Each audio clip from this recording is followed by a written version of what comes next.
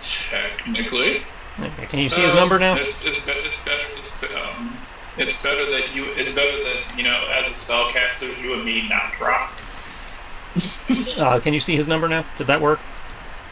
No, but that could just be me. I'll reload. Or it may not have stuck. I was having a hard time getting the... Roll20 was glitching. That's why I wanted to... Yeah, no, it didn't. That's alright. Yeah, so let me change it. I don't really need to, whenever I ask, that's mainly just a need-to-player type thing.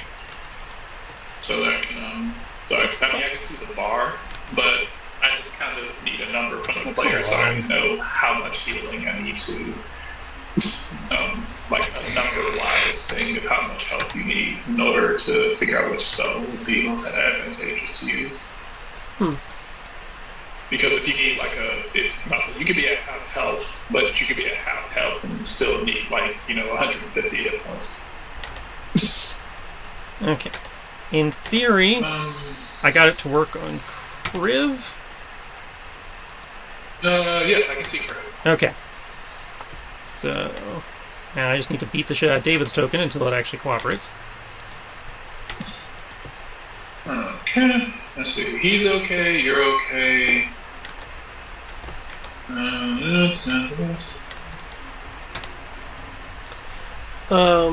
What spell you casting, or should I just assume I'm at max health?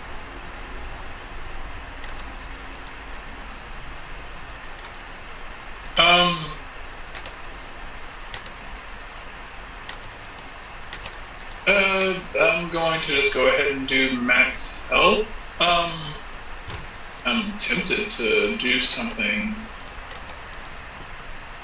Oh god, that would hurt.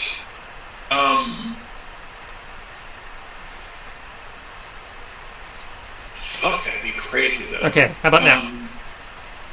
Yes, there it is. Okay, thank God. Okay. I had to click on it 47 times before it acknowledged that I did it.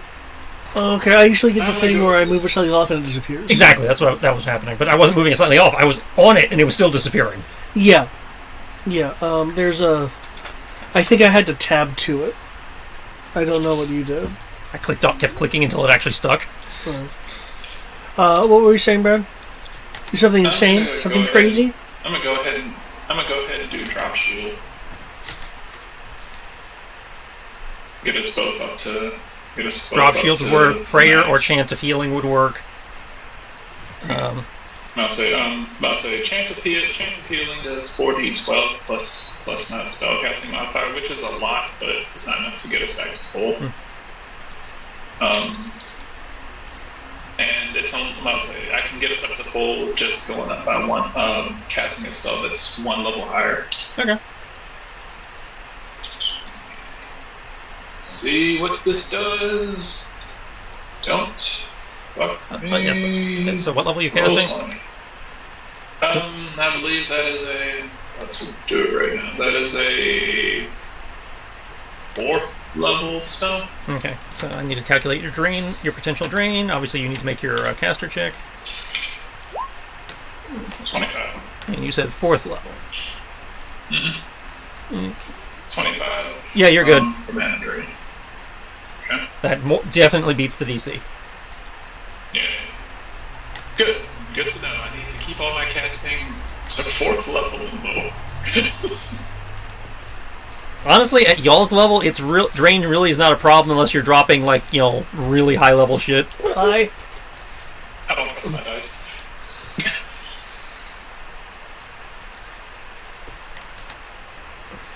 I can't afford. I really can't bring myself to afford to take a drain. I can't give you specifics, but I can say that you guys can do the math yourself. You have the Magic in the Mistlands handout. Yeah, mostly I don't have the hit points or the abilities to be able to offset the negative effects of drain. All right. Well, you've cast your healing. To top yourselves up, at the end of the last session, you guys had pulled the lever to summon the gondola, which was pulling into station with a loud, rusty, creaking, groaning, lack of maintenance, pulley noise. The gondola itself, a little bit rusted, banged up. Some of the windows have been shattered, but given what you have seen or heard about this place thus far, it seems serviceable. Good old Republic quality. I know we're not in the Republic, but it seems to be on that level.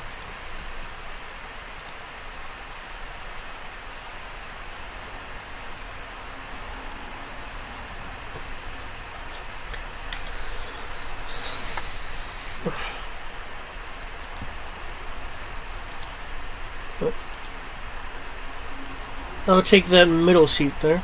Okay. Boarding the gondola, you see a couple of benches running along the side, the cushions having long since rotten away to leave the molded metal, basically bucket seat type shape.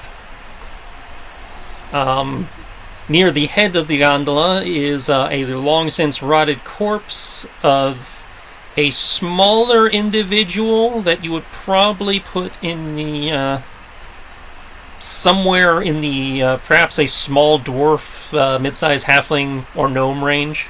Okay. At this point, it's mostly bone and rotted clothing. It seems whatever meat had been there has probably been picked away by the creatures nesting here.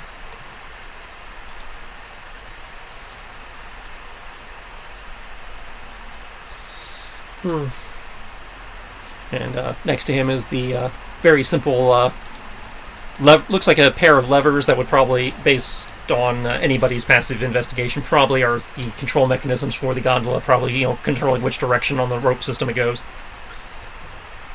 I'll look at Tibbs. Do you know how to drive this thing? Let me look at my sheet. Got it.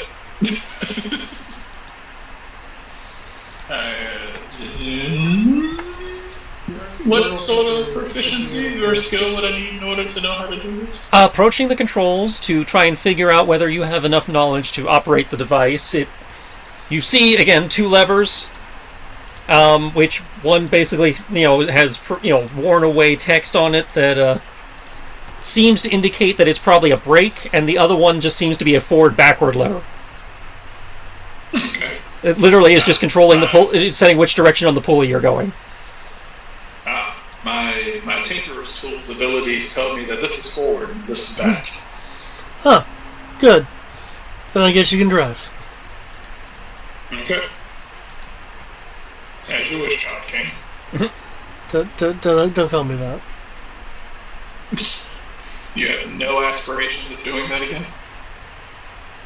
So he says. It cost me. Okay. Every decision costs us. Do you regret it? Didn't you? I must say, I would assume that you learned something from it, so it wasn't a completely wasted experience. Don't take shortcuts to power.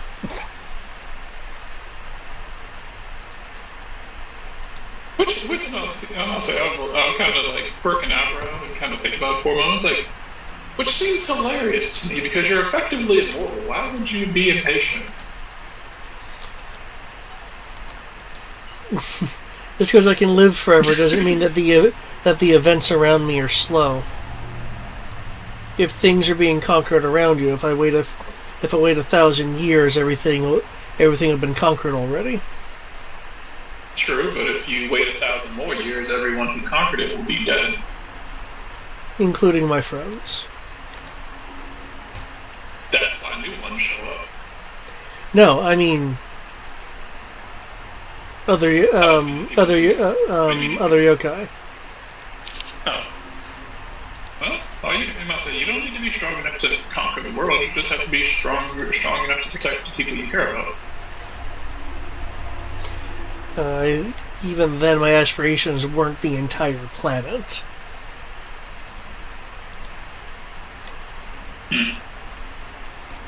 Well, now you're strong. I must say, now you're strong enough to defeat anyone who gets in front of you. I think I'll be able to say that after we're through with Matthias and whomever else. To be fair, I feel that the only reason that he's managed to survive us is because we haven't been able to kill his actual body.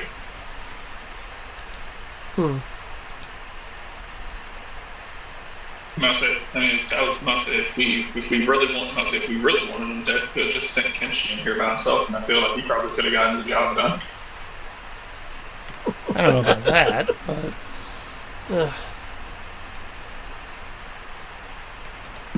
like I was like, I don't know about that, and I just kind of feel like I can just, like, in an animated short of this, you can just kind of see his eye just kind of shuffle to the side, like,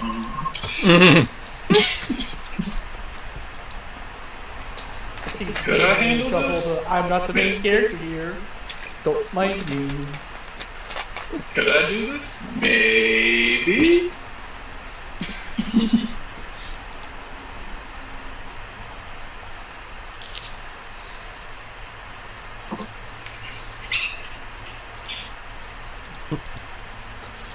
See. Hold on for a second. I will contact. Give me 1 second. No. Yeah. Does anybody else like to do it?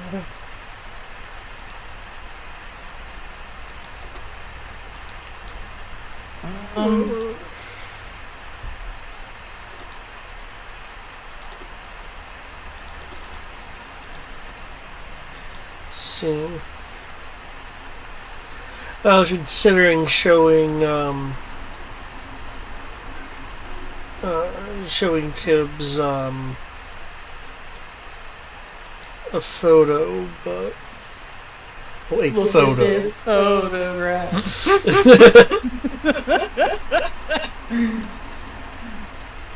Because You I don't. set that up. Yeah, I know, right?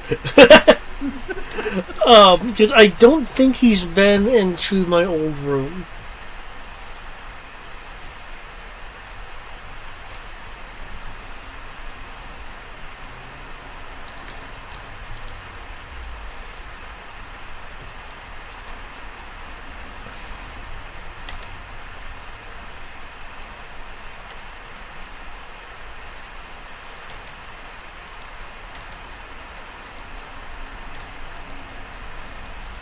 I thought he has been. I don't recall. I mean, if he hasn't, he hasn't. But I could have sworn he Yeah. has. Well, I mean, he was like, it's like, what could you have lost, and kind of thing with time. Everything.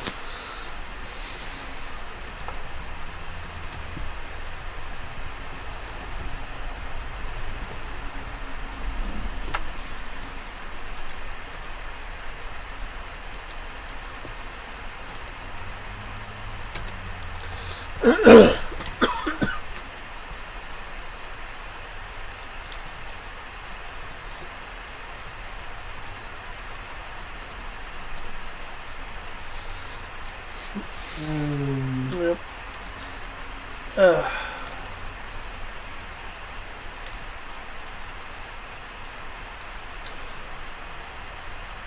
So still need the yellow key. Well, you need the key card. Yeah, it wasn't. You were not told if they were specifically color coded or not. Sorry, I can't. Yellow's stuck in my head. I don't know why. I mean, you're neither, not necessarily right or wrong. I'm just, what yellow key card, was a color was never specified. Just a key card is required.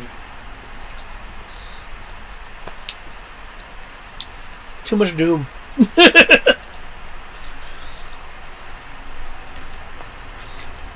I still find it funny. Everybody's like, key card, and it's like, yeah, key card. It makes a lot more sense when you actually find it.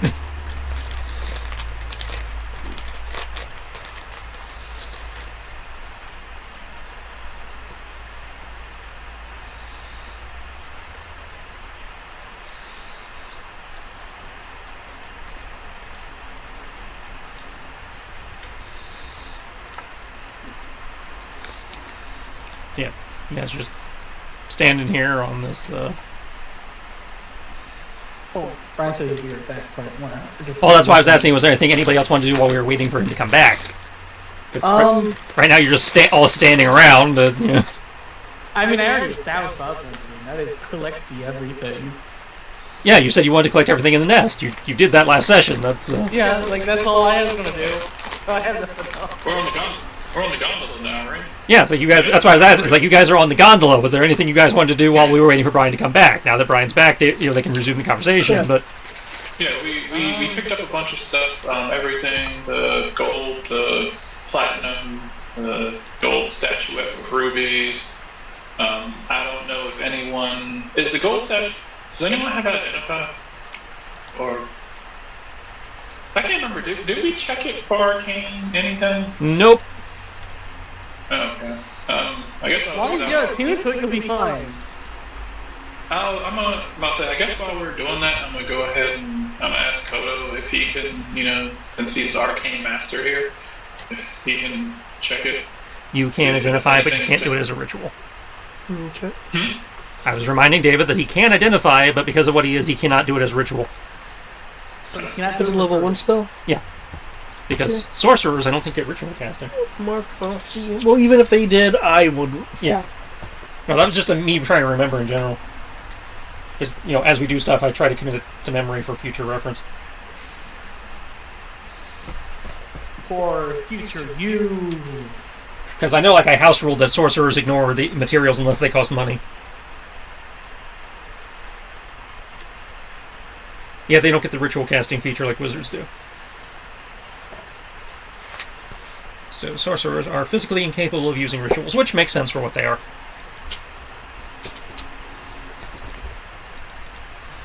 Alright, so yes, it is just a very fancy statuette. Okay. So something we can either sell, or something we can... You could enchant it yourself if you wanted to, but it did not come with an enchantment. Okay. Let's see. I can't remember. Enchantments take a while, right? Yeah, enchanting an item takes a long time, usually. Very rarely, it does not take time, but normally the answer is yes. Okay. So that's the next time. Now, the simpler the enchantment, the faster it goes. So, if you're trying to make a common magic item or an uncommon magic item, it's obviously way faster than if you're trying to make a fucking artifact. Yeah. And generally speaking, altering a magic item, I have a little bit of flexibility on that depending on what you're trying to do.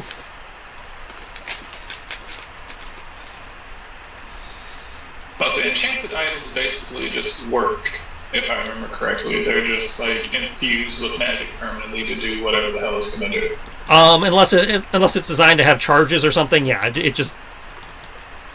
It just does what it does forever. Yeah. Also, in an answer to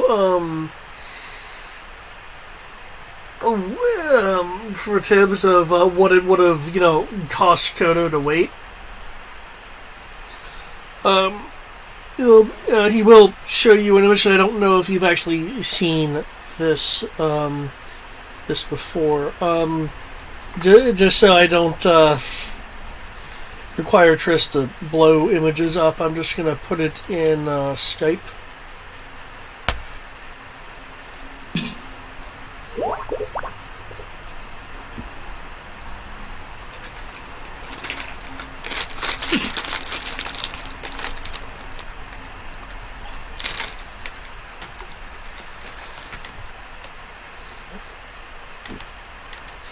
Wouldn't have had that.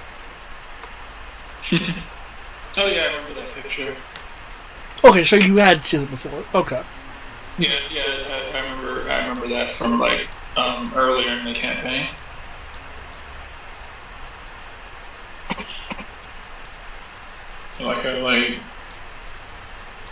Yeah. Updated document here. Nope, that file doesn't exist either. Print-friendly document. That doesn't exist either.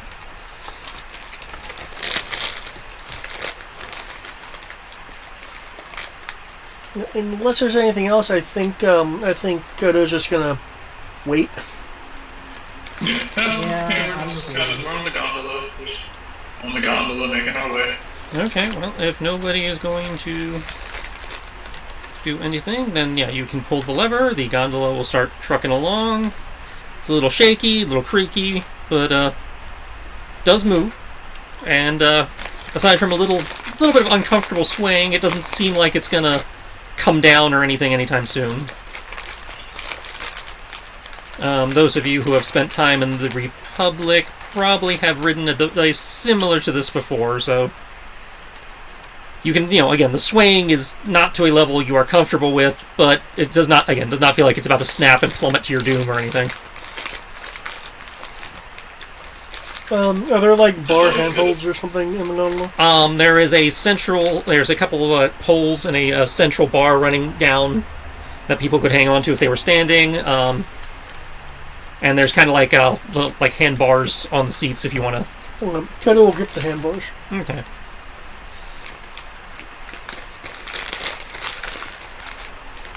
Over the course of roughly the next half an hour or so, the gondola is making its way.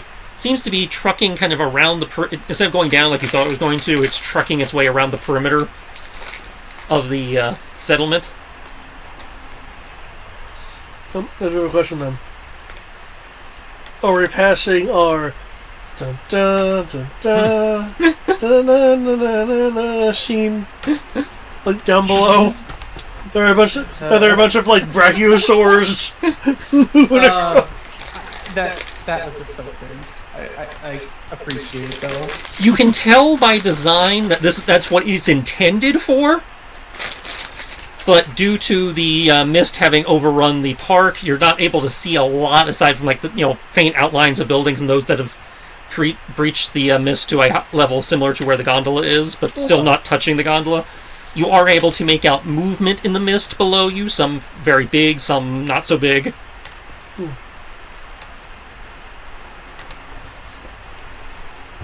You hear the occasional screech of creatures you're unfamiliar with.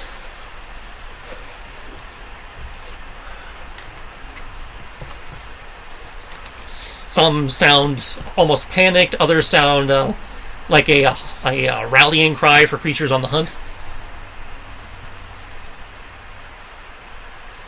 One particular area you pass through seems to have at one point been a sort of forested, overgrown area where you see the trees, seeming to swish as something is moving through, but you can't see it through the mist and the tree cover. Okay. But whatever it is, it's large. The condensation on the remaining windows seeming to ripple a little bit as it moves past. Okay.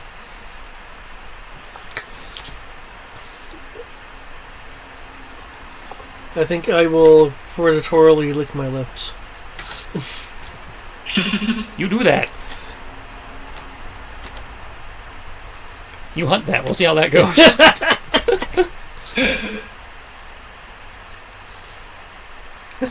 I'm a fox. I can totally take that.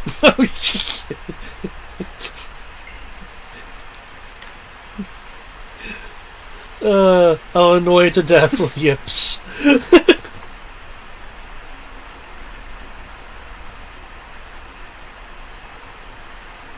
After roughly half an hour or so, the gondola seems to have finished making its rounds and begins to pull back into the station you left. Okay.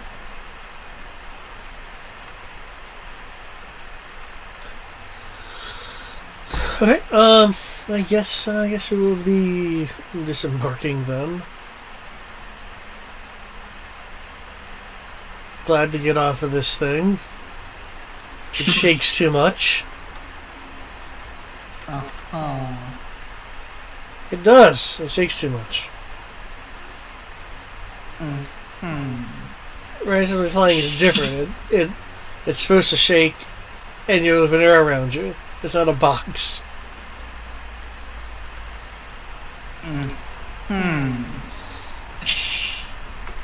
Someone just doesn't like public tech, even if it's old and decrepit. Probably a safety hazard.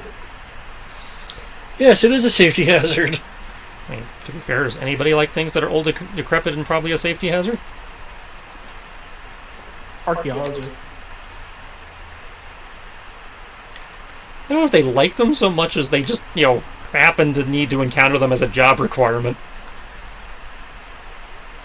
Some of them are very passionate about discovering history. So even if it's a safety hazard, they'll be fascinated by it. I guess. I don't have much interaction with the Cobalt Soul, and that's their department. That's fair. The Cobalt Soul really needs to be careful and perhaps lose some of its archive. No, it doesn't. It Do totally not need to does. step back the progress of society and civilization as a whole because you're terrified of freaking mechanical golems that could be made by a sorcerer, not sorcerer, wizard. Well, I mean, they can make mechanical golems, but they can't necessarily make them on par with what, used to be.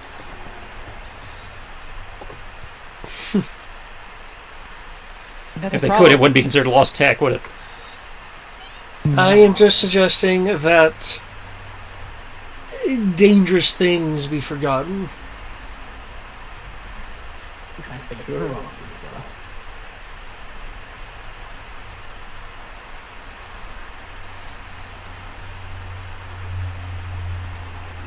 I'm gonna say otherwise, it's blasphemy.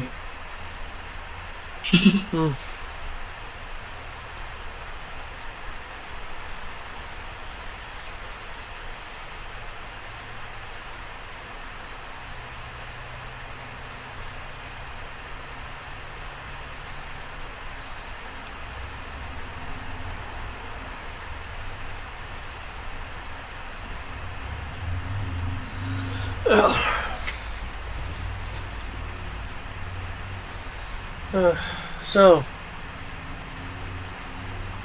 I guess this place then? Yep, let's go. No. Where are you going? Because you are, at the moment, right back where you started. Well, the other place that the goblin person said was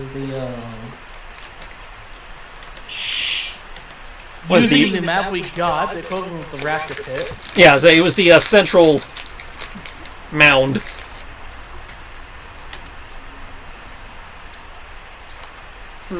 So I would say Nice central rock formation.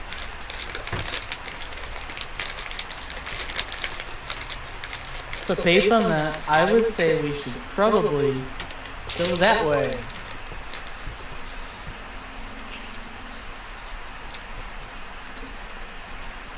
Alright. By the way, it's going to take me a lot longer to get drunk because I'm actually mixing the drinks instead of just drinking straight alcohol. So y'all should be safe for a while. Okay.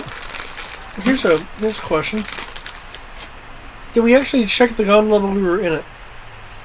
Nobody said they were. They investigated the controls and the benches. And by investigating the benches, I mean you asked if there were any. David knows. That's why Kodo was asking. No.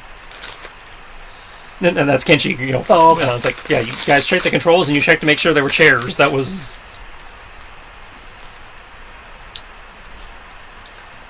Well, see if it was I dropped thought we on actually did check it properly. No, well, you checked the nest. Nobody said it. I mentioned it several times. Nobody, said they wanted to check the inside of the gondola. I mean, the gondola's still here, so we can check that real quick. Davis made a roll. Like I say, I was heavily laying hints, especially when Brian dropped off, and everybody was like, I was sitting here going like, wow, you guys are being okay. It practically had a giant click me X on it, and everybody's ignoring it. Examining the gondola, aside from the chairs and the bench and the levers and stuff, there's the body of the halfling. And now that you've examined it, it is very clearly, you're in your experience, you're pretty sure it was a halfling. I like how we just have Bobbits. a body in the gondola, nobody noticed. No! You noticed it because I mentioned it. Nobody gave a fuck. Which admittedly, adventurers may actually not give it's a death thing. And patting him down, you find for player reference about the size of a debit card, crystal rectangle flat. Thank you, yes. Oh, we did find it. Well, I still say we go to the raptor pit anyways. I was about to be, head desk. It's like, yeah, they got on the gondola. I mentioned the body. They saw the body. They ignored the body. Got off the gondola. I was like, we couldn't find the key. I asked you 4 or 5 times when Brian dropped. Does anybody want to do anything while we wait for Brian? But the thing is, we didn't forget it. Yes, this is the one time my catchphrase of assume your players are stupid does not need to apply. Because the simple question I asked myself was, where haven't we checked yet? The gondola, we were just there. And we didn't really look around. I'm going to tell you this. I'm currently impaired. Don't look at me. To be fair, And that would mean something if this didn't happen every time. That is not true. It doesn't happen every time. Yeah, you guys have missed so much loot because nobody bothers to check for loot, dude. To be fair, I've been checking everything recently for everything. Yeah, recently. You went most of the campaign without doing that. Yeah, we did go most of the campaign without needing to do that. But to be fair, as a monk sorcerer, there's very little I actually need. Well, you don't know what you may or may not have had that would have been nice to enhance that because you didn't look. I think, not wrong. I think effectively once we got rich, we were like, oh wait, we're rich. Even before you were rich, you weren't checking shit. We weren't rich before, and we didn't really search anything. I was like, there could have been wish scrolls, super potions, who knows what the fuck you guys left behind. Leave it behind for the younger generations. Yeah, they'll be fine. No need for us to hoard everything. And by everything, we mean anything. So we're thinking ahead. We're thinking about the youngins.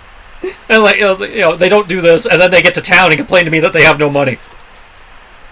That is not true. Yeah, you have no money. yeah, I got that complaint a few times. I was like, we have no loot, so we can't buy anything like potions. Oh, you're right. That did happen in the first few sessions. And that was after you had to clear a dungeon full of orcs. Yeah. I remember that now. You're right. The orcs you didn't loot.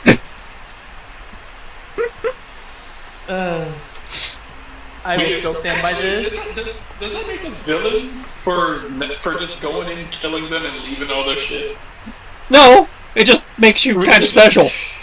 Because that's where adventurers get their income, so you guys are just kind of doing all this pro bono shit, I guess.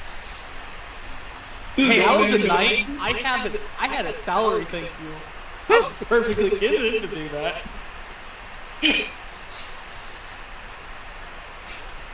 Actually, you're a knight. You don't get a salary. You're doing it out of honor and duty and fealty. You have a house and land you're supposed to look after. That's what they gave you. Oh, you straight up have a little fiefdom there. Okay. Well, his family does. That's right. So I am legit just like, fuck it. I just feel like experiencing new things. Let's go. And it's like, technically you're supposed to generate income from your land by taxing it. Okay, you're right. And exporting shit. I am the equivalent of an acidic monk in a Magic Tech society. Yep. But yes, you guys have found the key card. You are free to go check out the Raptor Den if you want, but you do not need to. Let's go to the Raptor Den. I want more stuff. We're here for XP. Maybe they ate an adventurer who had nice stuff. Don't say that, because I am legitimately at the point of I want to kill everything. These are dinosaurs? They are corrupted dinosaurs. They need to be purged. Fuck it, close enough to dragons. Listen. I mean, this entire mess is corrupted. No, they are dragons. They're giant lizards. They're giant lizards. I don't like giant lizards. Now, if a platinum lizard shows up, then we're fine.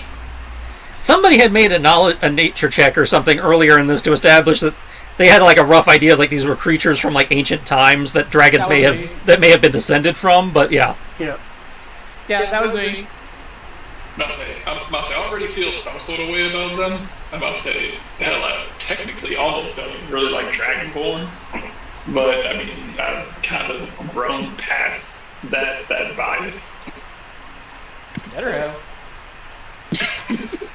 Well, yeah, I work with you. It's like, you're like a fixed dragonborn. So it's like, oh, he used to be a bad one, but, he worshipped. Yeah, he used to worship the wrong thing. And now, we're cool.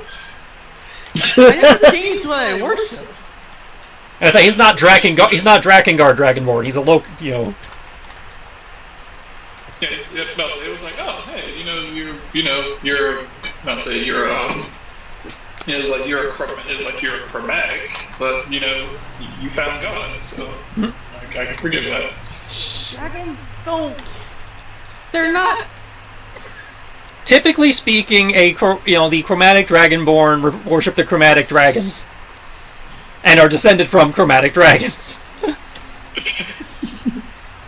So if he has something against chromatics, you technically would qualify if he didn't take the time to figure out, how you were different. But that's not. But that doesn't work because it's literally in the description of Dragonborn that they're so far removed from dragons that they all look chromatic because they have mixed blood for days. Yeah, but that's the Fey Run description. Remember, different setting. You're killing me. You kill me, Smells. In terms of going to the raptor paddock, We're going. I don't care. Kodo just kind of has this look of, oh, we have what we need. Okay. I want to go. I pulled the lever already. We have to go. Well, remember, the lever just makes the gondola go around town. They seen our faces now. It won't take you to the raptor paddock. It just takes you around the perimeter of the town and back. I don't care. We're going. So if you pull the lever, you have to wait another half an hour for the train to finish. Kodo just looks a little uncomfortable. But do you not like? Do you not? Let's go. Got things to kill. I don't like being here. Oh, can you? If you want, you can borrow my broom. That's not gonna You help. can fly. He'd still be here. Oh, you don't like being here. Okay. Makes more sense. He was like, I thought you just didn't like,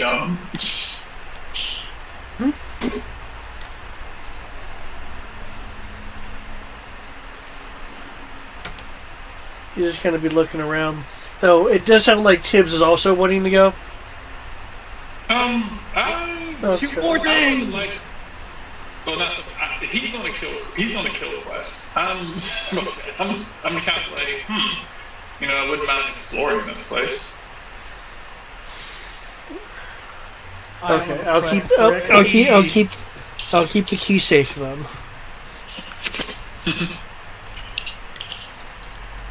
So you're gonna stuff it in a What portal, to? You or don't have to. I'm just joking about it.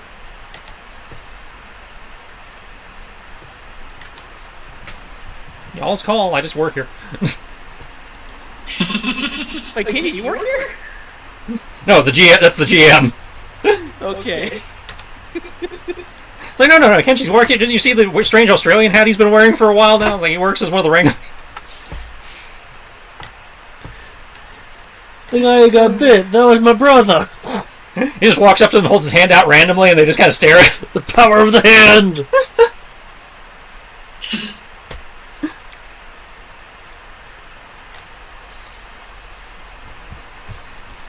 Well, Trini just randomly decided to start chugging. Okay, this is. It just the character is uncomfortable with the area, which is why it's like, okay, if it seems like he's outvoted, I'll go. But oh, go.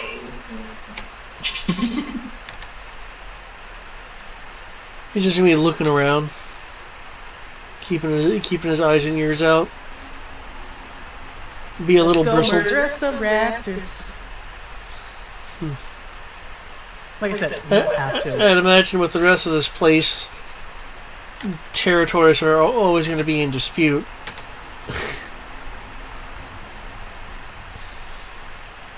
It's the Mistlands. Think of it this way, if we deal with them now, we don't have to deal with them later.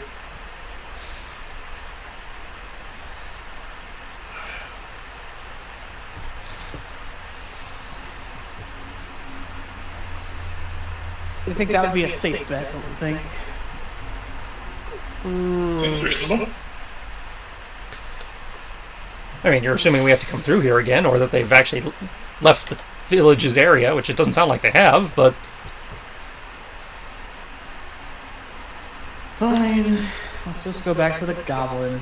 I'm not weighing in one way or the other. I'm just pointing out that... No, you made a valid point. We can go back. Let's be reasonable here. Just because I want to murder everything in the Mistlands so that nothing can threaten me, probably re-merge the Mistlands back into the material plane.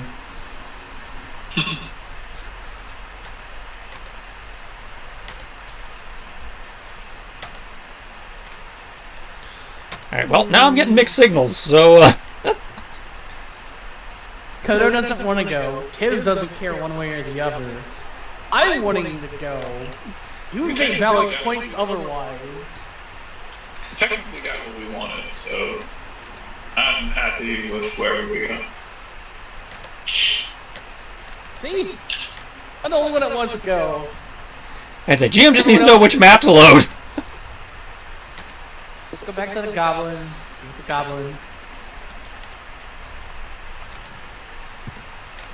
You probably deal with supposedly the person corrupting these things. Which I highly doubt. I expect it to actually be this link itself.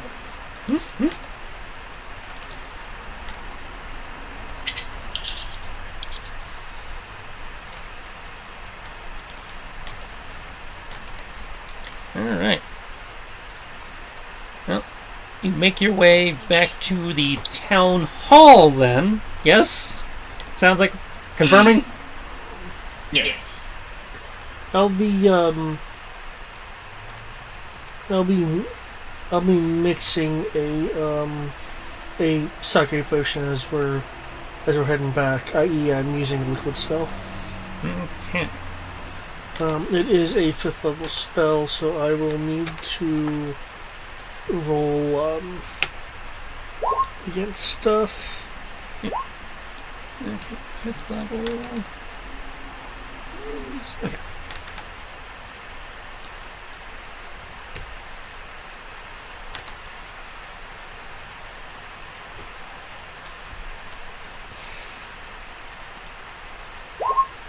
Okay, catch your Oh yeah, you're good.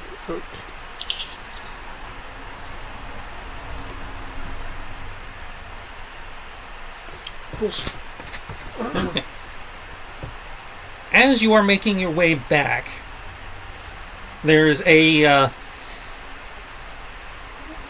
deep, almost horn-like bellow, as well as a series of plodding, crash-like sounds as the trees around you seem to bend and break out of the way.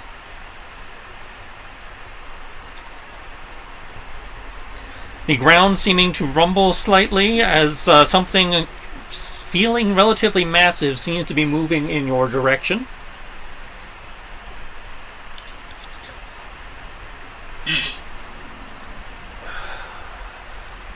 Let's go faster. Yeah, we're fine. You guys doing anything in reaction? I am okay. Is the area we're in? Is there like any dilapidated buildings? Yeah, there's some houses, you know, partially collapsed houses and stuff you could duck into if that's what you want to do. Okay. Yes, I would like to duck into some ruins. Anyone else? I will follow Kodo. Okay. Sure.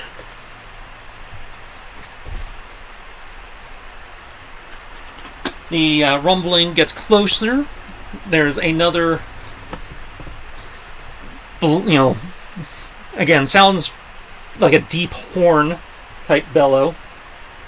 And then out of the mist comes a massive 4-footed creature.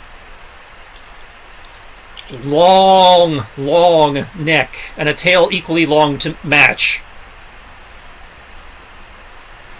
And what you thought before, based on the rumbling, to be perhaps a charge, just seems to be its normal plodding gait as it makes its way across the road towards the dense cluster of trees on the other side of the what had once been the neighborhood where you guys are squatting. Huh. I thought for sure. So, Huh.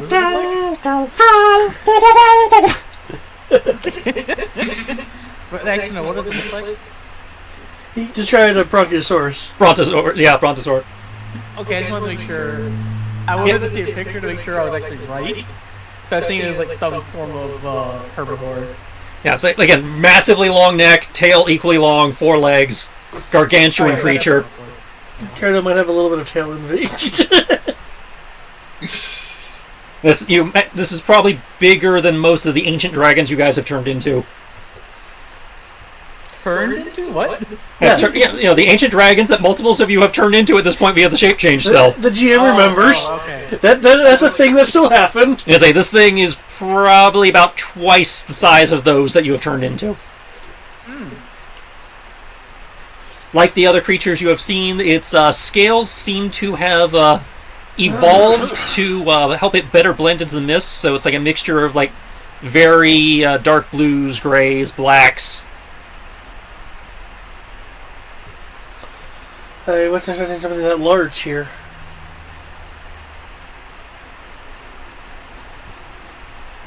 Huh. Well, at least they avoided the buildings. Now looking at the building you're squatting in, your best guess is that some of its decay, some of its other creatures possibly like this one have come through here and, paid little heed to the structures. Okay.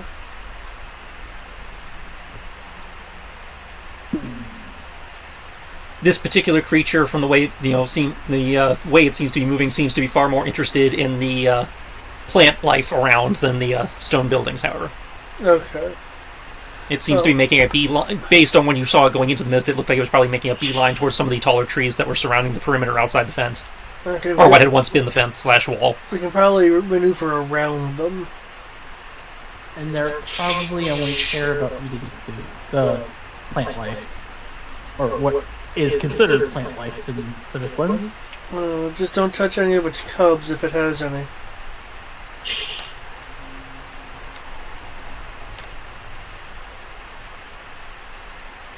May I initiate obvious, isn't it? stealth?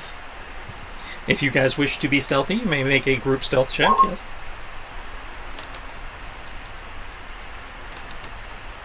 Okay. 3d6 plus 5. There you go.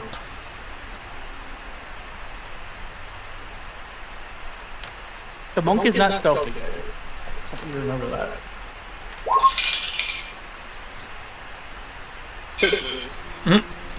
Wow, crit. For real? You- Holy shit! You could drop an exploration stunt if you like.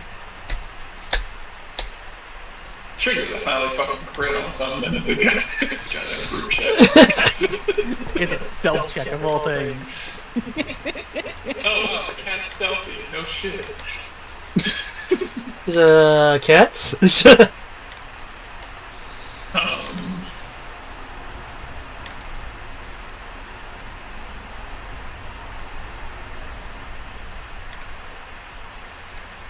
Um, let's see. +1 bonus to oppose test against them. Sure, let's fucking go. Let's do with a flourish. Maybe that'll, like, my stealthing skills help everybody else stealth better. And Give us that +1 bonus to oppose test against us until the timer venue changes. And I guess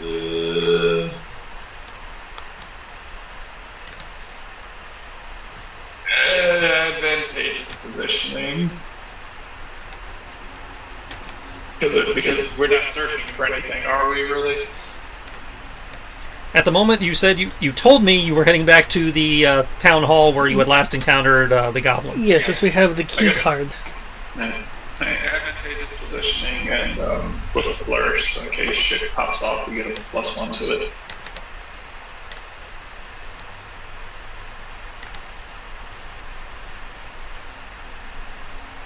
Wow, hold on. Did I just roll all 6s on everything? 6, 6, 6 plus my proficiency of 6 plus my plus 6. Yes, you get that 6.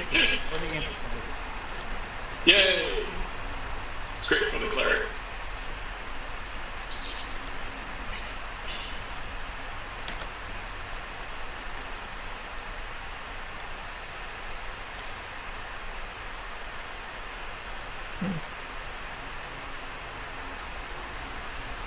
So you are able to make it back to the town hall without further incident.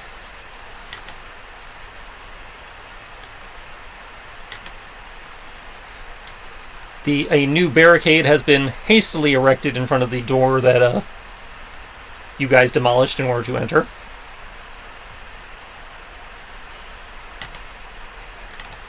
Okay. And by demolished, I mean you guys again took down the previous barricade, not that you guys, particularly demolished the building itself.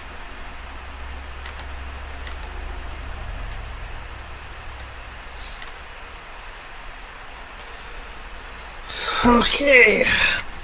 Now, I thought there was a door I repaired. Or was it not the front one? It may not have been the front one. I believe you did attempt to repair it, but again, the barricade they have erected since you left is not as good as the one you took down. Okay. Because,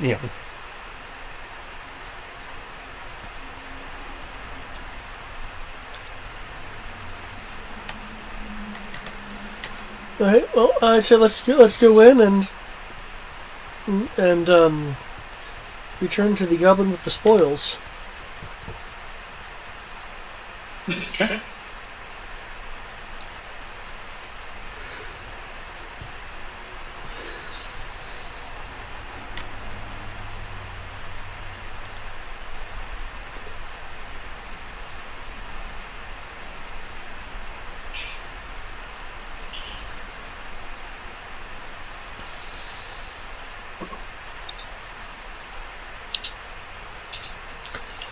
Has there been any indication of recent extra activity as we go inside? you can make me an investigation or survival.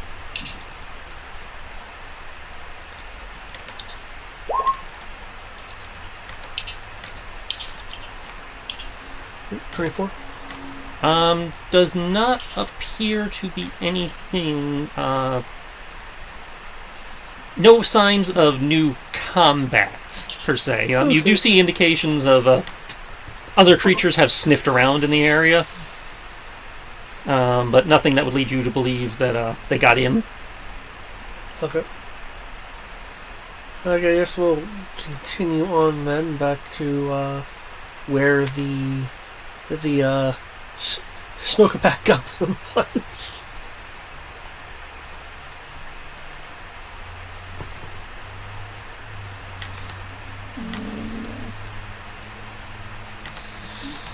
Here.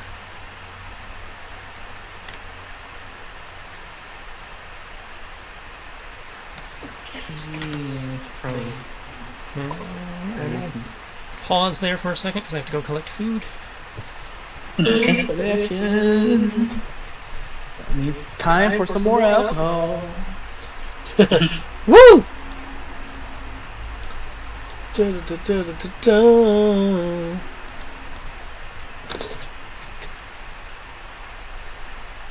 But yes, today is, like I said, is a day I'm playing. How long it takes, I have no clue. Because y'all know me. I'll sit there with a glass and it'll last me all night. And a single glass is not enough to get you drunk. Unless you're Dave. I get drunk on water.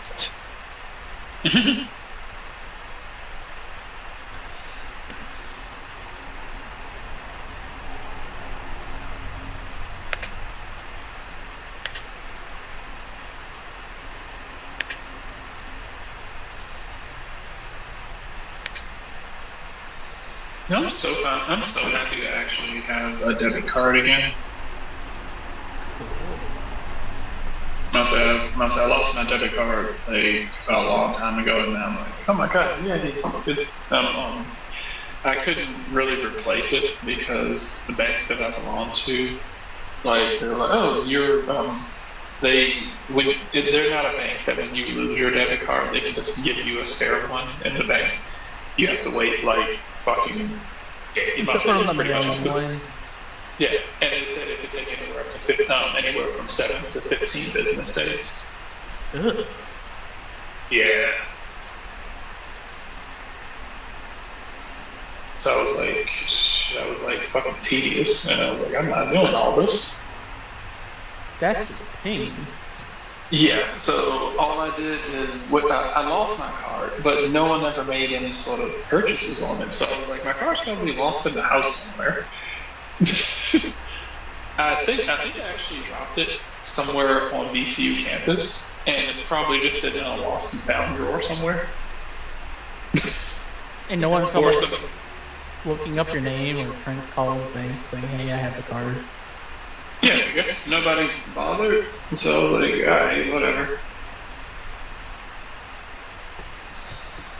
But yeah, because the card was still active all the way up until like 2 weeks ago, and I had lost it like about a year and a half ago. But I was like, I can't let my card be disabled for as long as it's going to take for a new one to show up, because I have a lot of bills attached to that card. Like directly tied to the card electronically, yep. Yeah. And I was like, unfortunately, a lot of the things that were tied to the card, they're bills that don't actually allow you to, because people were like, why don't you just like link it to your bank account? I was like, the services that were tied to my card didn't give an option to link to bank accounts. They only allowed you to link to cards. That's just painful. Yeah, so I was like, I'm not linking. I don't have anything else to link these to. So I was like, what the fuck? So yeah, Which one? I found talking to you credit union. They was like, oh, so yeah, we can totally take care of that for you. I was like, really? And they were like, yeah. I was like, fuck yeah, here we go. Woo! All right. So I finally got a debit card, and it's weird now because I can actually swipe stuff again. I've been using my cash card for almost a year and change. Yeah, I can understand that feeling.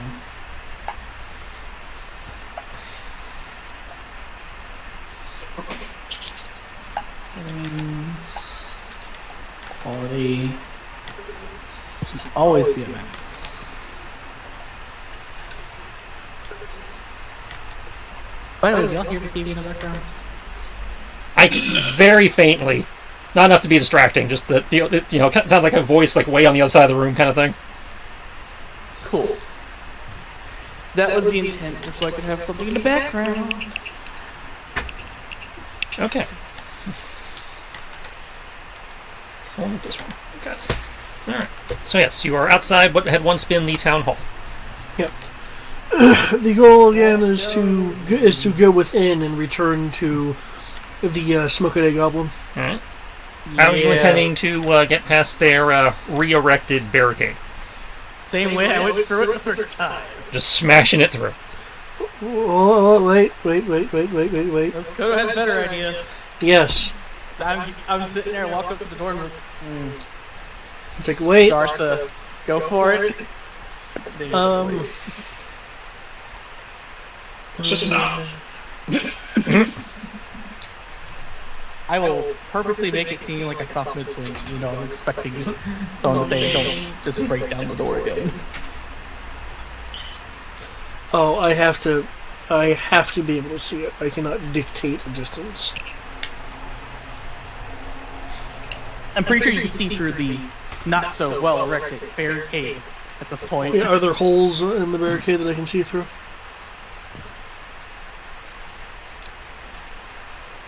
If you approach, there are holes in like the stonework and where windows may have once been that were boarded up that you can peer inside. Okay. And since you have dark vision, that negates the darkness inside. Here, nothing negates the darkness inside. Okay, I would like to then cast Arcane Gate, and I wish I did it without warning him. So like run through playing with portals. If you want to do comedic portal effect, and assume Eric was wanting to play ball, we can do this as a contested caster check versus, let's call it a dex save. Alright. But he told me to wait.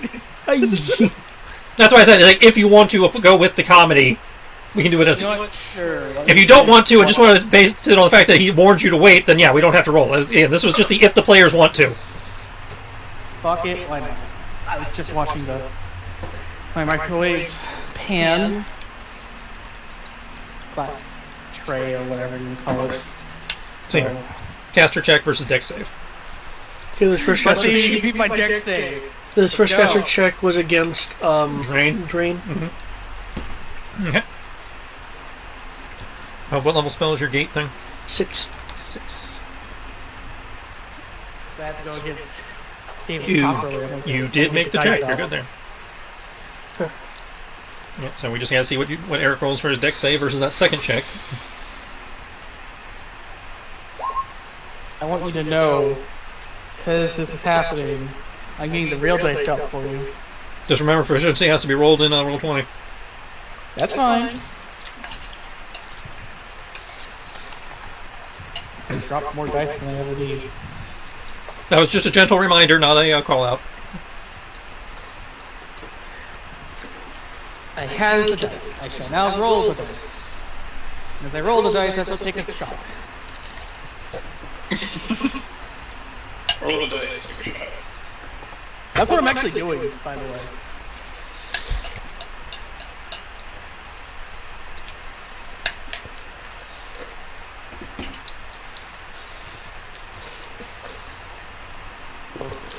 Plus 1, 12, plus 5. Roll 20! Why? Kriv stumbles through your portal. Woo! I hope you're Roll really good, except for this. I must say, it did well, except for the Yeah, my D12 said no. I know. However, you do not faceplant or anything. You're just slightly, thrown off balance as you were expecting an impact, and there was none. As you stumble through, I presume, sounds like fun with portals, so you stumble through into the central area where you guys, had been previously when the door came down. And since I didn't lose my balance or anything, I will stop immediately and wait for Kodo to come through, and I'm just going to fling my arm out, like basically have him just walk into hit his neck into my arm, so he could just, like Looney Tunes passes with a lariat. Yep. So he just walks into my arm and falls backwards on his ass. And just cops a bit. Okay. Unless Kodo just wants to take the slapstick back, we will call that an attack roll versus armor class. I opt to fail. Okay. If you opt to fail, yeah, you just you clothesline yourself coming through the portal. Be careful.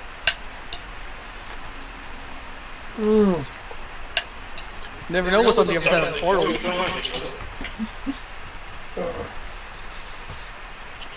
Poor Kodo here, I cannot not like him. After all, he's a perfect pincushion for arrows, so that I can go beat the crap out of him and just try to kill him. Man, the Michelin's really bringing the worst out of everyone. You're the one that opened a portal in my face. Huh. Get in the portal. You know what happened. I will give you a hand and help you out. Okay. Yeah, I'll take your hand up. So I'm not that upset. If we're doing slapstick, you're getting it back. This will continue for this entire session probably at this point.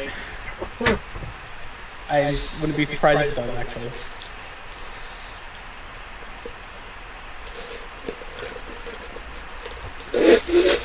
Also, David, I appreciate you deciding to take pity my poor liver. But you say now, so. Yeah. So, Tristan, if you do want to see me drunk, just make me roll. Make me roll a lot.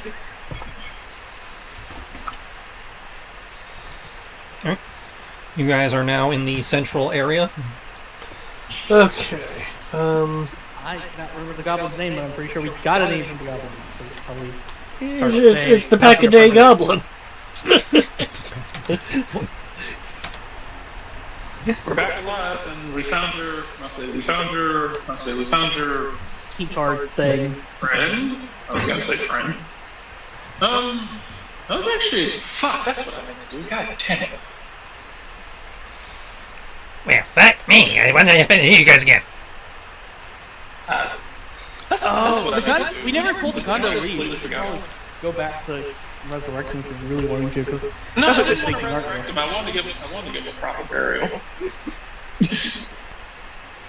I mean, it's still there. We can probably do that. And do the cleric thing. So, did you guys get it? I'll withdraw the key card, which I'm having to stop myself from calling it a yellow key card. Yeah. And extend my hand with it out. Holy shit! As you pull out the key card, and take the key card and use it like a coin between my fingers.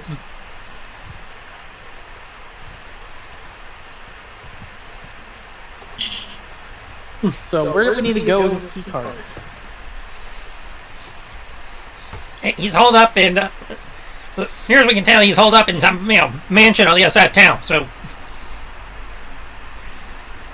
I think he used to belong to some, wizard, artificer, or some shit like that. Hmm.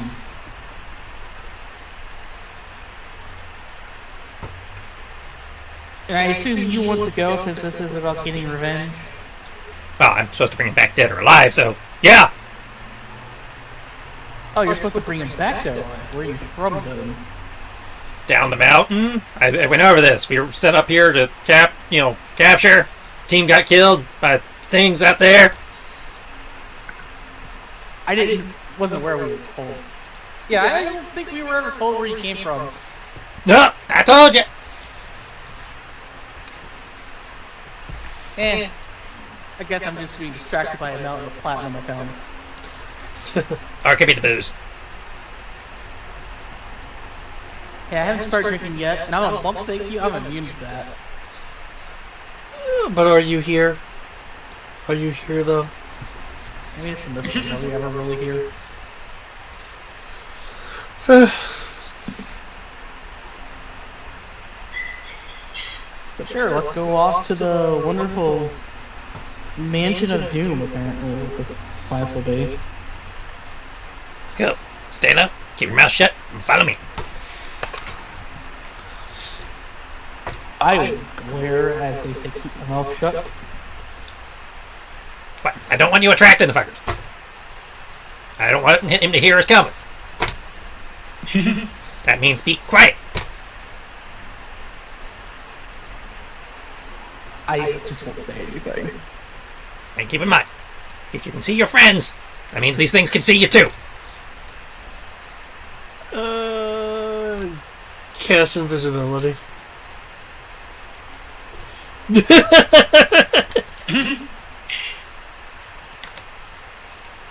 I would just sigh and do the same thing. 'Cause I know I can't be stealthy. I know I can't.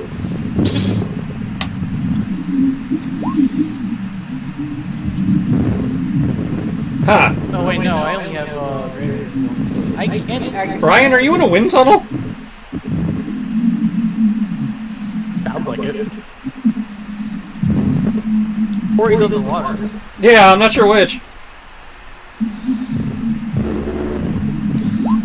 It's for level 3. Guess I'll just give you a stealth roll and take another shot. Yeah, Brian, your mic's wigging out. I don't know what the fuck is happening, but...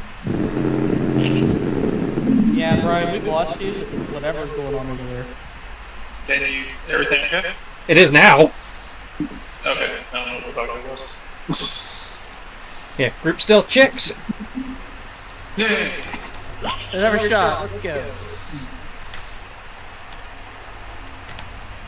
Go on, Griff.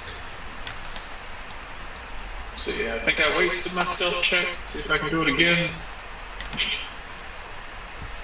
Straight. Ah, there we go. You still have 22. But, oh, man. I like how even on my worst day I still roll better than half the group. Well, could have made himself invisible, so he actually had a much higher value. Technically. Depends, are we just stealthing in the open? I mean, we're following the goblin to the mansion. Is there woods? Because I'm if I'm, I do get advantage if I'm in certain conditions.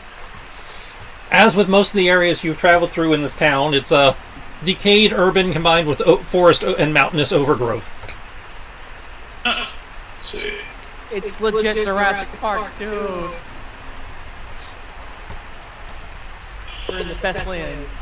The Jurassic lands.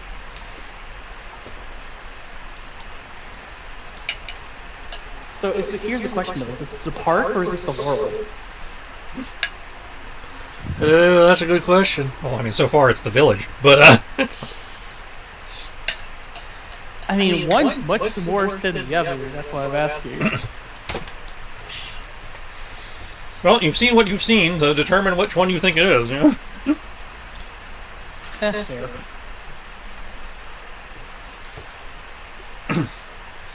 I can tell you the original adventure was trying to do park, but obviously I've made changes. I mean, there's a difference, because you have Disney Park, and then you have Disney World. Well, technically Disneyland, let me actually not butcher it. Well, let's be honest. In the original adventure, which one do you think is more likely to have a Warforged wearing a dinosaur mascot suit handing out gummy potions of healing? Gummy potions of healing. That's a good question. I don't have the answer. While cheerfully whistling the park theme. Because that's a random encounter possible in the original adventure. Basically a Warforged in a Barney suit. I will say that would be probably World. Disneyland, because Jurassic Park, or the equivalent of Jurassic Park, would not have the budget for it. However, on this alternative table I've had to come up with for random encounters, instead you hear movement in the slightly ahead of you. As you cautiously approach, trying to decide whether you're going to make your way around or not. Is anybody feeling adventurous enough to check, or are you just going to avoid the noise? Again, sounds larger than you. Slightly sound like bleeding, kind of a different horn tone. Sounds smaller than whatever passed you before. Some crunching of stone and sounds of just general milling about. It doesn't at the moment. I will check. Curiosity, I can't help it. Cautiously making your way up. You peer over and see you'd probably put this thing probably about the size of maybe an owlbear, or maybe owlbear and a half. Owlbear and a half. That's a new measurement. It's probably a good 10, 15 feet long from nose to end of tail. shoulder is probably about shoulder height is probably Kriv's full height. Like the other creature, quadruped. However, this creature, the face is longer and more beak-like than the other creature, and it appears to be one large horn coming out of the end of the beak and two more horns coming out over its eyes. And it seems to be crested with a sort of armor-plated shield-like formation over the back of its head. And it currently seems to be just kind of wandering about, occasionally smashing its horns into some of the remaining rock structure of the collapsed houses in the area.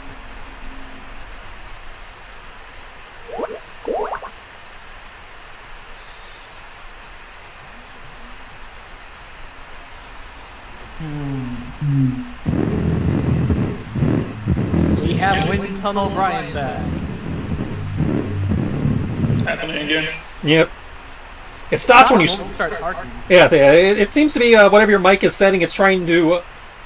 I think you have your mic set to adaptive sensitivity or something, so it's trying to find you and picking up whatever background noise you have going. That's part of the reason why I have TV on the background. It's just to make sure that there's a low level. It doesn't start doing these shenanigans like that.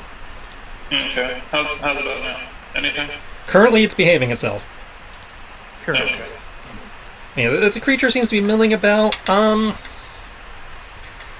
Kriv, based on your background of experience, you've probably seen creatures kind of doing something like this before when you've had to do some of the land surveys for your family.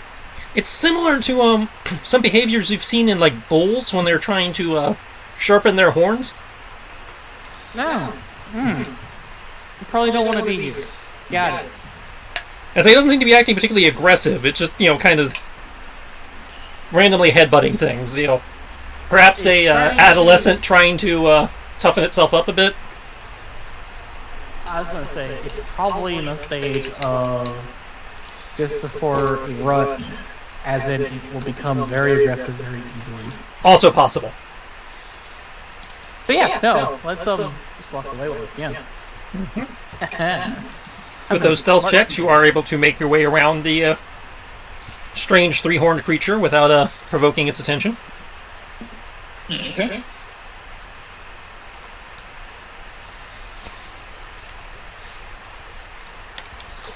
So, once we finish this Jameson, should I go with Crown Royal Apple or Crown Royal XO? Apple. I don't have fun for the mixed stick though. Yes, I will live or die by that. Alright. Strawberry Fanta mixed with apple with Crown Royal is amazing. And I learned that because of Fred when I was in college. And there we were hooked to be alcoholic. Okay. Making your way to the far end of town, you come upon a what appears to be the remains of a building that is, set above the rest of the village via a staircase taking it up the cliff. Take a staircase that goes up the cliff partially. When you can, from the ground level, looking up the stairs before actually approaching them, you can make out what appears to be a small. You would probably call it an estate or a compound. One large structure and several smaller structures around it.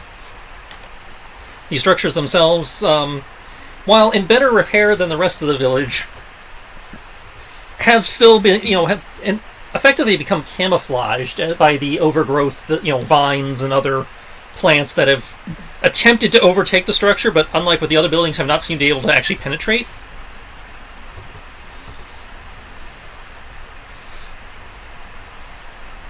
Okay. From your current position, there do not appear to be any visible doors or windows or entrances into the building. Either the main building or the side buildings.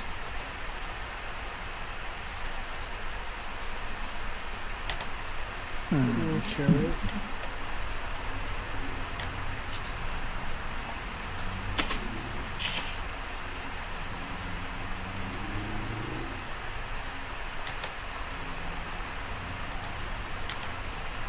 Oh. Any thoughts on our tactician? Let's see.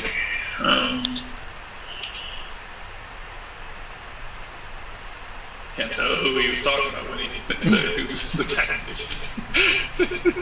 Yeah, like, who are you calling tactician? Or soldier? Yeah, so me.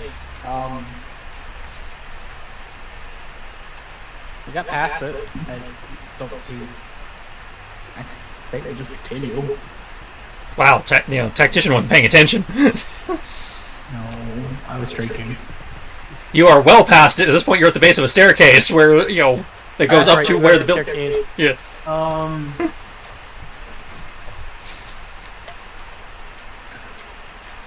No, I don't know about y'all.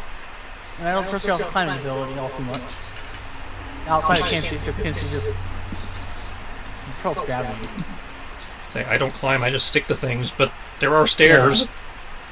There are literally stairs there. I say they just take the stairs.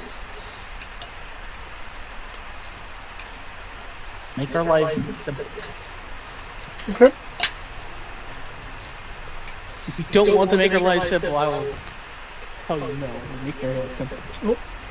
Nope, I will follow the simple. Simple seems nice.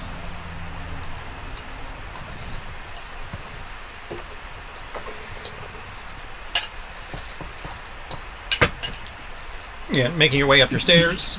Again, you get a better look at the compound.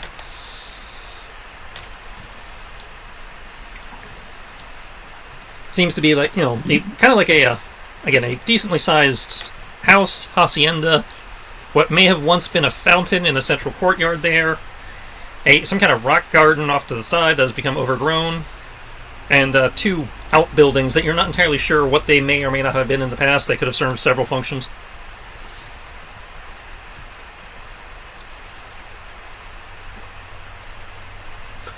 Okay.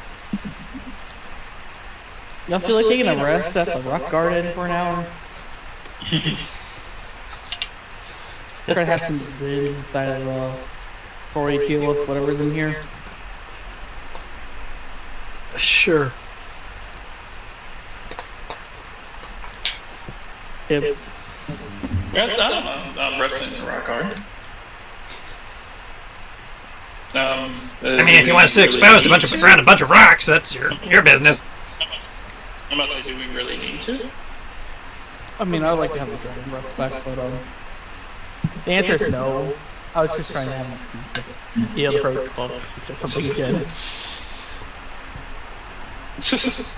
I see. But yeah, in that case, if you don't need it, we keep going.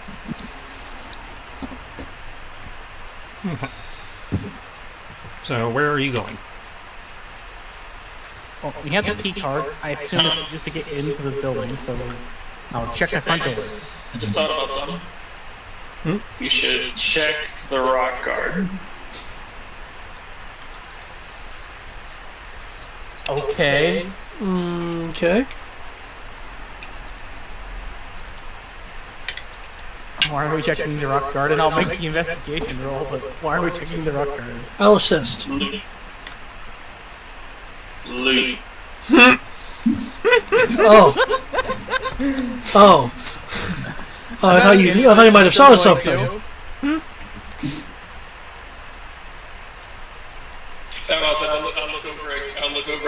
I'll look over at Kodo. I'll look over at Kodo and Kenshi and he's like, hey, we're in a rock garden. Leave no stone unturned.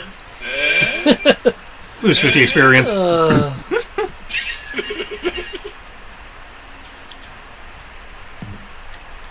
just want you to be stat for that. Doesn't have a bill from it.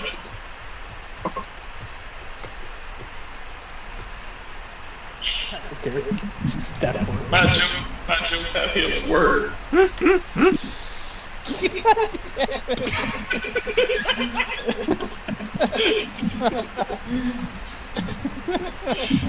I'm here all night, folks. Really? I thought you had a dinner to get to. Right, yes, I will roll check the outhouses and the rock garden. This is That got canceled. They got food poisoning from bad Chinese food, so that got canceled.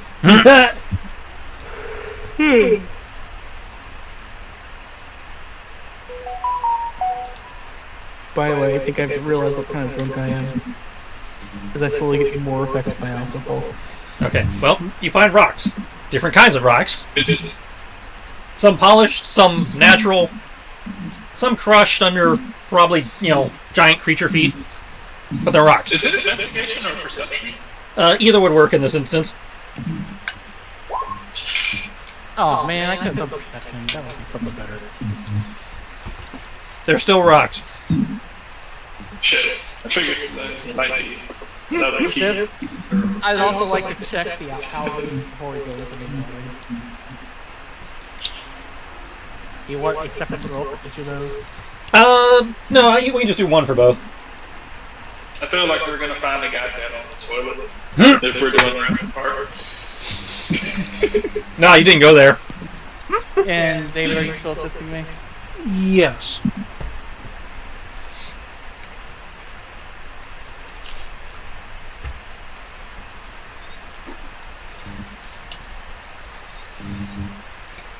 I have some points.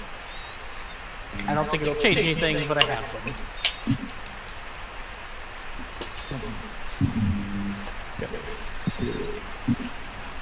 Digital. And this will classify under exploration. Combat stones. Exploration stones. And I have 6 of them. We're getting that weird feedback again, Brian. Okay. Weird.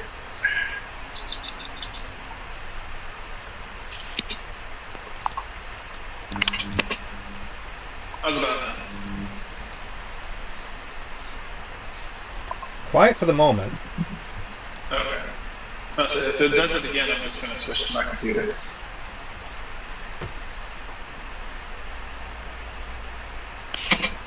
I like to spend 2 points on efficient search. Okay. And 2 points on speedy search. 2 more points. Oh, sorry. 2 points on speedy search. I'm not consuming any resources. There's no reason for efficient search. And I'd like to spend 4 points on the upper hand so that I have a +3 for my initiative and combat starts. Okay, now you're doing it again. Okay. It seems to react whenever somebody else talks. Okay. I'm going to go ahead and attach myself to my computer. Okay. Alright. So, the building here on the right seems to, have served as once served as a storehouse of some sort. The various shelves and racks having long since collapsed and looks like has been at least partially ransacked by either a person or creature. Due to either time or previous visitors, there does not seem to be anything of note here, unless you just want to salvage scrap metal. The building over here seems to have at one time served as a combination of servants' quarters and possibly some kind of automaton storage. Okay. Judging from the racks that are mounted along the back walls, that look similar to some of the storage bays that you've seen, Crib, for like where they store the powered armors when nobody's wearing them. Oh. Neat.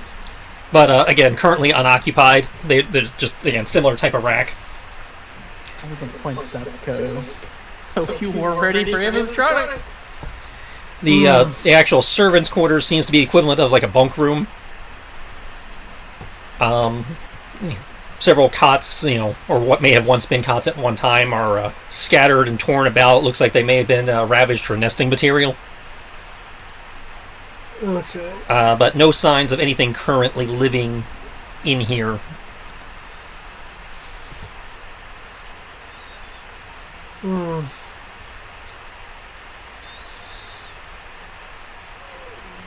Though, like with several areas in in this village, you do still get that eerie sense of being watched, and occasionally catch the when you're outside in the yard proper, do occasionally catch the in your peripheral vision like the flitting glance of like a set of glowing eyes, like you had seen previously before they flitter out into the brush. Yeah. I feel like that's going to be quick. I have to get up with my Viking. So it seems we're being watched. Well, we're actually being watched is a different story. Well, again, you're seeing occasionally it's catching in like your peripheral vision those little glowing eyes that you had seen, way at the beginning before you'd actually entered the perimeter. But the second you turn to look at them, they just kind of seem to scamper off deeper into the mist and brush.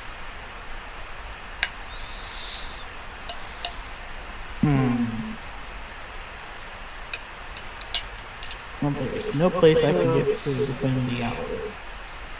Damn.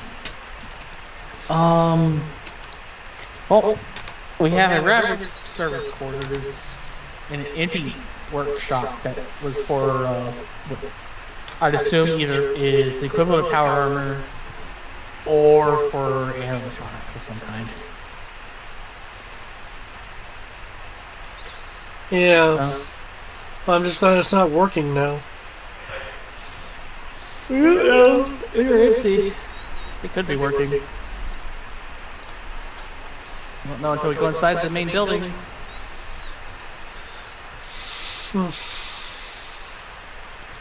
By the way, just to finish my train of thought I was trying to say earlier, I am apparently a sleepy drunk. So as I drink more, I realize how tired I am slowly getting. Okay.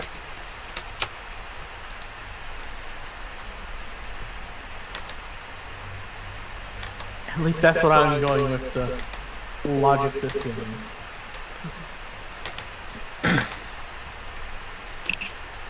That's a reminder for Eric.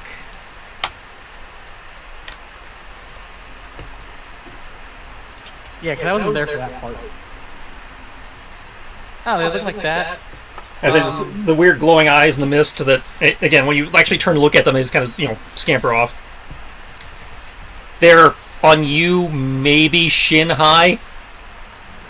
They're like 7 foot something. It's not that bad. Yeah, it's like they're not big. They're maybe about Tibbs sized. Judging from the eye position. So they're an existential threat to Tibbs, and that's about it. Ooh. Oh man. I assume you got lightheaded there. Trying to stand up. But they do seem to be moving in groups. Whatever they are. Your front quarters at us again, aren't you? That would be amazing, but I don't know if he'd actually do that again. Jurassic Porg. I just want him to make that freaking noise again. I know, right? Okay, yeah, I'm finished with alcohol. Cool. Guess I'm not finished that bottle of Jameson.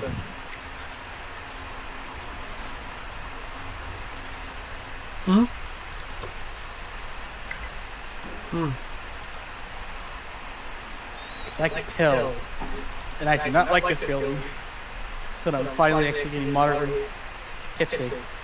I do not like the feeling of not being in control. Ah, okay, that makes sense.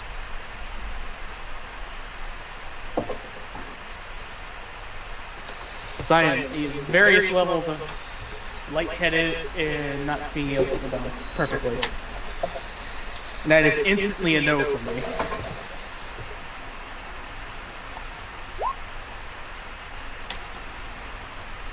Yeah, at the moment, I'm just kind of following and assisting.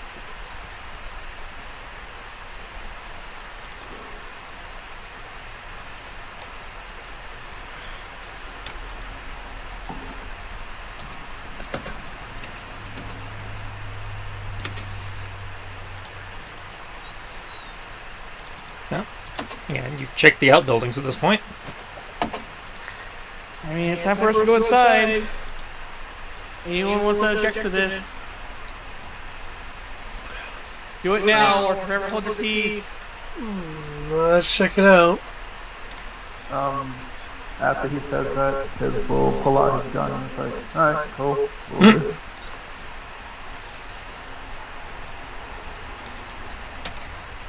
Goblin feel like saying anything? Wow, say something, they'll hear me. Alrighty. I stay quiet, they see you, they eat you. I live. I'll have you know that nothing can kill us. Huh. They all say that. Then I get to loot their corpses. Sounds like a good business plan. Also, I just have this visual now based on, the same visual I had the same when they did it in the movie. It was like, Tibbs following the gun. It's like, we're in a park with apex predator lizards who know the terrain better than we do. Let's bring pump-action shotguns as opposed to anything automatic. Well, unfortunately, the Gatling gun hasn't been invented here yet. You're a tinkerer. You could have done that this entire campaign. He's not an inventor. Oh, he doesn't have the actual classes to be able to do that. As like, he has Tinker's tools, which means he can modify and stuff, but he didn't take any skills or classes to actually invent. Which doesn't prevent him from doing it, it just means it's harder. That's a shame. That said... Well, look, it was either do that or, worship God. And I was like, worshiping God gives me more stuff. So, well, I mean, technically you could have worshipped God and done that. They do have, a Forge domain and a couple other, innovation type, cleric domains. Yeah, but I wanted a cool God. Well, the God you take does not necessarily reflect the domain you take. They don't necessarily have to be the, I know, but I like Bahamut. Well, that's my point. You could worship Bahamut and still be a cleric of the Forge or a cleric of Invention. I feel like there'd be some sort of way about that. He's like, I'm a god of justice. Hey, I want to smash metal. Well, it's all in how you try to rationalize it as the character. I mean, it's like, I worship Bahamut, and I'm a cleric of the Forge because I worship Bahamut by making armor for Bahamut's warriors so that they can go, survive to inflict justice.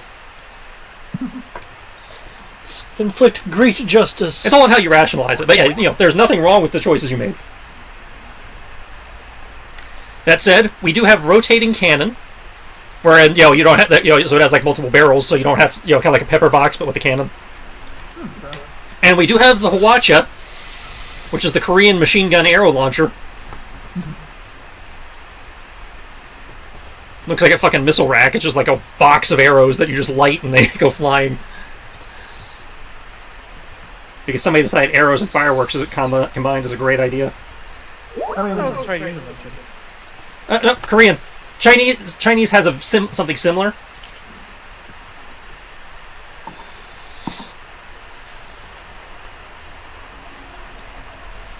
I'm truly sad we will not have a Cortana.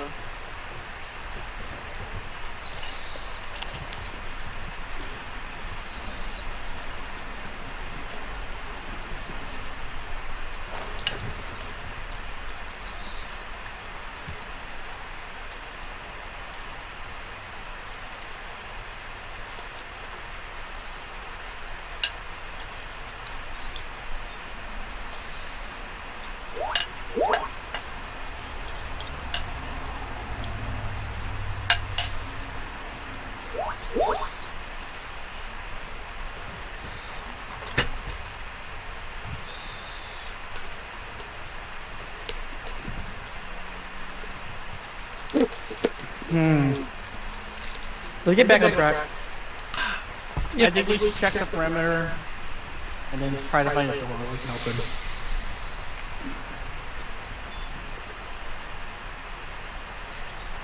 So you're saying you want to split up in groups? We can literally just walk the perimeter together. I say you can walk the perimeter there, or you can split the. If you split the party, depending on how far apart you are, because again, visibility is about 50, 60 feet. No, I agree. We should go in groups. If anything, I'd feel more comfortable that way. At least under most conditions around here, it seems to be 50, 60 feet. Some things have been seen easier than that just because they've been big and kind of hard to miss.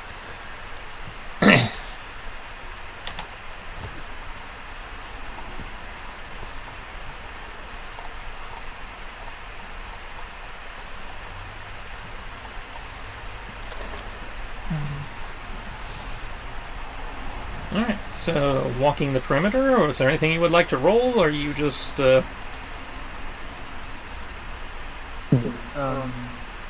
to, Someone with something higher than a 2, please roll investigation. Oh, I'll do it. Investigation or perception. Either is applicable. It just slightly modifies the DC based on what you're looking for. I do investigation. Tibbs, you want to do perception? My investigation is 2. I can't do it either. But I can do perception. Like I said, either is acceptable. I would check.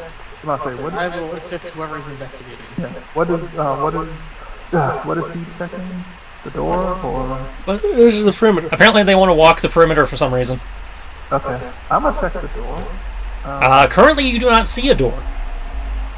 There does not appear to be any doors or windows. It appears to be a admittedly ivy covered, but a solid rock face. I would like to use my skill to check for secret doors. Okay, that would definitely be an investigation. That's literally one of the things investigation is used for, is finding secret, doors and such. Oh, let's see. It says I can actually use perception Your feat says perception? Okay. Yeah, I have, I can use perception or investigation check to detect the presence of secret doors. Go for it. Woohoo! And I have advantage on them. Fuck yeah. Well, the handful of times I actually got to use this skill for the first part of it. I usually only get to use it for the second half of it. Well, I'm just glad I gave assistance to Kodo. So we have 22 investigation as we check the perimeter. Okay. Right.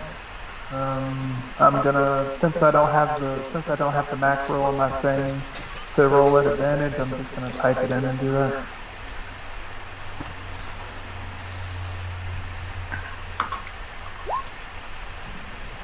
I choose the 26.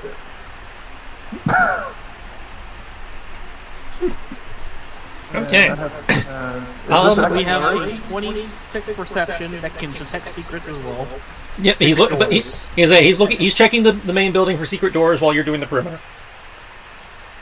Let's see. 26, have 6 stunt points. And we are staying as a group, so that people don't get in. Yeah. Well, in theory, Tibbs just split off because he's checking the building, but Well, my Tibbs just looking for secret doors as we go. well, if you're walking the perimeter, there's nothing to check because it's just trees and shit. If you're checking the building, yeah, that's what I'm doing. Checking the building. right? So you have split off from Kriv and Kodo then. Yeah. Kenshi and the Goblin will stay with you. That way, you're not alone. But Okay. I would like to Let me rephrase what I mean by when I say perimeter. I mean we're walking around the perimeter of the building, not the perimeter of the grounds. Oh, okay. Because I thought you meant the perimeter. yeah. I thought you meant like the perimeter of the estate. No, I mean the perimeter of the building to see if there's like any openings or anything. Okay. Like How that. close to the building are you getting? I'd assume a good healthy 30 feet away. Okay. So Kodo has rolled an investigation. I believe that's to sweep the building. Yep. Tibbs has rolled a perception. Okay. Let's see. I would like to actually. I think I finally might actually be able to use this. I would like to use. I would like to use CD search, and I would also like to use that next wonder to make an immediately make another skill roll at no additional cost in time or resources to discover more information about my surroundings. I would like to see about using sleight of hand to see if there's any sort of bricks or anything that push inward that might activate something. That would not be sleight of hand. That would go under your initial check. Oh, okay. But in this circumstance, I would recommend, given what you know, I would probably recommend Arcana as a follow-up. Okay, Arcana. That is good, because I am good at that. Well, even though I have a 2 intelligence, but I'm efficient.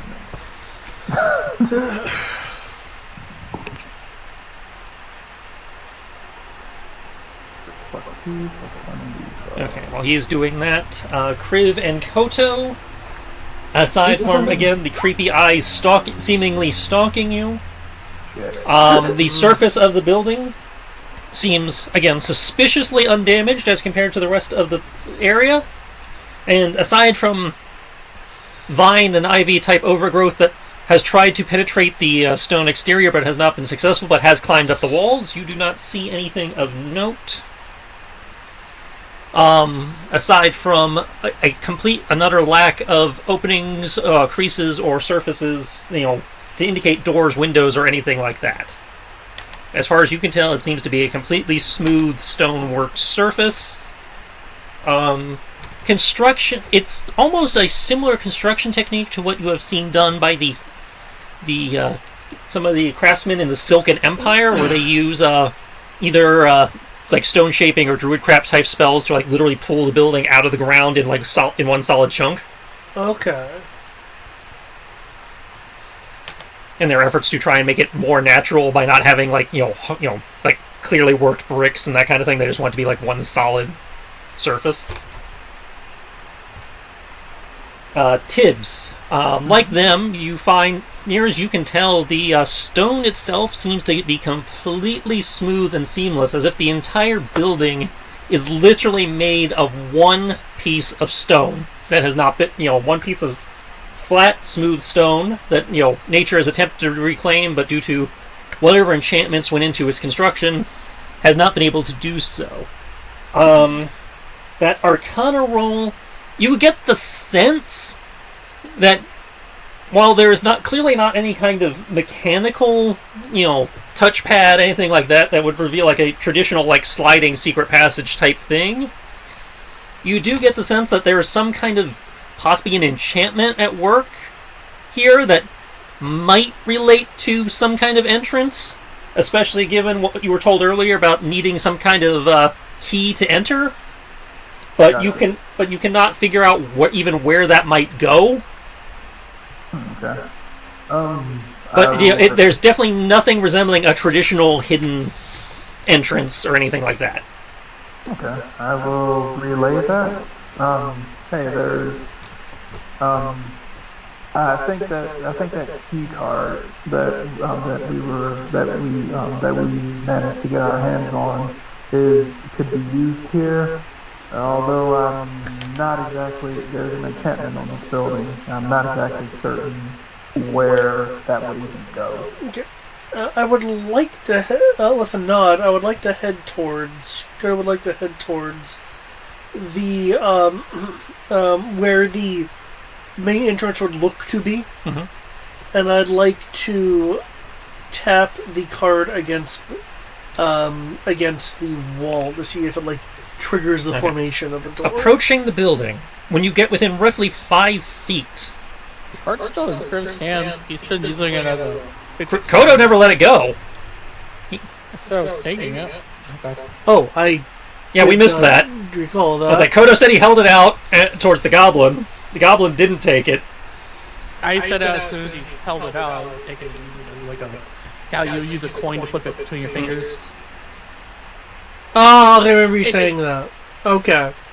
If y'all didn't hear it, that's fine. No, it's fine. I'll just point to the. There's been a lot going on. I just could have missed it. So if you've got the card, great. I'll point to the main where it looks like there'd be a main entryway then, and say maybe the card makes a doorway form. Well, we'll find out. If it does, and I'm just breaking a wall down. Assuming it is a wall and not an entire, one solid piece of stone. It's a structure. I will break it down. You might cave the whole building in. It will make our jobs easier because there's someone. Again, assuming it's not just like one big rock. Also, if enchanted, you might not do this. If it's one big rock, I will be impressed by the fact that someone wanted to build an entire hacienda out of rock and then do nothing with it. Well, there was already this perhaps some druidscaping going on. And arcanists do weird shit, Why would they make a solid structure, like a house, and then not do anything with the interior of it? Just leave it as one solid rock. That makes no sense. 1, as a decoy. 2, maybe they did, but it's one of those things where it's like some kind of weird demi-plane thing. I don't know. I'm just saying we're dealing with ancient, mage house from what we were told by the goblin. Yeah. Fair. Ancient magic shit. Now, excuse me. I'll be over there.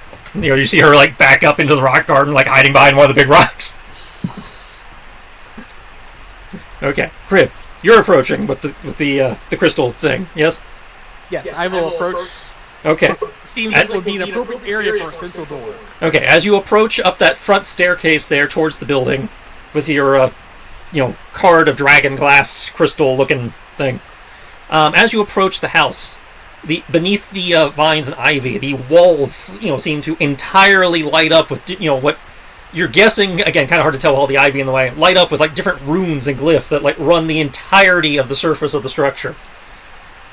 Coming to the front and seeming to form into a lattice work type arch like design, and a type of almost a Looney Tunes type dark spot appears within the formation of the arch design, appearing to go, creating the visual effect of going into the structure. Mm-hmm. So, while there does not appear to be a door to open, it does appear that a passageway or portal of some sort has been created by approaching within 5 feet of the structure. The crystal and the card you're holding is also glowing with his own series of like etched runes and various arcane glyphs and graphics. I'll approach. Oh, okay. This is pretty interesting. Koto, you don't even need a roll. It seems to be, based on what you're seeing and the glyph work you're able to make out, it seems to be a variation of a demi-plane type thing. Kind of, it's less, it's a pseudo, for want of a better term, it's a pseudo-demiplane. It is like literally like, whereas most demi-planes and other planes of existence exist on like different vibrational frequencies, this is like one molecule off per molecule within the structure. So it's a space literally existing between the molecules of the stone. Okay. So less of a vibrational shift and more of a again, like fractions of a degree off shift. We're going to be going into a little bit of a pocket, though. So we're in a pocket going in a pocket. Got it.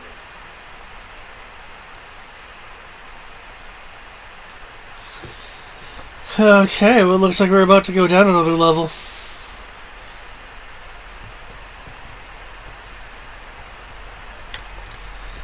Tibbs, you ready? Kenshi? Always ready. I'm ready too. I thought you were over there. And now I'm over here. Now I'm over there. I'm back here.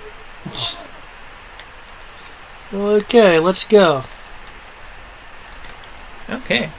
Making your way inside. The space you enter appears to have been a combination, kind of very open concept type setup. The front part that you first initially step into seems to be kind of like a welcoming sitting area type, or at least have once been. The furniture has been the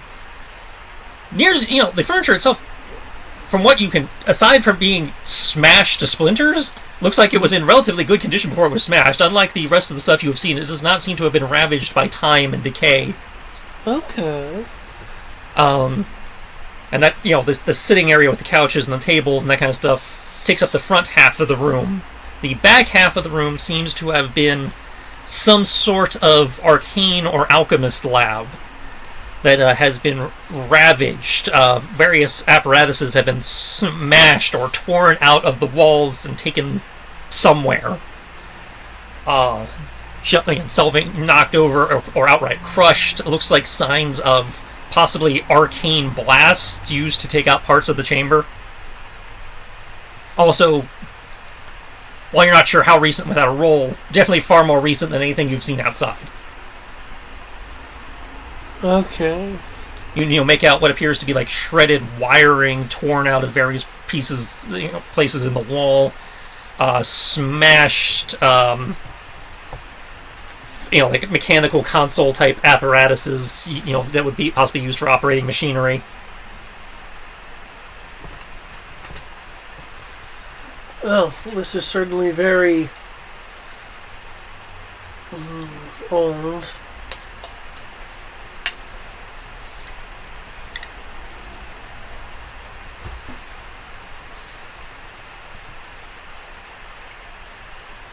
Okay.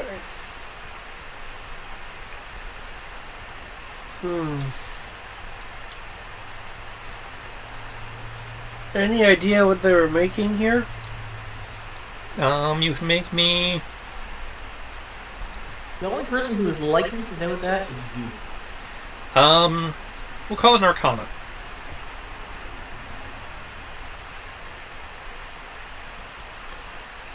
Is it Arcana?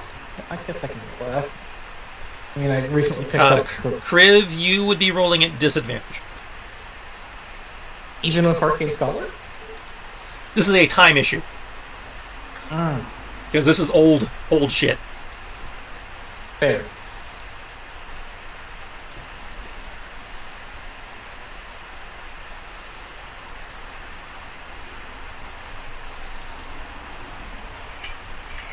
Wait, no. I am thinking about a different character. That's that. You're thinking of Alvaros, aren't you? Yeah. Never mind, I'm not making it roll. I already know I'll fail it. Okay. I mean, I have a +2 in Arcana. I mean, fuck it, why not? You said disadvantage? Mm-hmm. Actually, in your case, if you're untrained, you cannot roll at all for this. Oh, cool. Thank you for answering what I thought was going to be the answer. That's it, because it's so old. That's it. Like, normally, you would not be, if you're untrained, you would not be able to roll. Kodo, due to age, gets a pass. You're not 100%, given that, again, large chunks of the lab seem to have either been destroyed beyond recognition or just taken somewhere. But your inclination seems to be towards alchemy. More likely, based on some of the other stuff you've seen in the area, you're guessing probably closer to, like, living alchemy. So, like... Flesh golems, stuff like that. Flesh golems, to a lesser extent, more along the lines of things like Chimera and Homunculi. Okay.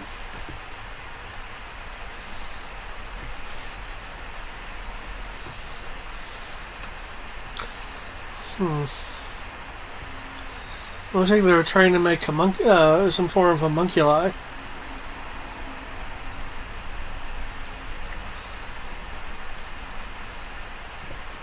As you say that, there is a loud boom coming from back on the other side of the entryway. Sounds far larger than the long-necked creature you encountered before. The various fluids and beakers, scattered about, seem to ripple with the impact. There's a pause, silence, then another one, closer. Does not seem to be a rapid gait like the long neck either. It seems to be a slow, methodical plodding. Almost a confidence in the pacing. Each subsequent reverberation stronger, louder than the last. Whatever this is, it's getting closer and it's big.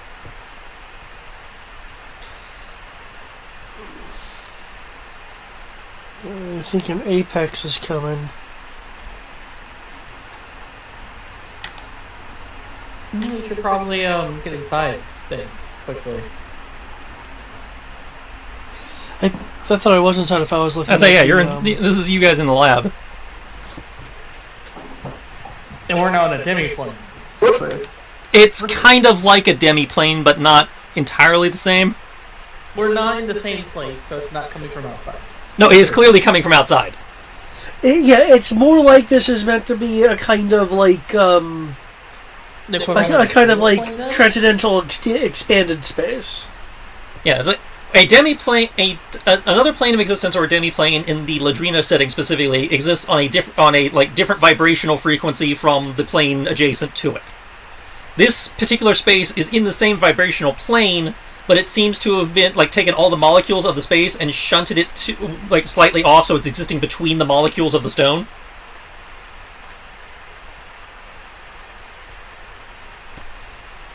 So it's kind of the equivalent of the ethereal plane, but not. Similar in concept, but again, the ethereal plane is still a separate vibrational frequency, whereas this is in the same plane of existence. It's just a space that is shoved into a space it should not be able to fit. No, I just mean in the sense of how the ethereal plane is on top of the material plane, in that you see the material plane in grayscale when you're in the ethereal plane. Yeah, similar concept, but but like I said, it's still the same plane of existence. You're not getting any gray shift or anything. It's literally just they have created a space in the space between molecules. And you were existing. I'm going to believe in the ancient ass freaking enchantments on this building for why it hasn't decayed yet. So I'm going to ignore the fact that whatever's out there is out there. We're inside now.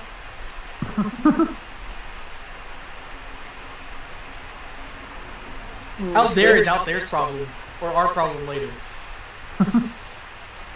Sweet. You get to tell them to over there can handle itself. All right, that's Crib's response. What are the rest of you doing? I mean, we're inside now. It's like not like we can see it anyways.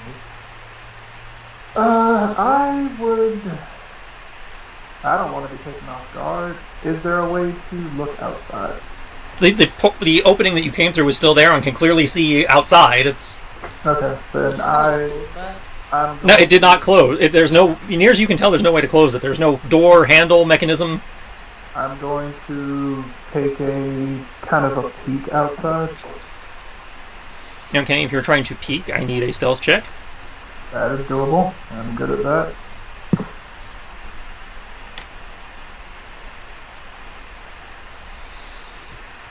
I'll activate my alert skill.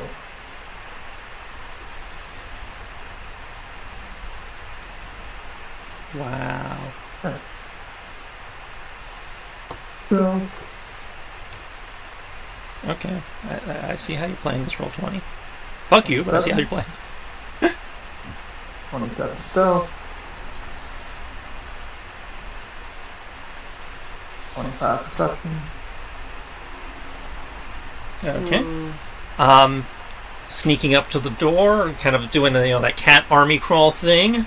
I would like to use my advantageous positioning.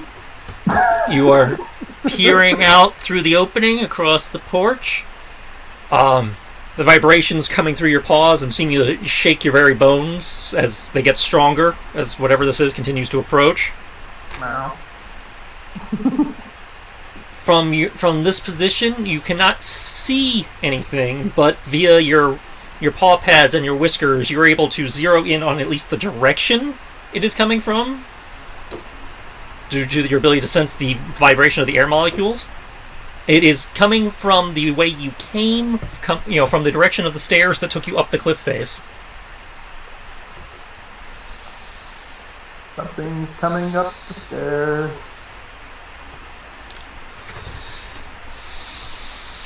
I would like to hold a...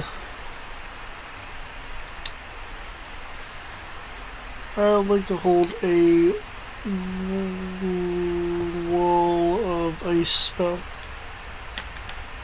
Okay. Okay, you guys want to focus on do whatever it is that you were doing, and right now I'm focused on defense. If something's getting close, I don't want to be caught entirely off guard by looking at this equipment.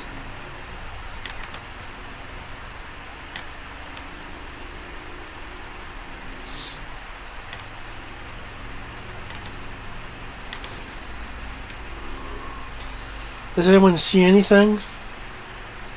Nothing happening. Who's been investigating the inside of this place? Nobody's made an investigation yet. Kodo was able to identify what he believed the apparatuses were supposed to do, or at least the ones that were still there. Because it looks like somebody's torn the place apart and did a lot of damage to whatever was left.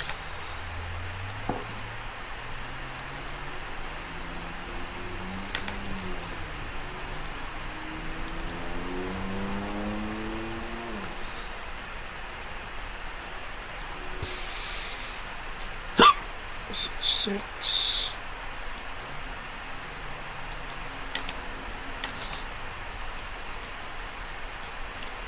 Like I said, my vote is still we should just go bare minds to build it. Start building, be sneaky. Near as you can tell, this is the only room in the building. Oh. Well, I'm prepared on the defensive. If someone else wants to take a more detailed look around and be my guest.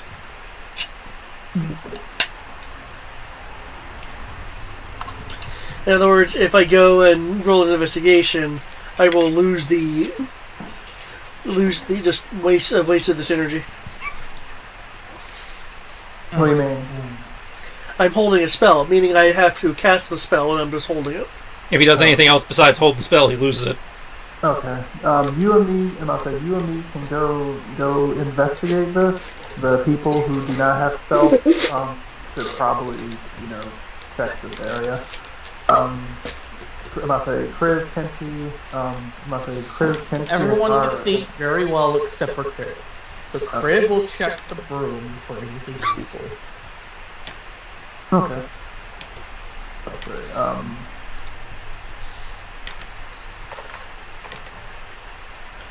Kenshi, do you recognize anything in this room? Or is anything... I doubt I could tell you anything Kodo hasn't already. Okay. So. Also, I did get 5 stun points. 4 of those is going into the upper hand. And 1 of those will go into, I guess, advantageous positioning. Okay. Which will all be moved. So, 2 squares. To confirm, people are doing what? I'm holding a wall of ice spell because I'm kind of expecting this thing to maybe burst into the room or something. I am properly searching the rest of the room.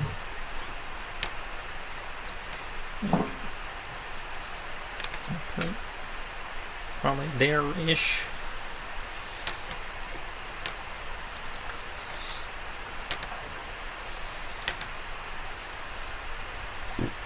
Alright. Searching the room does not reveal more than what I had already described.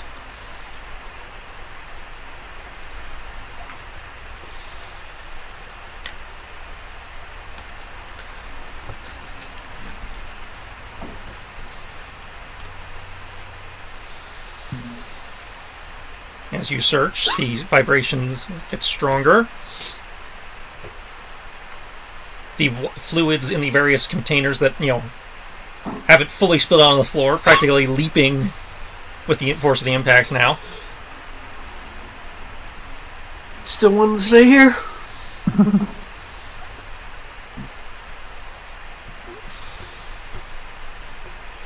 There's nothing else in the room. I guess we could sneak out and see if we can find another place to use this, because there's 3 sections of this little pasta window. No, it all seems to be, near as you can tell, it all seems to be on the inside this one chamber. So I can't go along the wall, and there's no regular openings that pop up. Based on your investigation roll, it all seems to be this one chamber. It's all decor. I'd say the exterior design seems to be purely an aesthetic decorative choice. The key card is not reacting to anything else in the room.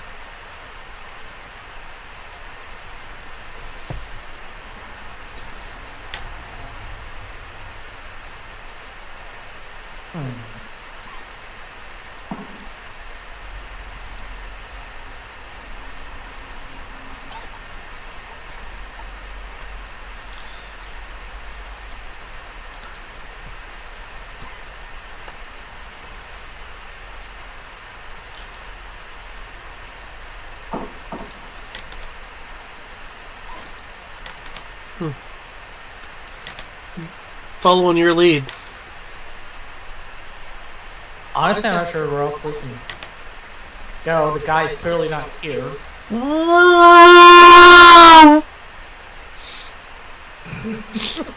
That scared the shit out of me. Good! I was not expecting that. Why are you letting the impaired person make decisions? I'm doing what I'm doing. I'm waiting for something to happen. Damn it, you should know better than this. It's more amusing this way. It's Kids. not amusing to me. As the only one paying attention. Yeah. Coming thundering up the stairs. Boom. Boom. Boom. Boom. Wait, did you throw the fucking spell already? Boom. Not yet. Okay, Boom. cool. What is it? Control Shift Z? Shift Z? Shift Z. Whoa! What the fuck?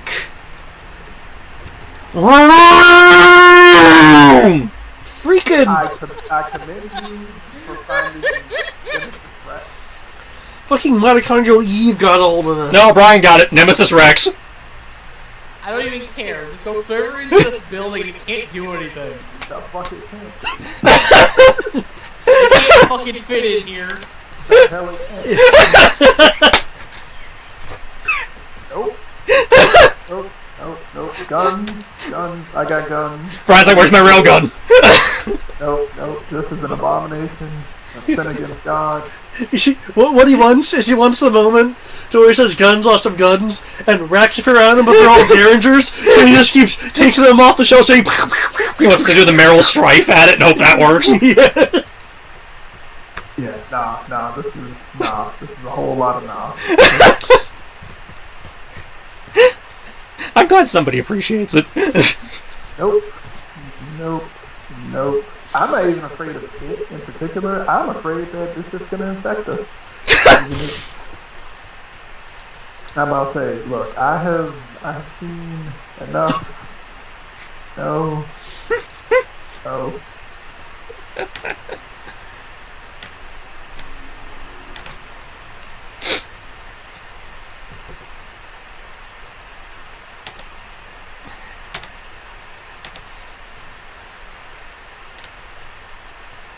Okay. At least I finally got the reaction I was looking for. I'm actually happy that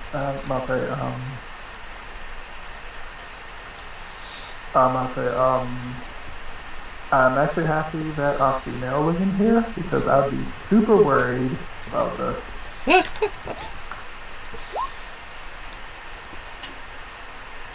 Can I show this on Twitch? Am I allowed to scroll down?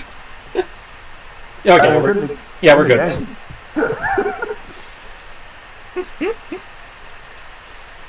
Hell, Capcom was like, oh yeah, you know, the closer we're gonna get to in-game tentacle porn. I would like to unhold. You can do that in a minute. Let me just make sure to add everybody to the fucking turn here. Oh my god. I don't care. I took the things that allowed me to be in a better position. You did. Which 2 yards, 2 squares, I'll be right next to Goto. Did I? The hell did it? Oh, okay, never mind. I did my initiative wrong. See, the goblin just looks at it. Fuck that! Don't be a baby.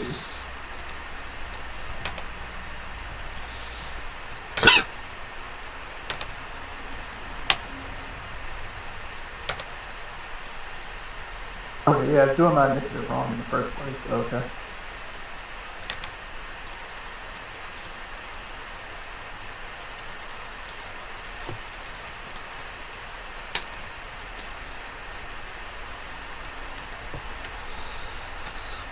AC is literally just our 3d6 Plus your armor class bonus, yeah. plus armor class bonus, which is subtracted by 10. If it's showing you a traditional AC, then yeah, you subtract 10. So I just want to make sure, because I'm a monk. I have to calculate things differently.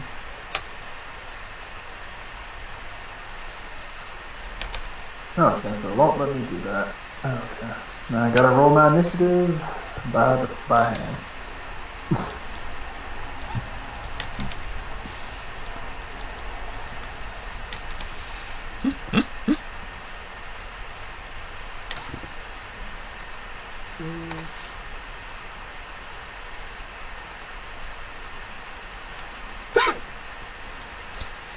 Is that a David with hiccups?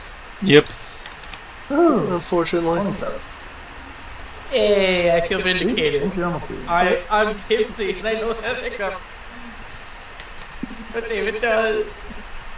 Alright, initiative summary. Woo! What can I do with 4? I get none.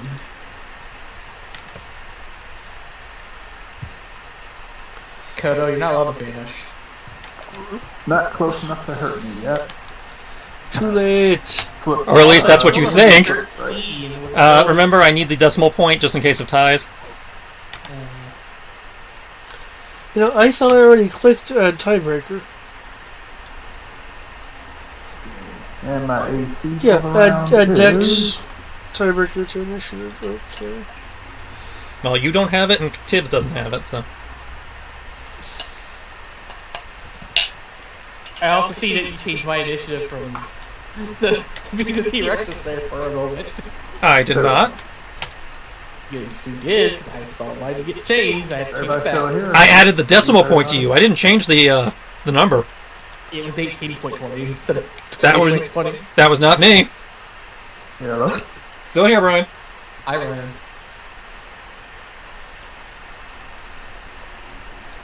I didn't change it to the 18. I just put the point 2 at the end. If there was any change beyond that, it was roll 20. I guess roll 20 was roll 20 anyway. Because I ended up changing it to 20.20. But I saw it get changed to 18.20.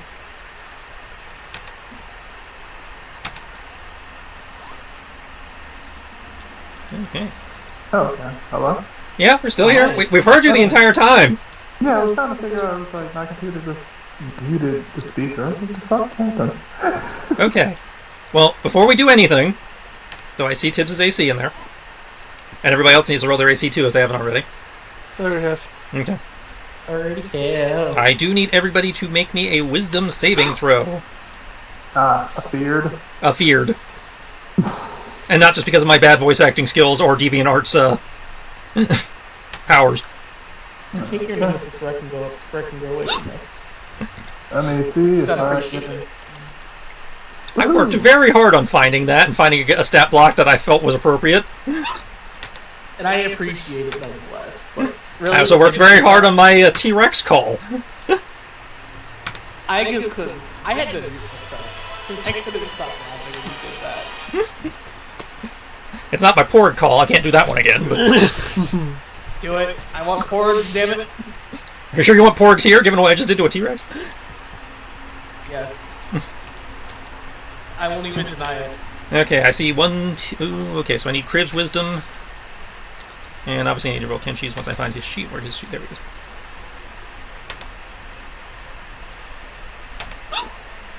There you go. Awesome.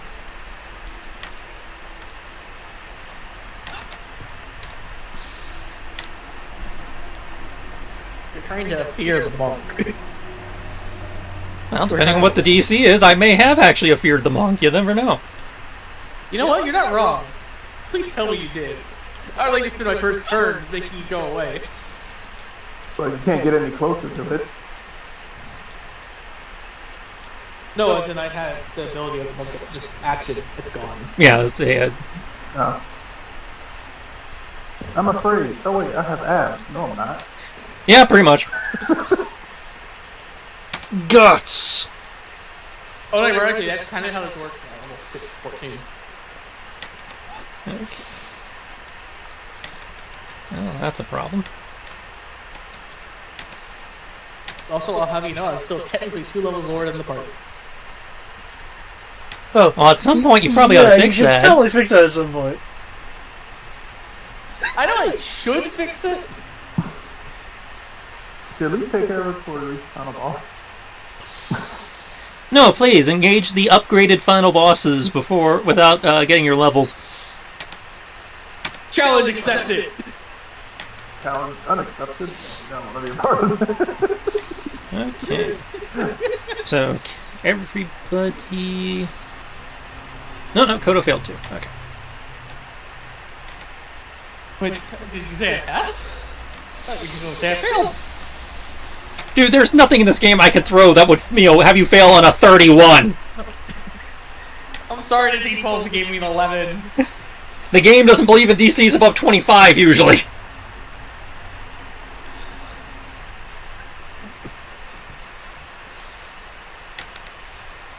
Really?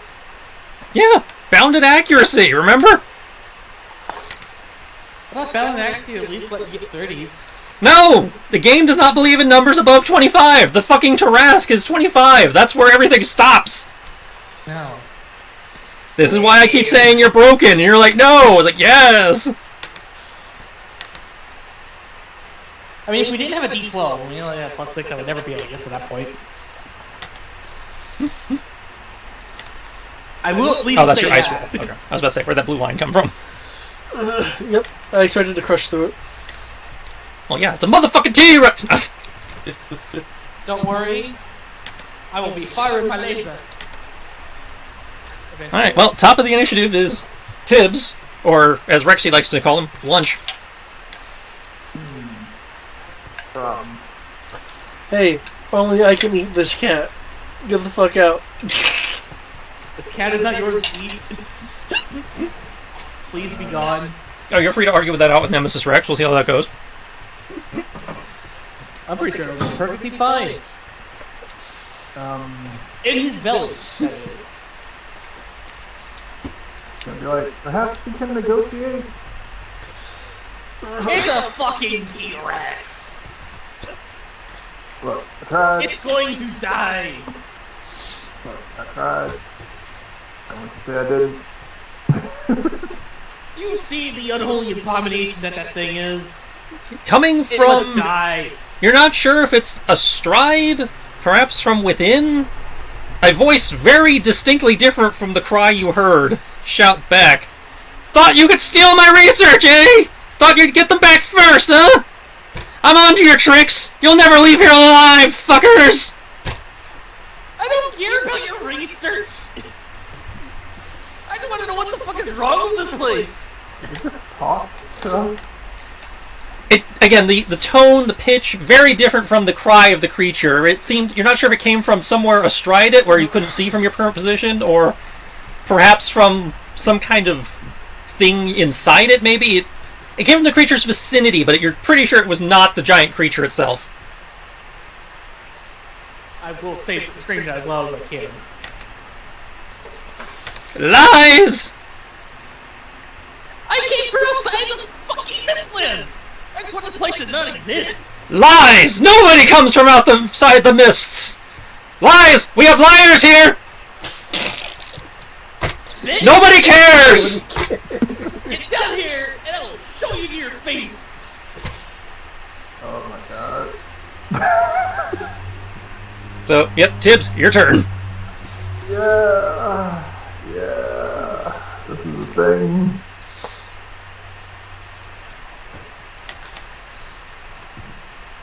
It's gonna be like, Fucking hate I crazy cannot- locals! to the miss. Is about to, they're gonna like lay down on the ground, just kind of like set up the rifle, and like, not come here. Come to the mists. Have a little fun. Have a few beers. Have some laughs. There's nothing fun about this place. I'm having a blast. This is the first time I've actually had my players worried in this goddamn campaign. No, it just makes you want to kill fire even more. Yeah, just gonna cock the gun back.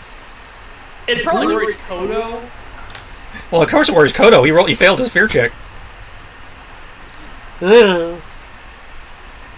Wait, so the cat who goes... So the asshole cat, you can stereotype as digital cats, and the motherfucking dragonborn doesn't care about shit.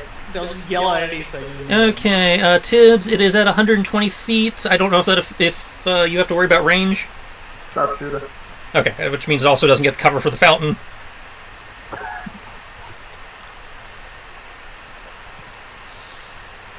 So, let me look at its sheet.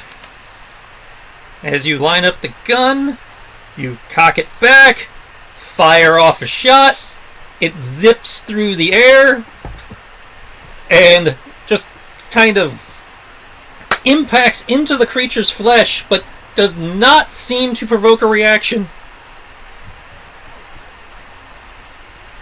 As you take a minute to zoom in with your scope, and you see that the shell impacted the flesh, but did not penetrate. It just flattened against the surface, and it's just kind of stuck there. So would this be the equivalent of like damage immunity, damage reduction, or failed AC?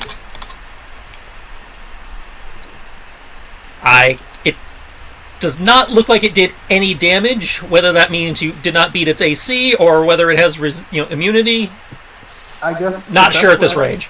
I guess the best way I could count this, I have stunt points. Do I get stunt points? You did not hit, so you do not get stun points. Okay. The hair's already too. Okay. I just want to make sure if I can use my stunt It's like points. 24 does not hit. Okay. I've got to do better. Okay. Tibbs is going to be like, okay. Alright. Time to get good, fellas. Effectively. I'm like, so... Can't shoot as well when God isn't here. Try to become your own god, though. She's a tanky girl, isn't she? We'll deal with that. But is she a clever one? Clever enough for my purposes. I'll say Tibbs is going to look at Well, his you gun. know I'm gonna walk past that thing and beat the shit out of you. You can certainly try. Oh shit, we're against Matt Mercer, we're fucked. I'm going to go ahead and be like, okay. It's hide is made out of the wretched filth of the heretics. Gotcha. It's made out of frog DNA. Gonna slap a holy decal on the side of my gun and activate a holy weapon. Okay, let's The see. holy decal of Christ. I'm gonna put a Jesus stick on the side of my rifle. That's making you holy. Okay, holy weapon just gives you damage, right? Holy weapon, yeah. It just gives extra radiant damage. Gives and extra radiant damage, yeah. Okay. It And if he as comes a reaction. Yeah, if he gets too close, I can just like solar flare him. Just making sure. Even though I'm pretty sure he's probably gonna pass it because he's got to make a Constitution saving throw, and this thing probably has like shit out the ass.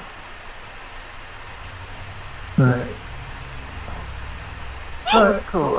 Yeah, I'm just gonna activate a holy weapon as my bonus action, and go ahead and roll my drain.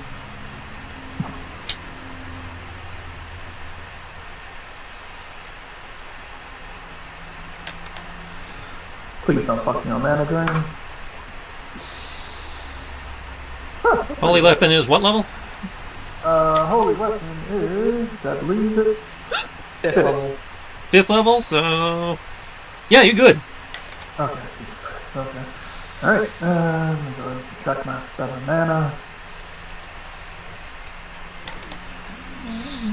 Alright. There we go.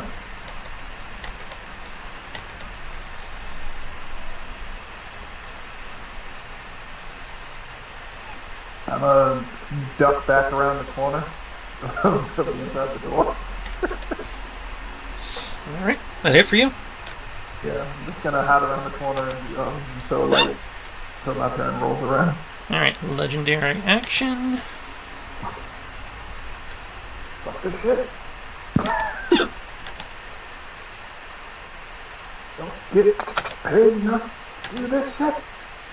Oh wait a sec. You don't get paid at all. What are you talking about? Oh shit. Did Slip Strike actually make it work? What does Slip do? Slip Strike lowers its AC by 2. That would cause it to hit, yes. Okay, I forgot. I did take Slip Strike as part of my initiative. Where is it? Slip Strike. Strike under the opponent's guard, reduce the target's effective AC by 2 versus their first attack. Okay, so that would allow the 24 to hit. Okay. Still don't feel comfortable though. But Nope. because you hit it, and you cast Holy Weapon as a bonus action, you technically cast Holy Weapon before you shot, which will allow you to apply extra radiant damage. No, I just want to see what it does. I'm not serious. I'll stick with the order I did it.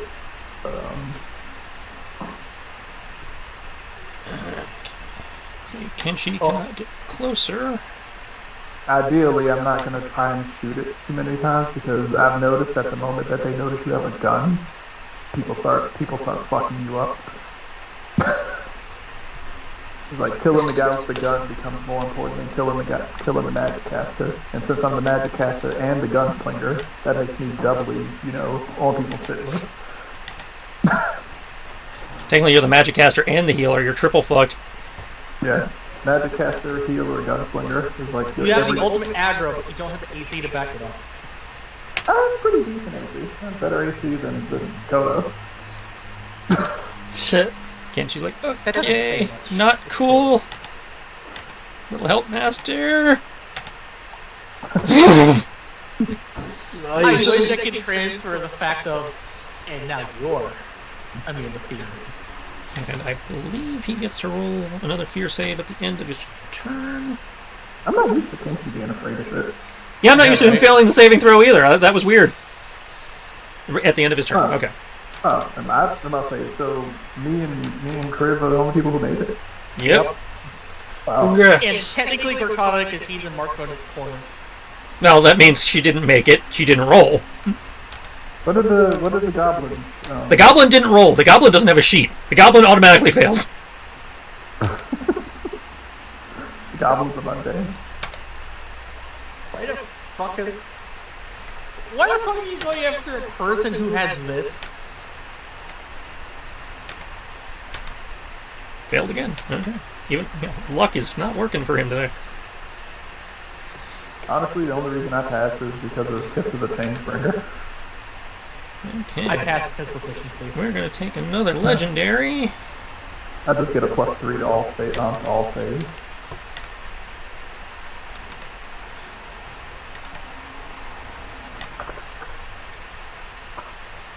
Yes, come closer.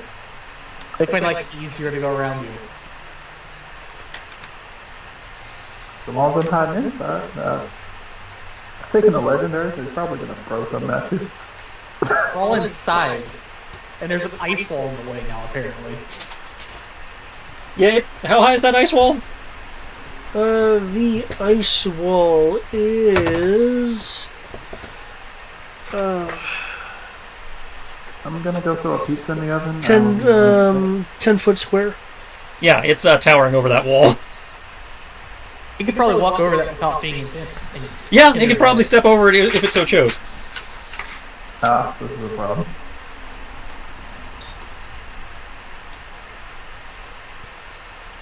Let me see. Now, he could technically cast multiple ice walls on top of ice walls. Yeah. And make it a true ice wall. It'd be a wall of the north. Oh shit. You know what that's gonna mean? This battle's about to be in very poor lighting.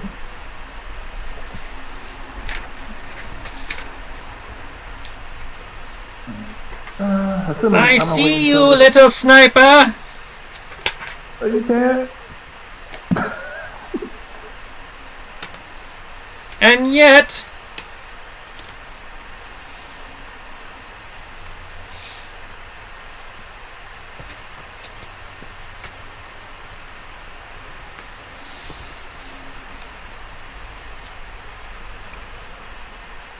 I'm not charismatic enough to negotiate, but at least could we please not deal with dragons? Yeah!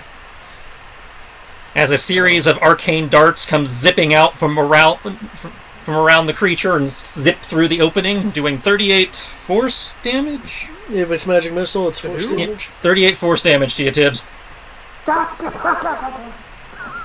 Oh, that's right. You don't get a shield. I don't have that sort of shit.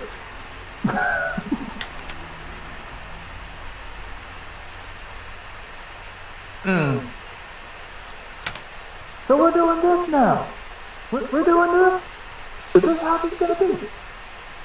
This is how it's gonna be! Yeah, just keep yelling, please. Okay, you heard that right? You heard that right, Cole? You heard that right, Kenshi? You want smoke? Griv, you're up. So, Kenshi, you with me? You want first thing I'm smoke? going to do, I'm going to meta magic cast haste on myself as a bonus action. I'm going to spend my first action because I now have 2 actions. I'm casting Dimension Door. I'm casting Dimension Door to put myself on the stairs, roughly where I hear the person who's yelling. The yelling, again, seems to be coming from either on or inside the creature. And I'm going to Dimension Store myself to be on top of the creature. Okay.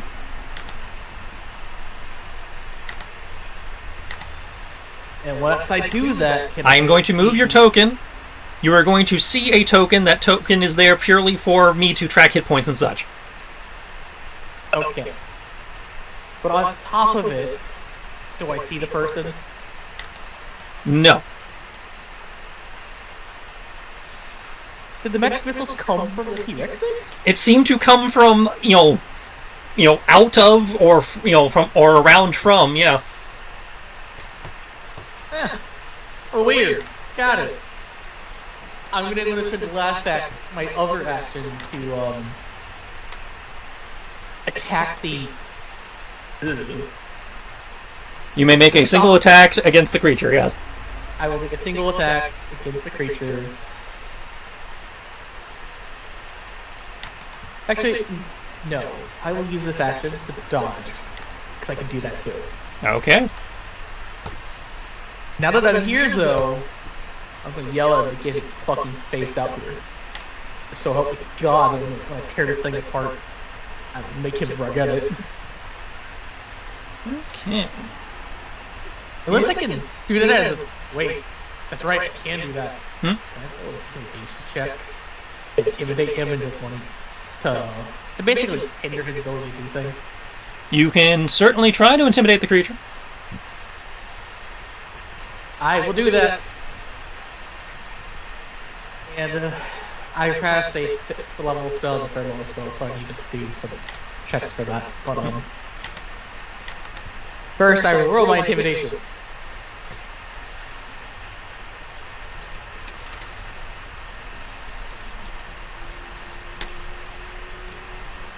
I'm not expecting this thing to be afraid.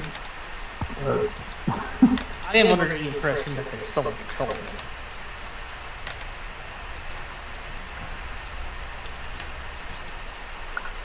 +6 + 4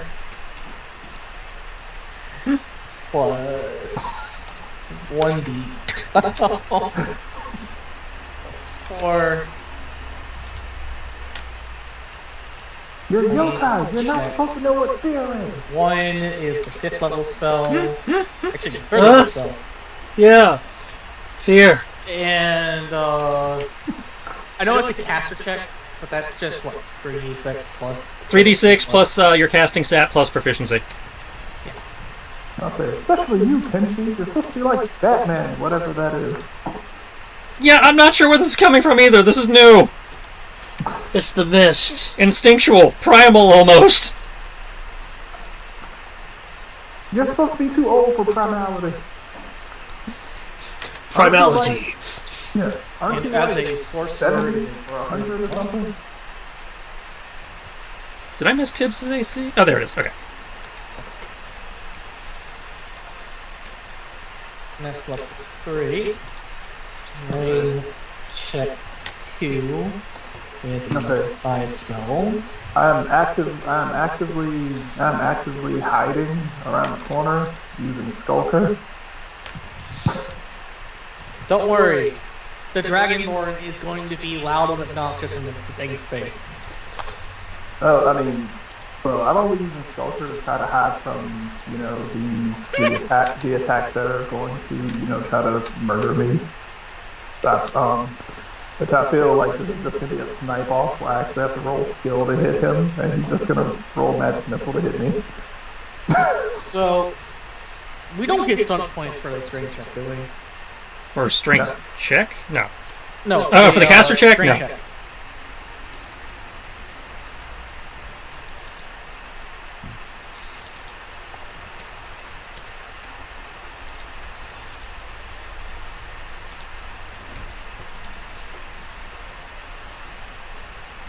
I don't know if you said something, but there's You do not get stunt points for the caster check. dang. Well, here's the checks in the order that I cast them in, which is haste, then dimension door, which is 3rd level, then 5th level. Because dimension door is the 4th level spell. My bad.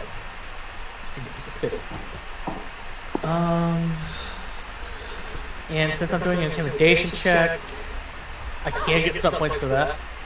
Yes. The intimidation check, not in this instance. Dang, I can't do anything like Because this isn't a social thing.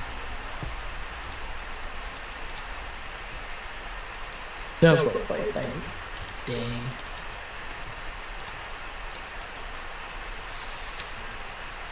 Because I was hoping that you'd be able to use it for things like get them to try to attack me instead.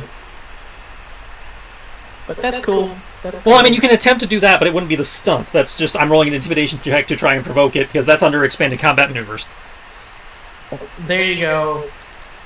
Those are my drain checks and my intimidation roll Okay. to try to basically get this guy fear of me. Not so much the T-Rex, the person talking. If that happens to be the T-Rex, I'm gonna laugh. Okay, you're going after the person doing the talking. Okay. Yeah. Mind you, I'm pretty sure it doesn't like the fact that I'm standing on top of it, but... Because I distinctly said, get out here and fucking face me, or so help me God, I will give you these hands when I tear apart this thing. Okay. Kind of in the form of provocation / intimidation to frighten So them. we're going to take another legendary action. Did he resist it? I don't know. Or rather, you don't know. He doesn't say anything? Nope. I haven't gotten there yet. Dang. Okay. And so you're all like, fight me! Yeah. And I assume I made those drain checks? Yeah.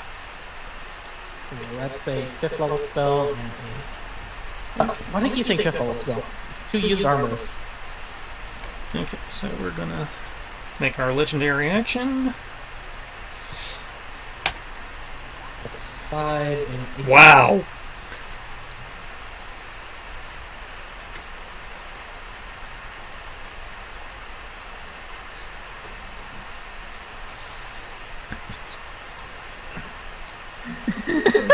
That's special there, roll 20. That damage, what the hell? I wasn't even looking at the damage, I was looking at the hit. Okay, so I will cast shield. I was expecting you to. As you're on its back, taunting it, the tendrils on its back lash out in an attempt to grab you. But you are able to deflect it with shield. I'm casting shield because I expect them to be to do mage things. I'm not gonna lie. Actually, nah. I will let the damage happen. Okay, if you're letting the attack hit, you take 30 damage and are grappled. Oh, and grappled? Yeah, no, I'm gonna cast shield. I don't want to be grappled right now. Okay.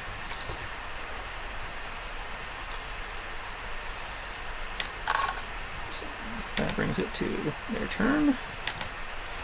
Okay, yep. And here is another drain check. I don't know if there's any modifiers to this. There it is, with the shield, because there's level 2.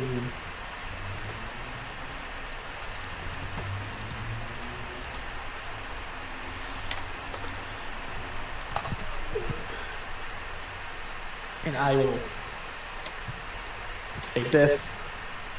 Kodo, Yeah. Lazy God King, stop being scared of the abomination. Who said I was scared? With me like good, glorious God King you are. Stop calling me that. I will stop calling you that. Once you expose how majestically powerful you are. You want power? Fine. Yes, I want unlimited power.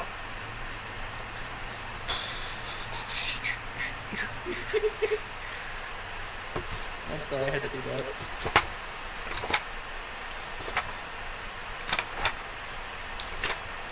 Because for some yeah, fucking I'll reason, do it. Roll20 Go to- don't actually include the stop spells being on their afraid. stat block.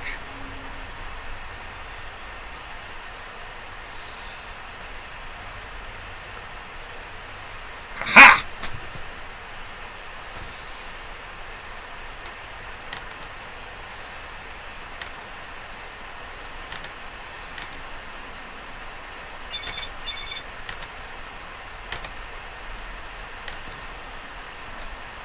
It's only an oversized abomination of tentacles everywhere. You're not Cortana, which is fine.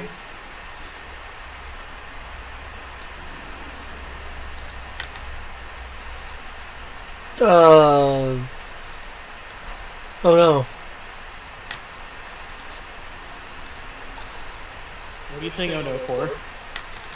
You don't see it?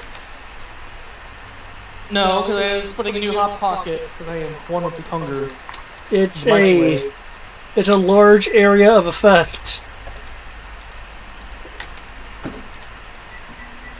Am I in it? Everyone's in it.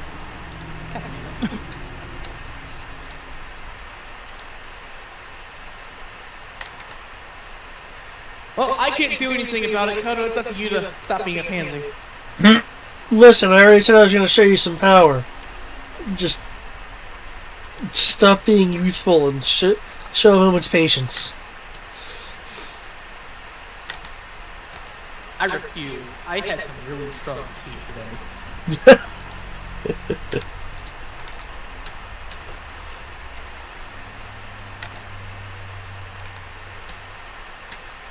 After all, it's a few millennia to you anyways. You're technically immortal.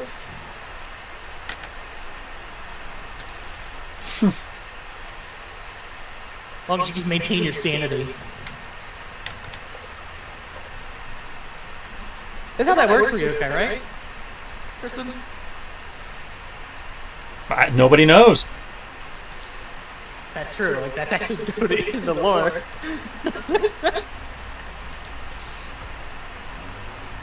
You get the point though.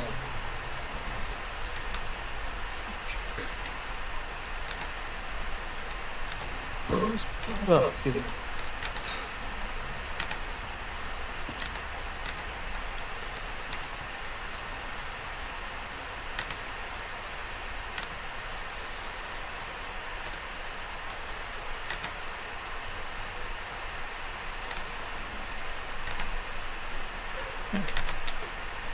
Crib. The tendrils continue to flail about, trying to grab you. Its claws trying to reach onto its back and grab you. At the same time, a 4-inch diameter sphere of dark energy seems to come out almost from its forehead, kind of between the eye ridges. Wait, what? Flying and and detonating right on the porch in a sphere of dark, black energy. Oh shit.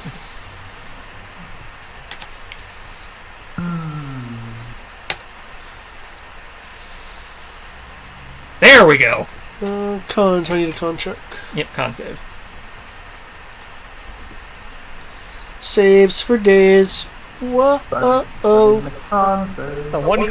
It's the one save you can do. Yep, I can do Constitution and Charisma. Charismatution. Oh shit! Wow, that's special there. Well, okay. What's your damage? 9999. How'd you get that? Well, there's a lot of nines on my d6s. Wait, what? No, I have one wizard's monster and one third-party monster, and looking at the vast differences in the DCs between them, I'm like, oh shit. Well, yeah, because usually if a third-party person has made it, they keep in mind the actuality. Yeah, they keep in mind reality.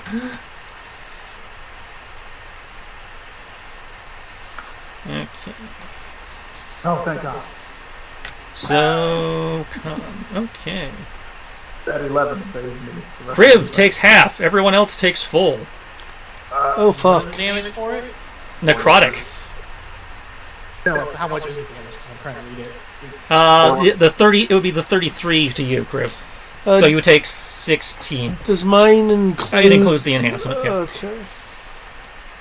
So I see burst crit. Give me a minute. I'm getting there. Right? I'm just dealing with the blast first, which is the 33. Yeah. Ah, it's the 33 damage. Got it. Yeah, it's the last one. So mine is 16. Got it. Yep. I don't think it does anything else. Nope, no secondary effect. Okay. Unfortunately, the third-party one tells me what their spells are, but they didn't actually put them on the sheet, so I'm having to look them up in the book. Okay, now, Kriv. You dodge the first attack of the tentacle. You dodge the second attack with the tentacle. But then a claw comes across and grabs you. Damn it. Now, does the claw do anything special? Does it nom? The claw just slashes into you. How much? I'm getting there. And then you dodge the two follow-up strikes. The claw is the third one, so that would be 24 slashing.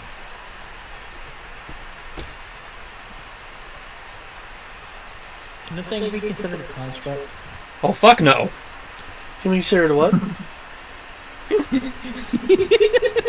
He immediately knew what I wanted to do. I'm not giving you that for free. So that's a total of 40 damage this turn to you. Already. Okay. Remember, David, I had the Titan still got once that double damage against constructs and structures. Oh yeah. That's what I was saying. He said, "Is this thing considered a construct?" It then rears back in an effort to throw you off.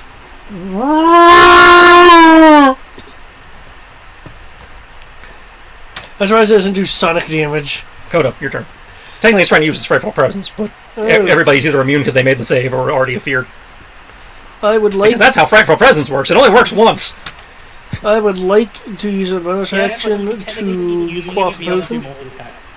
No, frightful presence. If you've made the save, I can't use it again. Yep. It's like you either fail. You can be affected by it again. What I'm saying is you can still technically use it to trigger multi-attack. You don't have to use it to trigger multi-attack. It's you do this, and then you get to do this. You know, they're just... I would like to confirm that... But either way, it's like it roars, it's frightful presence, everybody's either is immune or already affected, so it doesn't matter. Yeah, Kodo, your turn. Oh, damn it, I already used my bonus action. I can't recant the bonus action. Okay. It did the legendary attack, it did the... Yeah. I hope you're quick enough, Kriv. If not, that's what tip is for. What? What are you doing? I am doing a reflect glassy beam. I was about to say, I was like, anytime I see that, I'm like, there's gotta be glassing beam. Yep. Keep in mind that I would like to type shift fire since I can't technically do that. You summon forth creatures that start their turn within the area. Okay, so this is one of those you don't save, you just take it type deals. Okay, where did you go? There you are. So it starts. So the damage starts on their turn. Okay. You reach out into the corrupted weave, calling out all your arcane power. A dark beam of energy pierces the mists from above, coming down onto the creature. But just as it's about to make contact, the beam begins to fray and unravel and crackle apart as it dissipates. Almost like, almost as if it was a piece of fabric that has been unraveled or unthreaded. Someone's trying to cast counterspell. Maybe, or some kind of anti-magic field. I'm not being affected by it. How? Science! The fuck?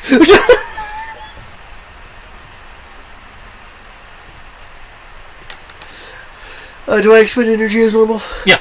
Okay. The spell still went off. It just, didn't, There's my caster check. Okay, this is a 9th level. Which means it's a shit ton of drain. You fail by 7. Wait, how much is drain? You take 7 drain. Oh, okay. And remember, anything over half your constitution becomes damage. So, I'm not affected by this? The spell is no longer there. It Holy shit. it just unraveled.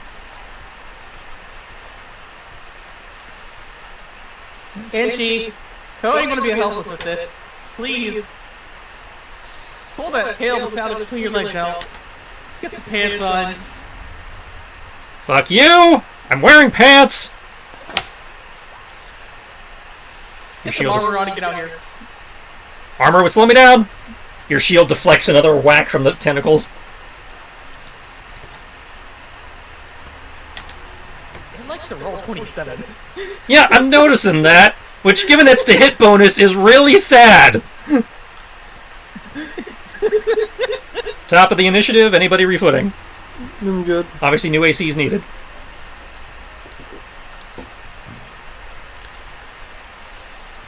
I still go before it. Maybe. Do.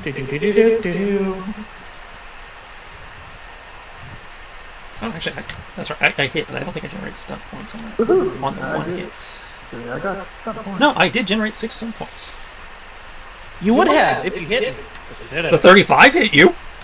Oh, the 35 is right. Too late. This time, hopefully. I can take things that don't affect you, like initiative and extra movement. God damn it! I knew it. Of course you were going to take that.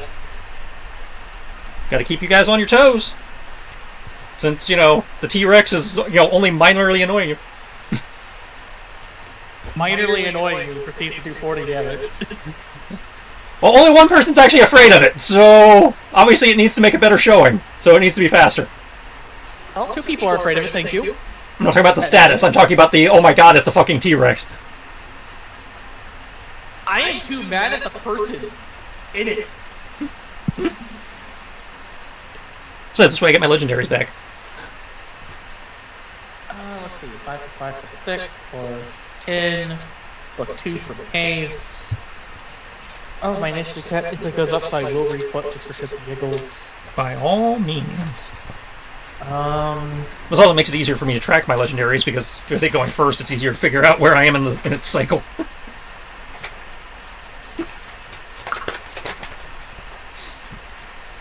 Because I can just go, any turn that's not me.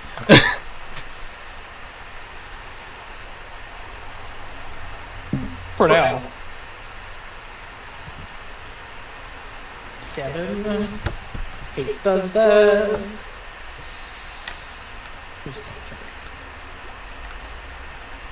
2 to AC, advantage on dex, speed's demo. Is it? No.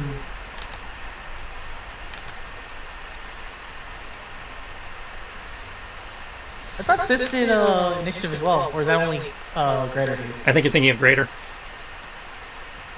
Oh well, I said I was going to do it anyway, so I will still do it. And Tibbs is hiding, so potentially he has a cover bonus. I have stun points. My AC is technically 5 higher until it's confirmed. Mm-hmm. Let's see, I have 5 stun points for initiative.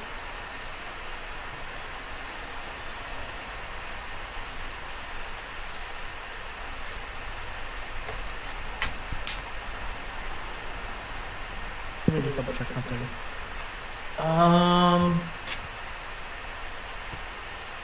Abilities. Is sharpen blade a bonus action? Yes, it is. I will take swift action to convert a single bonus action into a free action.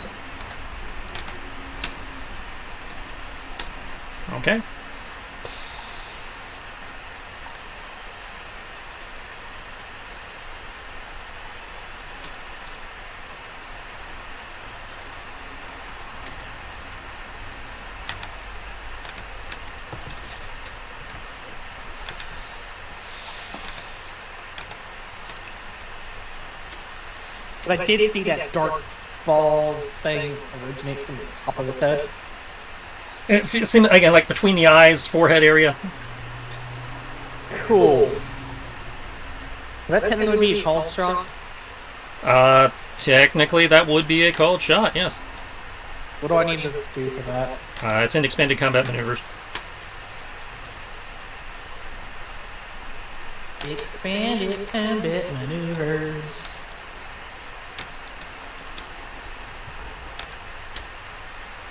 And I need to update my initiative. It's technically one lower. Here you go. I don't know if anyone else you're running on anything else, but that's where everything's at. I'm trying to get ahead on my dice rolling for combat. And I appreciate that.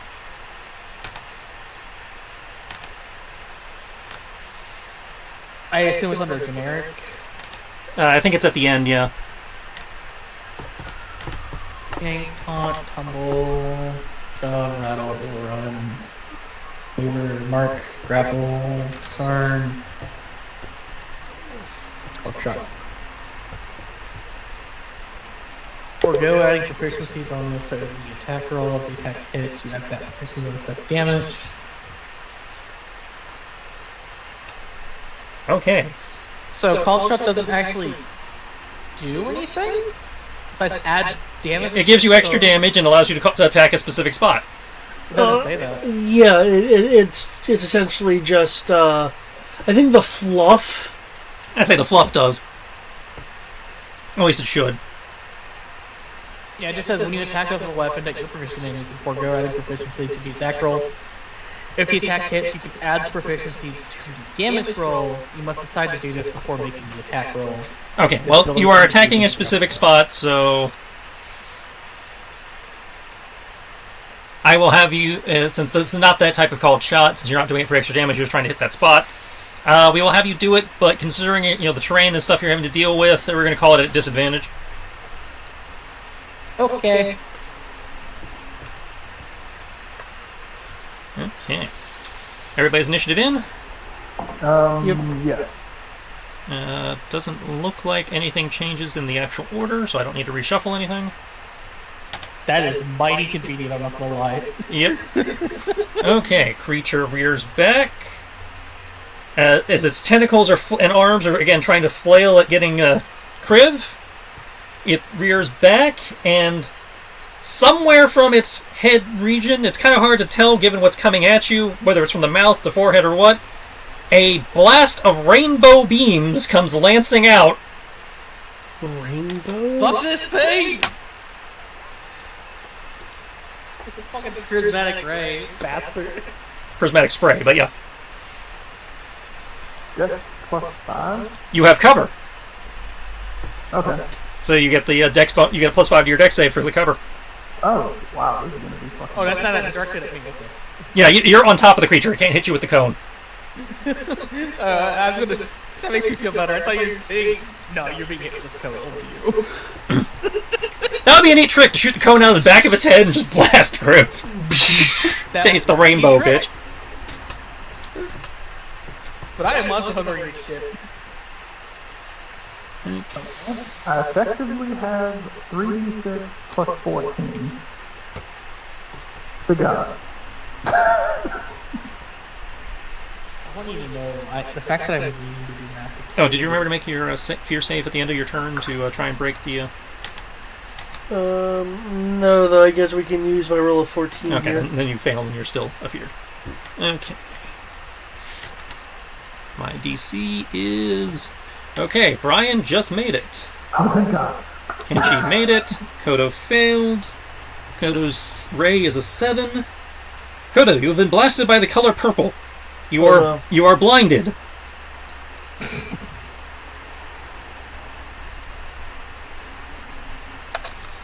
So you're scared and blind. This is great. And you will need to make me a wisdom save at the start of your next turn. Okay. Yup. Okay, Kriv's AC is effectively a 33, so the fourth attack does connect. Ties to the defender. Nope, it's meter beat for me. David runs tie to the defender. I run meter beat because it's the only way I connect half the time. Okay, so that is the 4th attack, which is the 48. 48 is... Again, it got you with a claw attack. So How that's much? 24. Kriv? And I got 2 stunt points. I am still alive. I did not open the stunt points. Okay, 1 second. I got 2 stunt points, and I think I know how I'm gonna use them.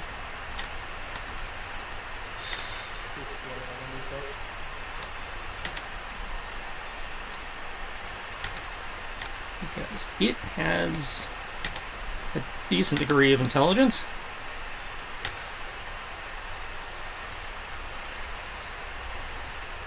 Could get a defensive stance. Could disarm you. Could get an extra d6, but why would we do that? I have not equipped any weapons yet, so disarm me of what? It has knocked you off its back to the ground, but you have a reaction, so I'm not going to bother rolling fall damage. I don't even need to do that as a monk. Yeah, you do. It costs you your reaction to do that. Technically costs a reaction. Right. But I'm assuming you're going to use it to negate the fall damage. So I still have my shield? Yes. Guess I am. So you fall, you monk, but you are now at its feet.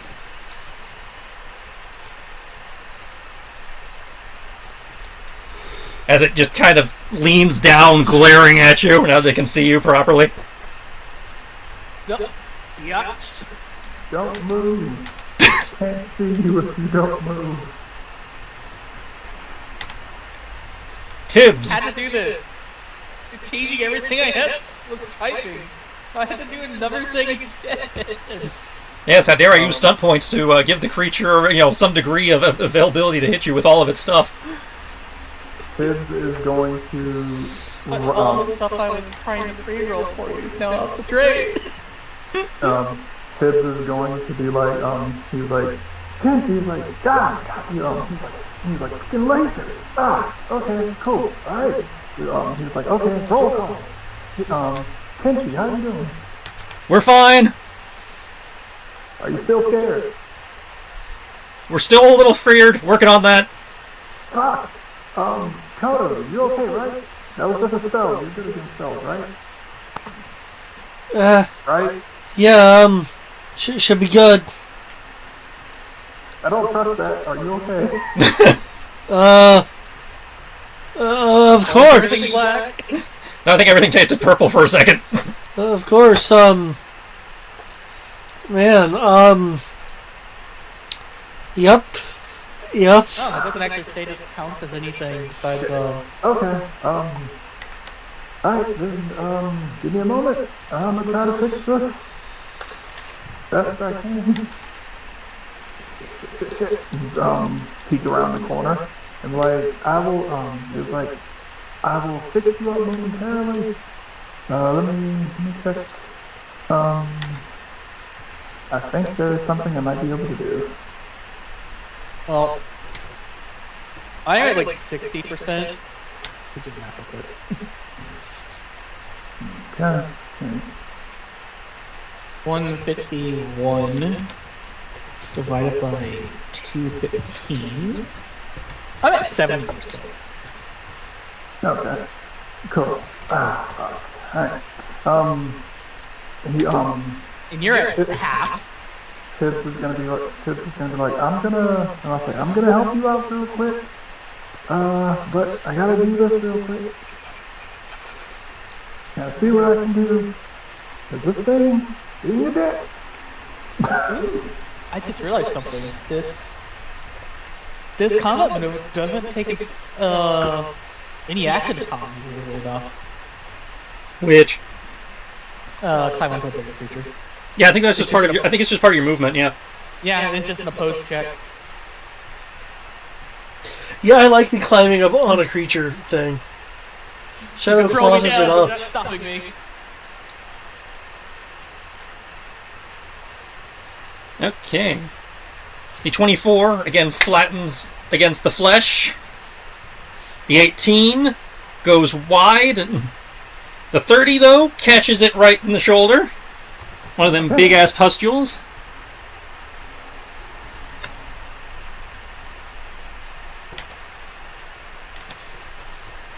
Alright, so it can be hurt. Gotcha. You heard it before. Cool, alright then. The actual bullet does not seem to do a lot of damage, though. The radiant energy you've imbued it with seems to be what's doing the damage. Works for me.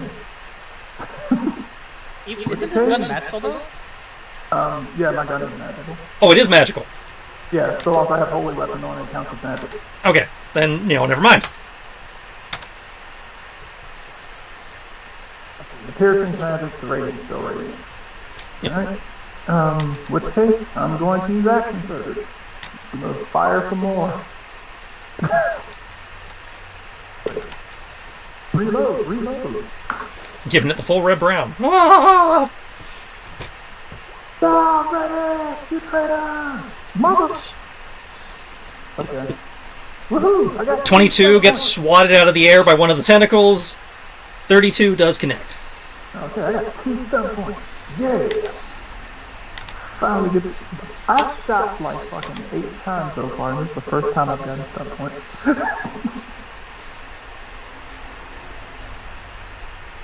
Okay. However, despite getting pummeled with bullets, its gaze is still zeroed in on Crib. That works for me. I'm going to assume this thing cannot be knocked prone, so I'm not going to bother. You don't know that. Hey, no. He's like, you? Oh no! Try it.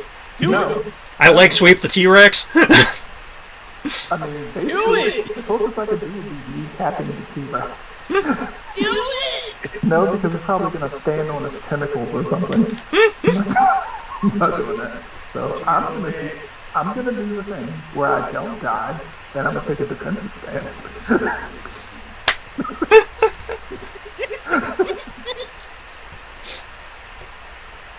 Because the only thing else I can do is I can either taunt it, which is a no, or I can threaten it, which is also a no. I can't disarm it because it has too many arms. And I mean, technically it only has 2 arms, but... And you technically can't disarm it of its claws. No, you can't disarm it of an unarmed. Okay. the most I can do is skirmish it. So that's kind of That lets you move. Yeah, it lets him move. You can also use it to move yourself. Hmm? You can also use it to move yourself if you wanted to. Technically, yeah, but I can also just move myself as well. Hmm. So those are my I'm gonna make. attacks. Let's see. I'm gonna hide a bit more behind the door. Okay. So you're going into full cover instead of 3/4? Yeah. Okay. Fuck this. This is disappearing. I'm gonna hide into the corner. Life is scary. I am a crisis.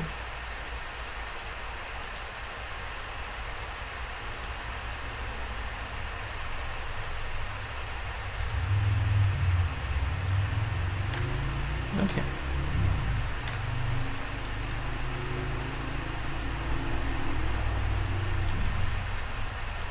Come on, Kenshi. Well, before Kenshi's turn, Big Boy's going to take a legendary action. As it comes down, jaws wide. Have at me.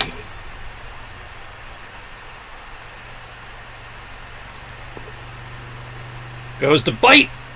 Does not penetrate the armor. Unless you're naked, in which case it just misses.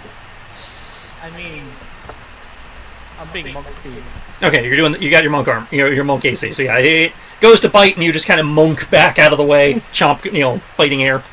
I mean, shield actually is what was made the difference here. If you just want to deflect it with the shield, that's an option too. I can't make up my mind. I like their description better. Okay, cannot move closer.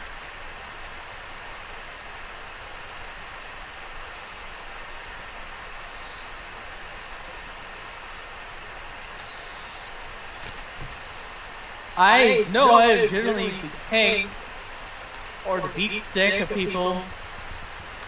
Okay, But this Kenshi is is going to cast Protection from Evil and Good on himself to clear the fear effect. Oh, that does that. That's right.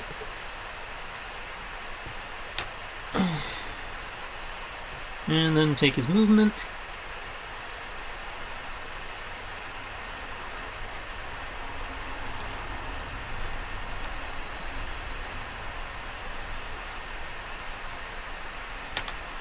And take Kenshi's turn. Legendary actions. That's right. Protection is an action. Yep.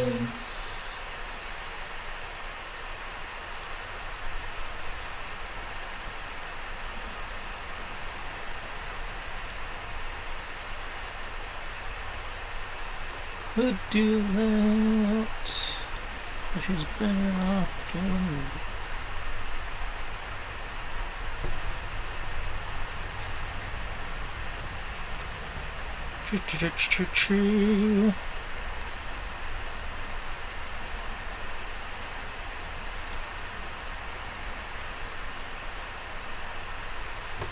By the way, here's a question for you, Kristen. Hmm. If numerically the results are the same for disadvantage, but one gives me more stunt points, which one do I have to take? Whichever one gives you less stunts. Whichever one is least advantageous. Okay. Yep. Okay. Come out, wherever you are. I'm literally in front of your giant T-Rex. Not talking to you, fucknuts. Oh, don't worry. When I bash this thing's skull in, I will find where you are.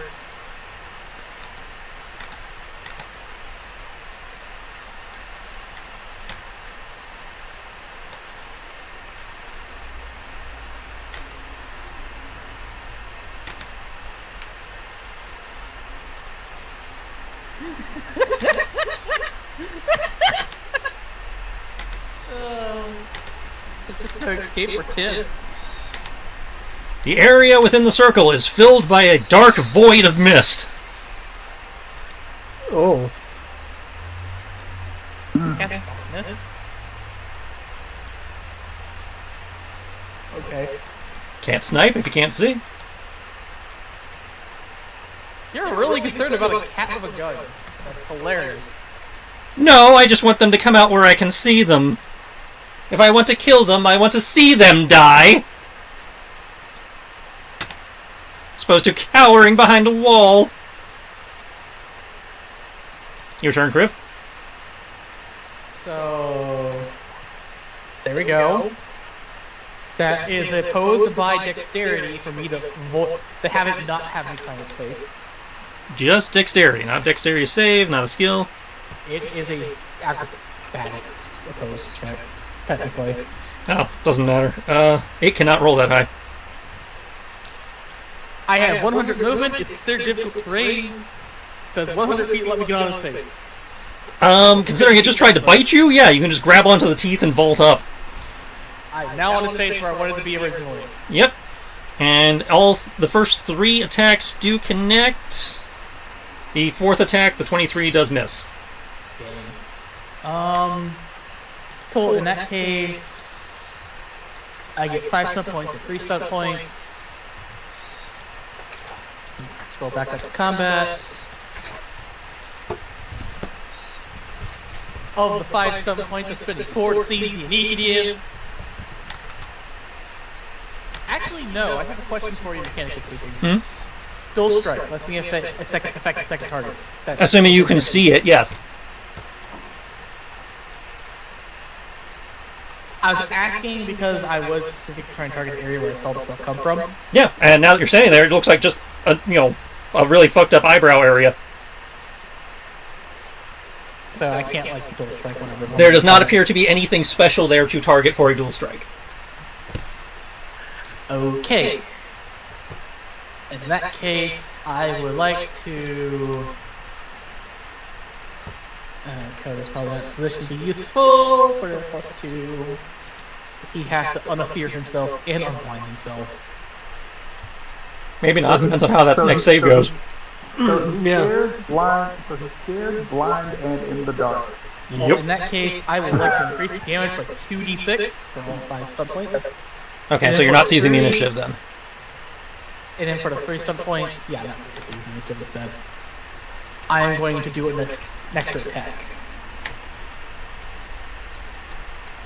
Okay, so you're using a hasted attack, and then the... No, wait. No, I was doing. You're the second set of stunt points you're using to make a lightning attack. Okay. Yeah, I'm using the stun points to make a lightning attack. I'll use my bonus action for flurry of blows. Flurry of blows. And so I'm getting 5 attacks this turn while dodging. Okay. Yes, I am dodging. You have made me dodge. After a year. You've done it more recently than that. No, actually I haven't. I Yeah, you dodged have, it but for a again, long not an issue. We don't need to argue it. This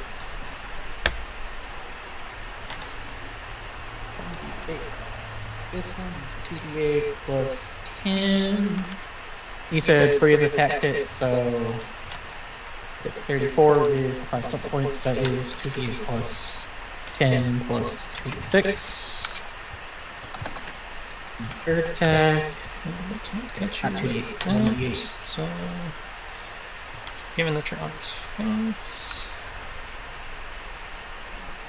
And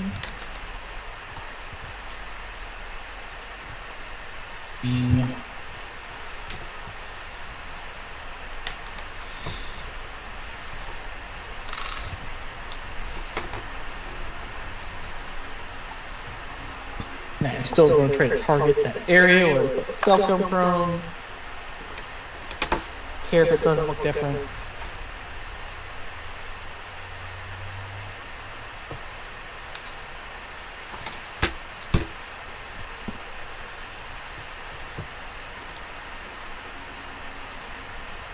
Eight plus 10 plus 1, 12. 8 plus 10. And there you go. Is The 18 misses. The 18 is the damage. Just the 27 is the lightning attack. Ah, okay. I only get one lightning attack. Only one.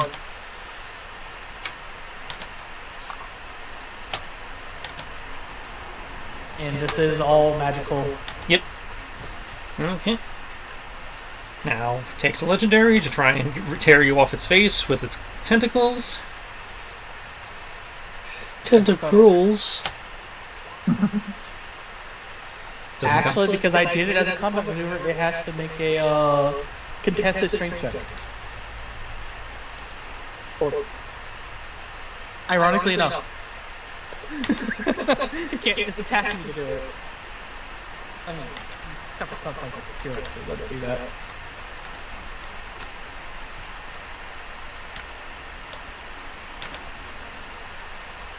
Because, yeah, climb on a bigger creature. Larger creature may dislodge the smaller creature as an action by making a contested strength check versus the smaller creature's choice of strength or dexterity. Athletics or acrobatics. You know the smaller creature uses its action to make a strength, athletics, or acrobatics check to contested by the... Okay, then I don't dodge.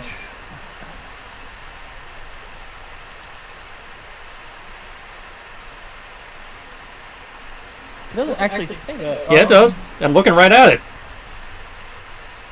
The smaller creature uses its action to make a strength, athletics, or dexterity acrobatics check contested by the creature's acrobatics. You gain advantage on attack rolls against it. You may move around within the larger creature's space, treating it as difficult terrain. The larger creature may dislodge the smaller creature as an action by making a contested athletics check. It doesn't mention anything. I'm looking at it, dude. It's right there in the middle of the paragraph. After making the necessary ability checks to get into position onto the larger creature as determined by the situation, the smaller creature uses its action to make a strength, athletics, or dexterity acrobatics check. Ah, there it is. Yep. Now, you're right in that it cannot dislodge you.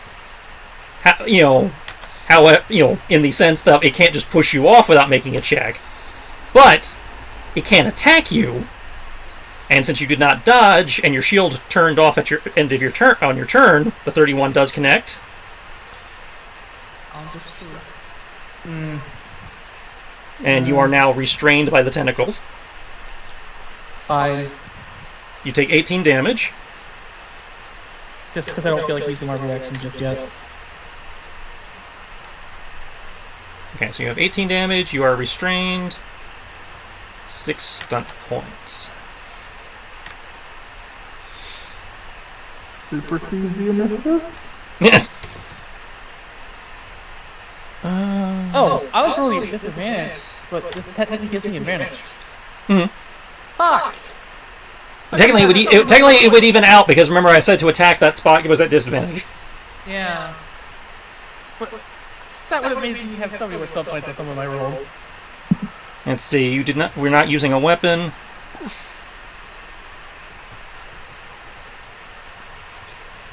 And this is why I don't like drinking as much as I normally do. I apparently can't read everything. Okay, so it's going to dual strike against Kenshi, I guess.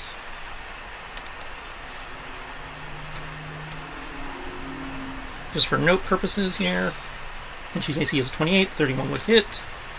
So, Kenshi takes 18 damage and is restrained by a separate tentacle. Oh, wait, no. Restrained is you can't move, correct? No. Restrained is more than that. And I have to roll for Kenshi's Shadow Clone. Because he did do a mirror image earlier. Well, once you figure that out, please tell Okay. me what restrained does. Yeah, he lost a mirror image, so Kenshi is not restrained. Restrained. Your speed is 0, and it cannot benefit from any bonus to speed. Attack rolls against you have advantage. Your attack rolls are at disadvantage. And you are at disadvantage on dex saves. Well, everything balances out to nothing because I have haste and on his face with advantage to attack. Oh, okay, that's really weird how that works out.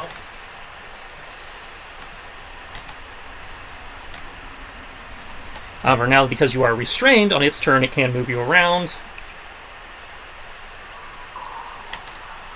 Due to features of its tentacles. Wouldn't it still have to make the action because I'm grabbing all its... No, due to how the tentacles work, it gets around it via the specific Trump's General. Because the tentacles explicitly say it can just move you around with the tentacle.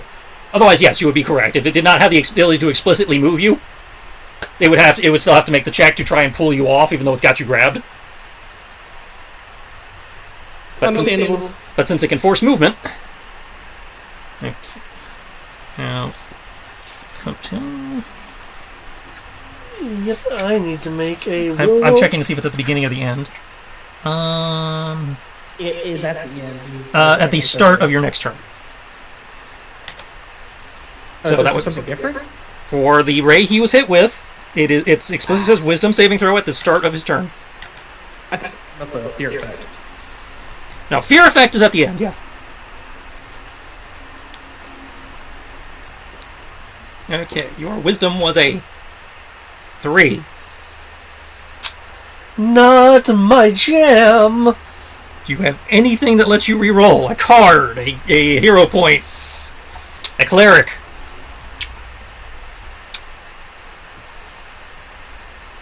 This is true. Does Blessing of Fate require you to see that he failed?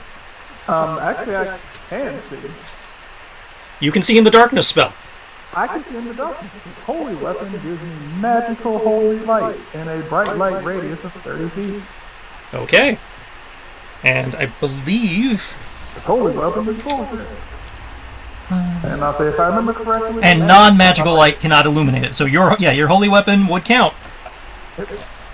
Aha! Beat back the darkness with Jesus.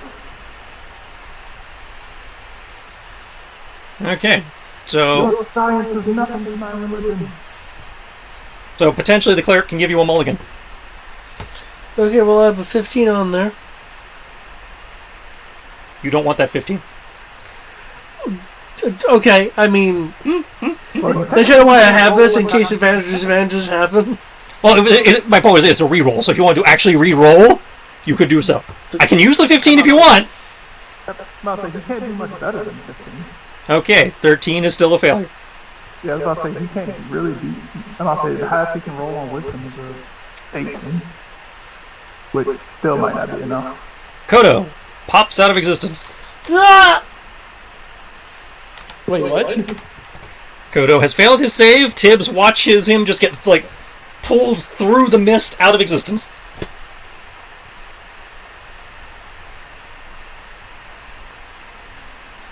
That's from being hit with the prismatic, right? Yep. I was familiar with that. Upside, Kodo, you can now see. Oh, good. You're just kind of floating in the void of the mist. What is it, like Banish? I don't remember prismatic spray doing that. I'm not going to go into it because you don't know. No, I actually have spray, thank you. No, I mean the character didn't see what happened to make a roll to know. Yeah, the character because I have it. Yeah, but the character doesn't know what ray he was hit with. Oh, let me rephrase it. I'm asking as a player because I have the spell. As a player, look up Violet. Okay. I'm not too concerned about it because I couldn't see it. Now, I'm just like... it doesn't say you don't get your turn, Kodo, so you still have your turn. Oh, okay. Well, I've been transported, yeah? You have been booped seemingly off of this plane, or at least that's what, based on your knowledge, that's what you believe would have happened, but given that you're in the Mistlands, you just seem to be floating in the void of just mist. I don't think There's no ground, no up, no down, just fog, and you're just kind of free-floating. I don't think I can plane shift back, because I don't have anything attuned. And if you just plane shift back into the Mistlands, then it wouldn't be the issue it is.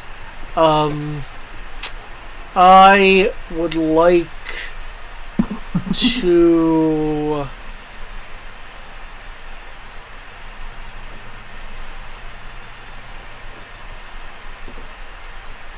I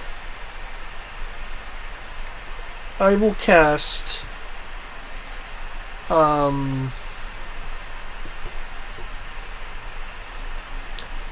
there we go. I'll cast a delayed or delay let's say delay ice ball. It's because I can't actually do the fireball thing. Okay. Not sure where you're going with this, but okay. I can hold it. It's a thing that literally I don't have to immediately use it. I can hold it and wait and have it be charging. Okay. Not where I thought you would go with that, but okay. It comes back, and that it for you? Well, I do believe I need a will roll versus fear. Yeah, you technically still need to make your fear save. Actually, no. You are no longer in line of sight of the source of your fear. Mm-hmm. So, I will not... You can just be unafeared. Okay. You are no longer blind. You're no longer feared. You're just kind of floating there in limbo. Okay. And I'm going to take my final legendary.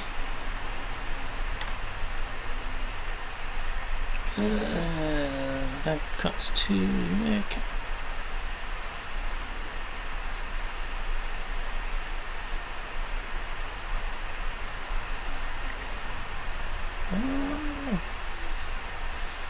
Cannot do that as a free. I guess we'll go with that.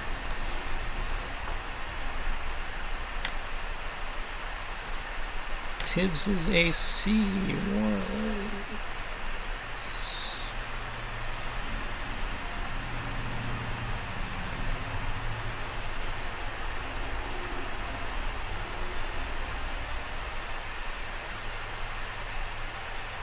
AC 9. Oh. Oh, well, shit.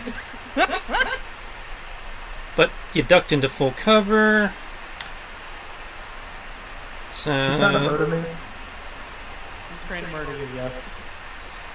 They would be, but you see, I have this problem of you're not a valid target due to anything they can do with their legendary actions and you being in full cover. And out of line of sight. Yeah. So, I kind of have to go after Kriv or Kenshi. They can't see Kenshi because he's behind them. Well, just saying this. Bye, Kodo. It was nice knowing you. Lord have mercy.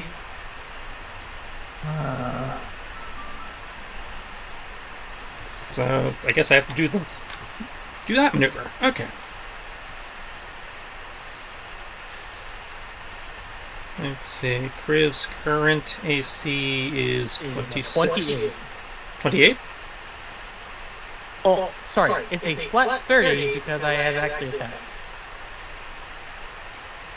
You rolled a 28. You lost shield. Plus 2 from your monk shit. Yeah. Because that 28 was before I attacked. Okay.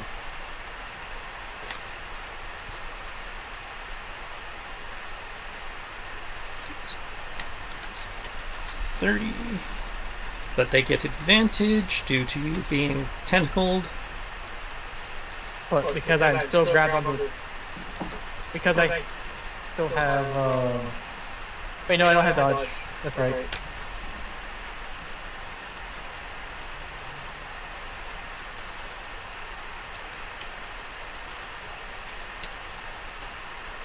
I mean, it doesn't do that much, unlike all the other things.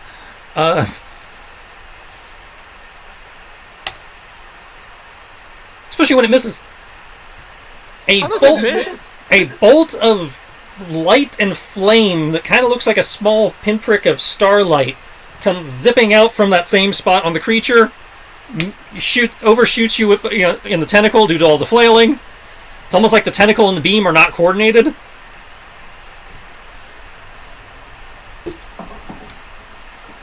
By the way, do I see those stitches?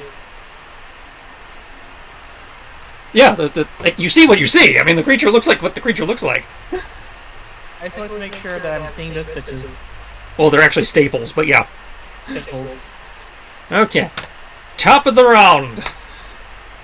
I'm gonna go ahead. So, I actually do have a serious question, just because I know what the spell does as a player. Is Kodo's character considered dead at this point for us? From an out-of-character perspective, Kodo is no longer on this plane on this vibrational frequency of existence. He is not dead. If you can figure out a way to pull him back from that, from where he has gone. That's right. We actually have planes in this game. That is correct.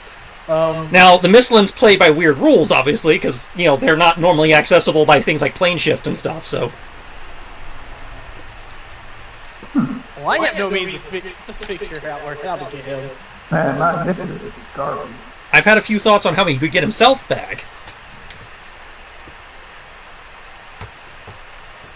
Well, when it's my turn again, I do have a few thoughts. Good. Please hide. Please roll a decent AC. I need that.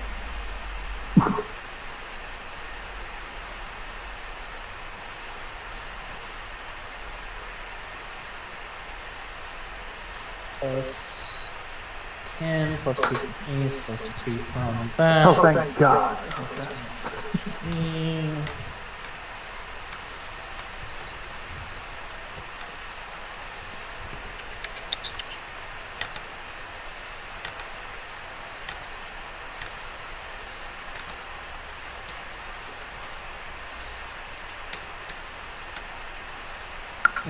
It'd still be 5. Yeah. Okay, back at 20. That's actually supposed to be plus 5, plus 7 on active for issue. Okay, so you said your AC is 28? My AC is still 28, but I still have my reaction to catch the other part of the trees. Yeah, I don't think restraint prevents you from taking reactions, so you should be good. I got that wrong.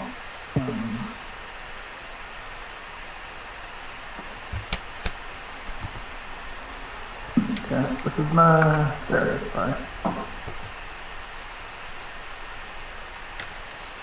Thankfully he's going before me, and my defense thing is still good until my turn. So I have my +2 to AC for a defensive stance. Use that +2. That's my +2, so that's my AC, and I'm using my stunt points for last second roll. Alright, that's why I was being a ton Because when he does hit me, I need to be able to nerf some of that.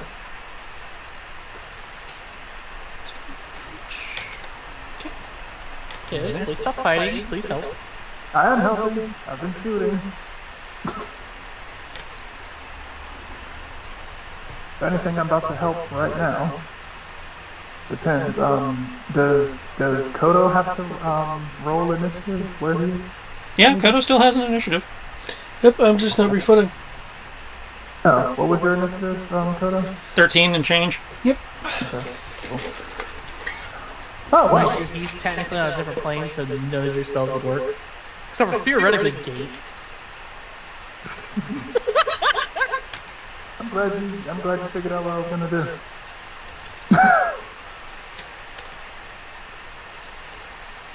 Done it before. I'm trying to do this again. Fuck, that's a nice level foe. It's gonna hit me with drain so goddamn bad. But technically, I have a way around drain, assuming that dice actually want to, help.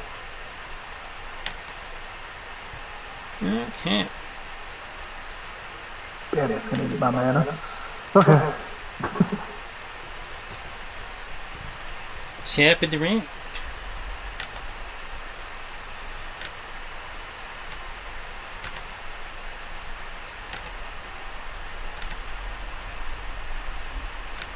This is assuming that he's on another plane other than mine. Oh, he doesn't know he no longer exists to you. Yeah, that's Do what what I'm you saying. will with that information. That's why I was like, he's in the mist, unless the mist counts as a plane, and I can't remember. Actually, it does. I think we actually had to do something to get in here. So I think the mist do count as a different plane. I can't The remember mist counts as special. The mist counts as plot, because you had to use the orbs of creation to get in here. Oh, okay. Okay, Tibbs. A black orb appears within the darkness and then just expands outwards before starting to try and suck everything into the rift it's created. Mm-hmm. So I'm going to roll this. It will be a con save for you. Tail, the tentacles are lashing out at Kenshi as the creature is trying to chomp and claw Kriv. And it is rolling at advantage. I forgot to note that.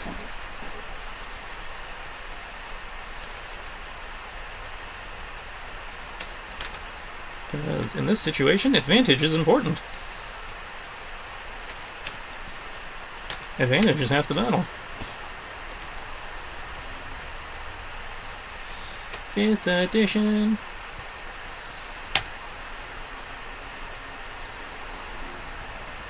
Oof.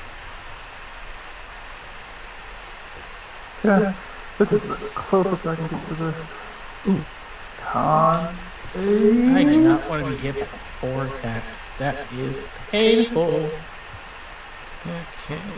She's able to evade 1, but the other, or rather, Shadow Clone 1, but the other one. Do not fuck me, Andre.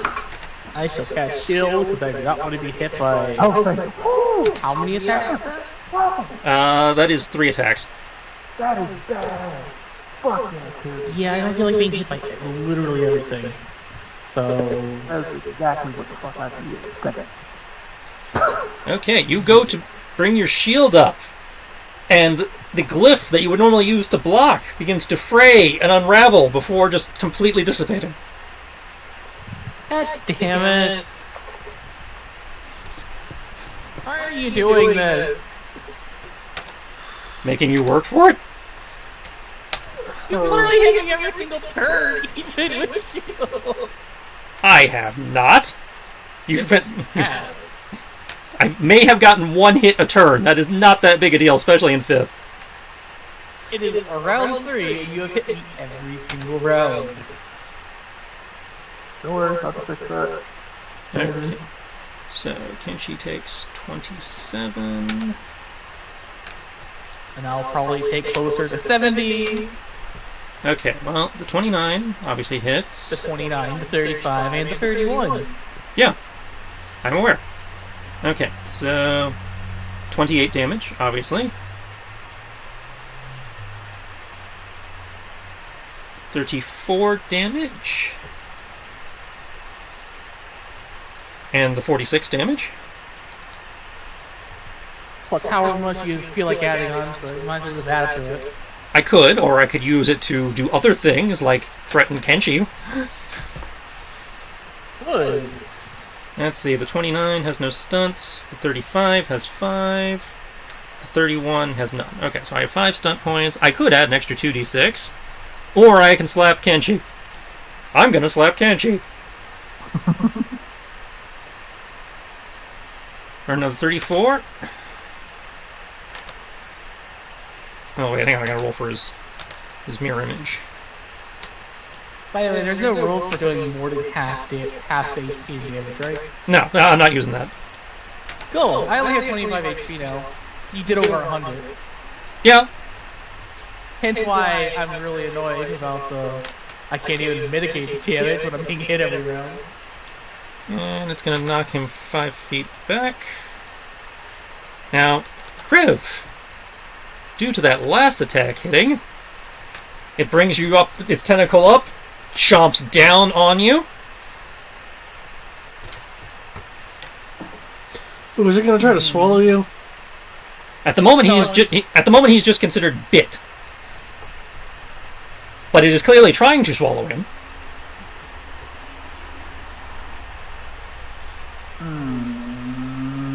Okay, Tibbs, did you take your 53? Did you take your 53? Oh, I failed? Oh, wait, hang on. Tibbs, 30 con save. Okay, so you take half. I was like, I swear to God, if I failed with a 30. So that became 27.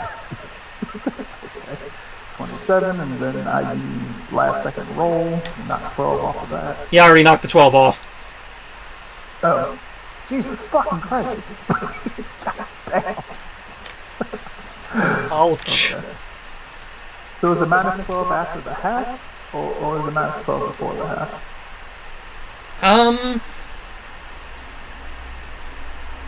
I'll do it after. So we add 12 back, becomes 65. 65 halves to 37, which would minus 12 would become 25. Okay.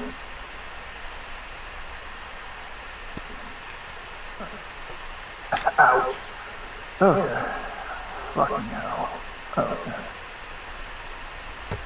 Okay, so that's that. Okay, so that's all their turn. And she finally gets a turn.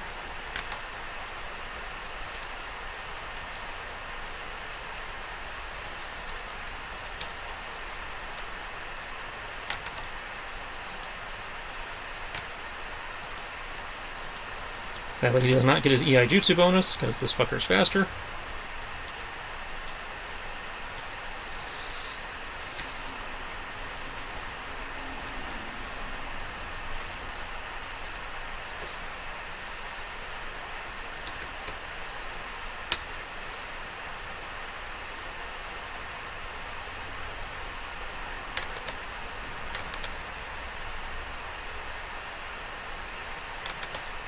Light his blade up with lightning.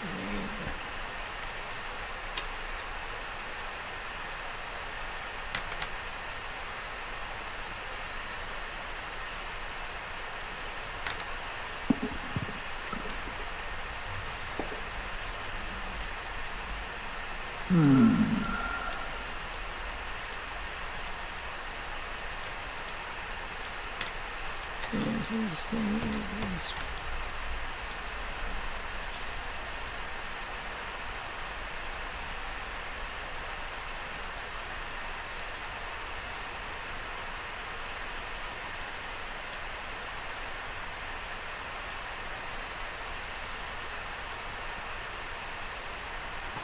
Okay, he does 48.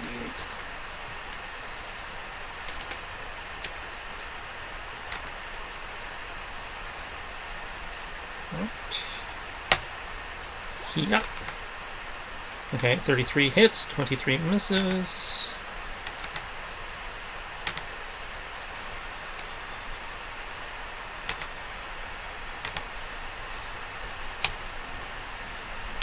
Okay.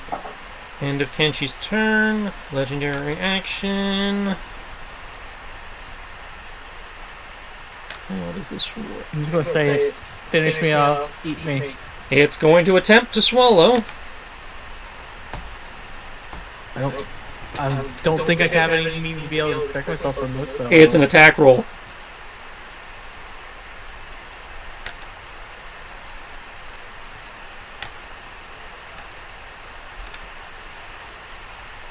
So, assuming it does not beat your 30, not 28. Oh, I only have 28.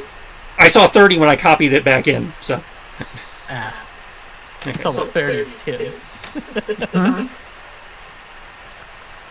Okay, so. I can bring you back. Makes one bite attack, cancel another. If the attack hits, the target takes the bite damage.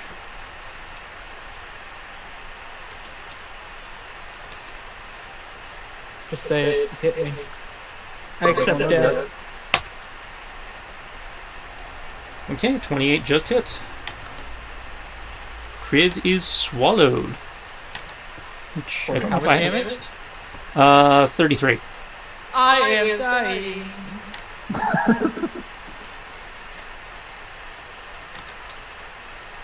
I'm no longer restrained at least. Nope, you're still restrained. I'm still restrained inside of it.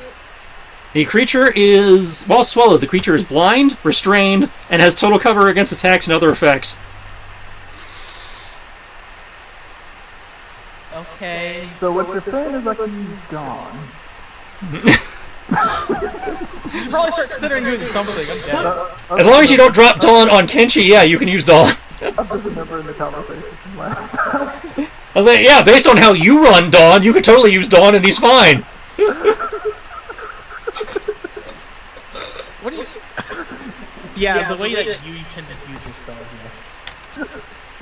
Because apparently, according to your logic, all it takes is putting a corpse over you and Dawn can't get to you. I mean, according to this, it basically says, "Oh, you're inside of something. Dawn doesn't work." So I was like, "What's the difference between this thing and a building?" All right, Tibbs, you up? Okay. And Kriv took their counterspells, so or a counterspell-esque ability at least. Okay. I'm gonna peek around the corner. You see it chewing. And you no longer see Kriv. Kenshi, what happened to Crab? I don't know. I'm at the ass. I'm sorry. We're at the ass. I keep forgetting he has to speak in Wii when he's got the helmet on. Fuck. There's no response from Kriv. There's a kind of scaly crunch sound from Kriv. I'm like, Yes. like, fuck, I'm gonna be like, The okay. best part is that you can't prevent... You can't do anything to help me because all of it requires line of sight touch. Not necessarily true. Brian's whipped some weird shit out before. Yeah, there's a thing around here. And it's a swallow attack, which have some weird rules attached also, so there might be an exploit. So long as I do enough damage, I can actually, force him to regurgitate you. The question is, Yes. what is the magic number to puke? Oh, I'm pretty sure I can get it. So yes, it can puke me out of how high it is. Just take an automatic hit, which is what, 2 failed saves? Okay. No. If it hits you with a melee attack, it's 2 failed saves because it counts as a crit. Puking you up, you take fall damage, which is 1. Now I All have damage counts as 2 still. Nope, fall damage. Anything that only crits count as 2. to determine what do I want to do. I'm say save Kriv or pull back Kodo. Would pulling back Kodo help save Kriv? I can do. Depends. Can you do enough damage when you come back? I have a charging spell. So the question is, what level did he load it at? Here's a better question. Do you want to have I still need to roll my die caster check again. and bring him back, or do you want to have Kodo suffer a fate worse than death? Actually, Kodo given what happened to you, Yeah, okay, yeah. You still, I was about to say you might not need to make the caster check, but no. Given where you are, yeah, you still have to make the caster check. I'm not saying. Oh, Kodo is wherever Kodo is, he's effectively safe. What level did you throw it at? Charge it at? You're the one, Marcel, you're the one who's actually affected. You're the one who's actually Charge it to level 9. So that's... I would say bring Kodo back because otherwise You failed by 16. Okay, so I take 16 That's points. my logic as a player. Anything over half is damage, I and can you also actually take a level of get exhaustion Kodo if you equal your con. Okay. And you said it was a failure by how much again? 16. 16. By the way, bleed damage doesn't count until your death save, right? Huh? No. You stop taking damage at 0. Any damage you take it from this point, as long as you are still at 0, is just a failed death save. Okay. If he falls out, then okay. Alright, so what I'm going to do I am 10 past con. Okay, so anything over half is damage, and for every increment you exceed your con value is exhaustion. Okay. So I'm going to take 19 points of damage and a level of exhaustion. I can't bring myself to do it. Okay. I gotta save this. It's okay, Kodo's just chilling. That's it. I'm just charging my attack!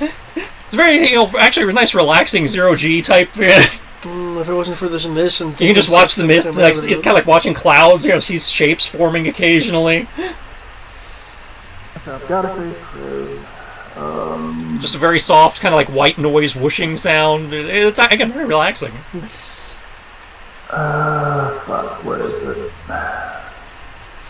This is gonna hurt. Well, it's funny, I honestly think you got hit by one of the least interesting rays on there.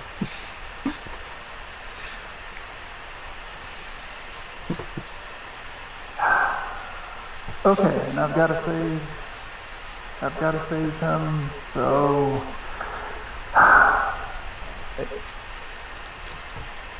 This is going to be excessive. Just, no? Well, honestly, you guys need some excessive. You're doing damage, but you guys have not been dealing as much damage as I was expecting you to do, mainly because Kodo got taken out so fast. Yeah, I'm about to fix that. 1 second. This encounter is not going the way I was expecting. Okay. This guy is going exactly the way I expected. I was like, I expected to land hits, I expected you guys to get hurt. I did not expect to take Kodo off the board, and I did not expect to take Kriv off the board in roughly the same turn. Kodo is expecting for one of his allies to bring him back. And either you or your allies are capable of bringing you back. I've come up with 2 or 3 ways of doing it at this point. I will bring you back as soon as I don't have to worry about Chris being dissolved by stomach acid and I can't fucking resurrect him. Okay, no, you still have a body for a while, even in a stomach. You got true resurrection. You're fine, and yeah, I think normal resurrection will work on the turd. That's a piece of him. Actually. 1, 2,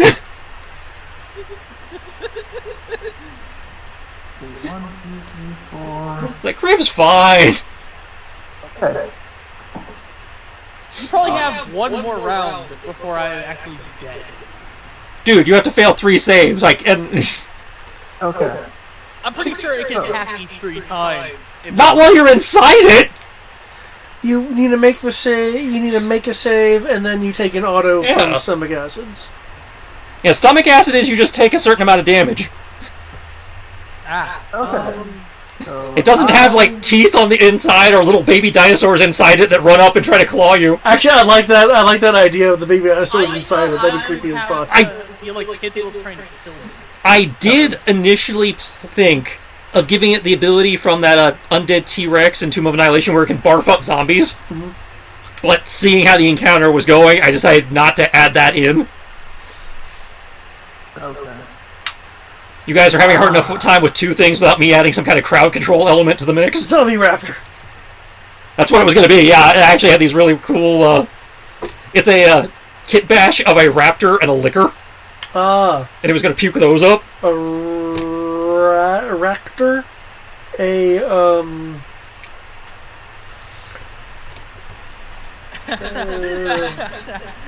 I just want to say this. I am very unlucky. Litor? Well, this is not something you have to pre-roll. If nothing else, I want to laugh at this. Eric, if nothing else, because there's special rules I have to walk you through here. It doesn't change the fact I've already died and stuff that make a death save on the turn. That's what I'm saying. Is I want you to roll the death save on your turn because there's options when you roll the death save that come into play. True. I understand that. But I found something hilarious I want to see happen. So I'm just telling you, do not roll it till your turn. Fine. Or rather, requesting, please do not roll it till your turn so we can keep track of everything that's going on.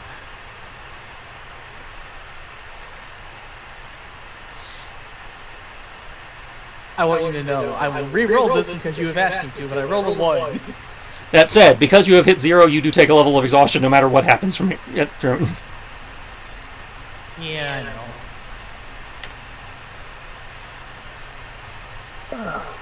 Okay, I'm trying to make sure I'm doing the proper. Okay,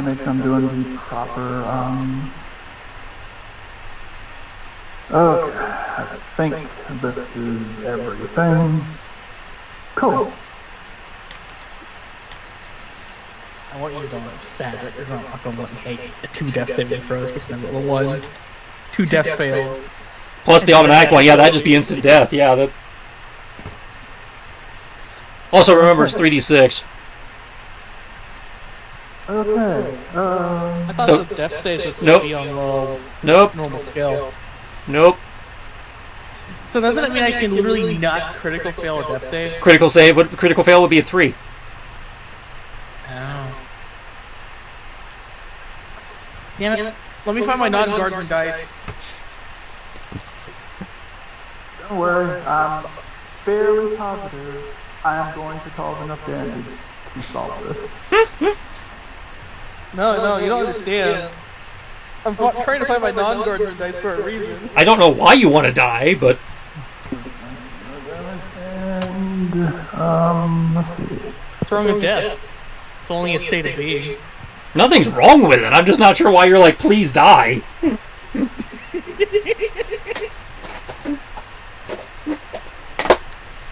If you're trying to rush to be the first one to die, people have beat you to it already. Okay, cool. No, we didn't have to remove Kodo. Yeah, Koro died. Yeah, I legit No, died that's right, once. he did die. We did have to remove Kodo. Yeah. I've also killed Matt once. Alright, In Sunday, yeah. here So we you, go. so you'd be the third death. Let's see if this all adds up properly, because I'm using a lot of different things here. I'm so happy I have holy weapon right now. So am I. Come around the corner. Going to charge up, and I'll say going to point the gun.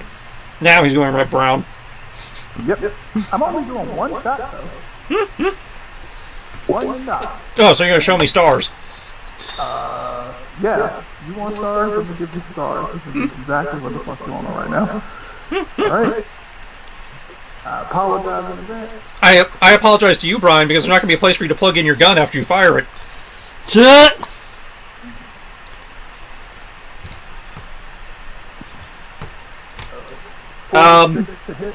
What the hell happened where you got plus 1d20?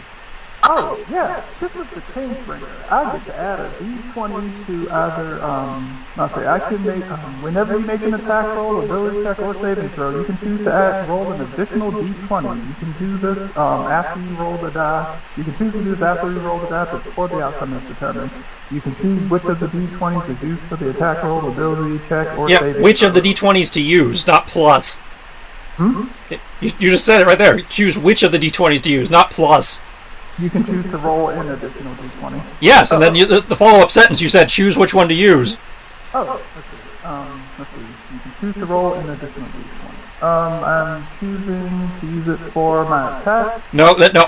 My point is, it gave you advantage, is what it said. Roll an additional d20. And keep reading. You can choose to after you roll the. You can choose which of the d20s to get. Which of the you choose which of the d20s is used for the attack roll. I didn't say that you can use the... Wow. So what it's doing is giving you advantage. I didn't just say you get advantage. Because they never actually use the term advantage. They always use the phrase roll an additional d20, choose the result. Because advantage automatically says you have to take the highest result. Choosing allows you to decide if you want to use the lower one. So you roll the 3d6 twice and choose the result you like better. Okay, well then. So in this case, do you want the 26 or do you want? I'm sorry, do you want the? It'll be a 25 because you don't get the 1d6, or do you want the? Yeah, you want the second one because even minus 13, that's still a 33. Yeah, I will take the 33. It's my 6th on the point. Yeah.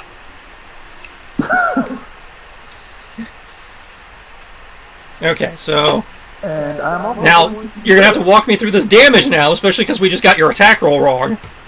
The attack damage is properly done. I'm not saying it's not. I'm just saying, can you walk me through these numbers?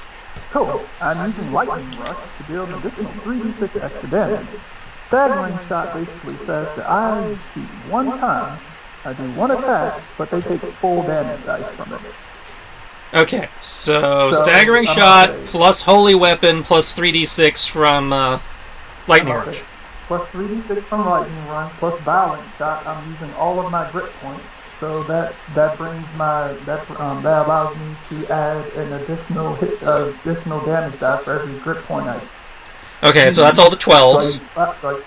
Yes, that's all the 12. The 18 is the lightning rush. Okay, the 18 is the lightning rush. The first 4 8s are my radiant damage from my my divine smite. And from my and the 6 is from your gun. Weapon. Okay. And the 6 is from my damage. Okay. That's all I need. Yeah. So. Okay, so that's 140 damage. Yeah. Actually, that's that point. Fuck it. You know, I got to make sure he coughs his ass out. Well, I will tell you, you have beat the threshold. More damage does not modify my difficulty. Feel free to do more damage, but you don't have to do more damage. You can use also other options. Seize the initiative. Yes, I will seize the initiative and I gotta do something. I would like to. Let's see. Fuck. Yeah, I need to get the initiative back from him. Okay, so that's 4 of your 6. Seize the initiative, and I would like to knock him back 10 feet. So, skirmish him 10 feet back. Okay. Actually, I'm gonna say, yeah, if I knock him back 10 feet, I don't know if that triggers. I don't think skirmish triggers attack of opportunity. No, moving by anything but your own choice does not trigger attack of opportunity. Okay. So, which way do I get projectile vomited out? Well, I have to make a saving throw first.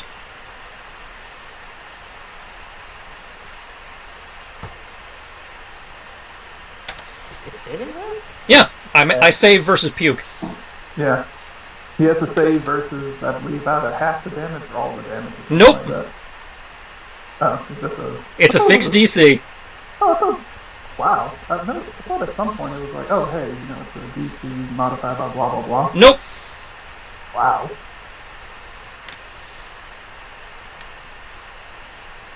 Well, at least you got cover.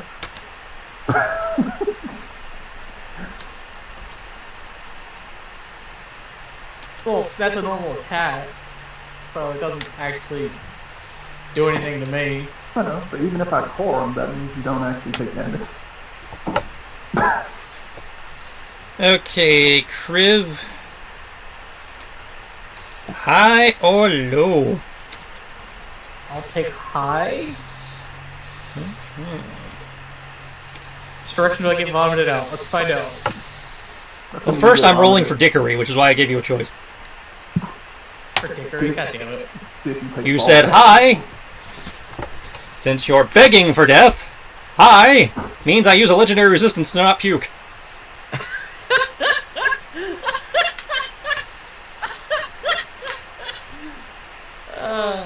Yeah. I let you choose your fate. Does this thing at least look hurt? It's not bloodied, but it is very badly bruised. Oh, okay. I love you back for that. Oh. Goddamn.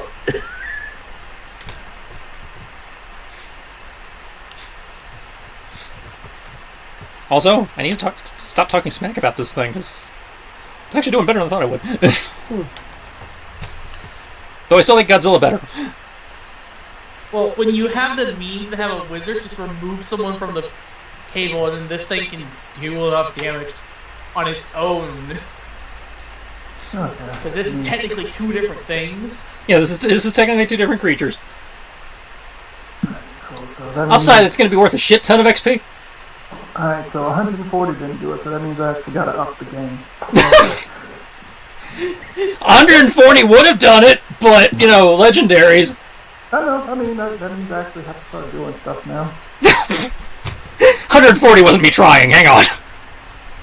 Well, I was trying to do enough damage in one attack. That is effectively the most damage I can do in one attack. Well, like I said, doing obscene. There is a damage threshold you have to hit, but anything exceeding that threshold does not get you more.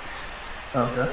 I'm just sad that I said hi, and it's just like, here you go. This is, yeah. But yeah, I believe you have another attack, don't you?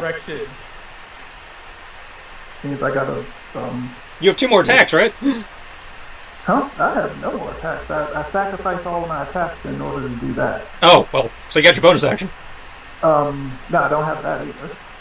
And you already used your action surge, and they don't think you're high enough level to have multiples, so... I don't get multiple action surges. I'll say basically, when you do staggering shot, it just says that you agree that you won't do anything else. Yeah, as an action while wielding a non-thrown ranged weapon, you may make a single ranged weapon attack. Okay, so you are done. Yeah, I'm done. His speed is 0, though. True, but he has reach. He does have reach. And I'm going to use my... Let's see, it used its legendary to swallow, so it would be on this one's legendary. Okay. I'm going to leave the inside of here.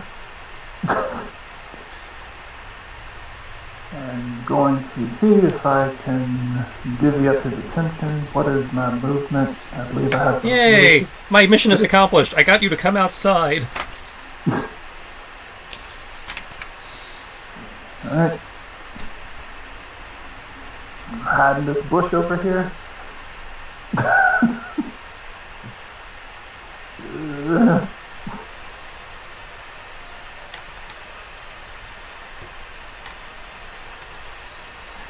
This is what I was trying to do all along.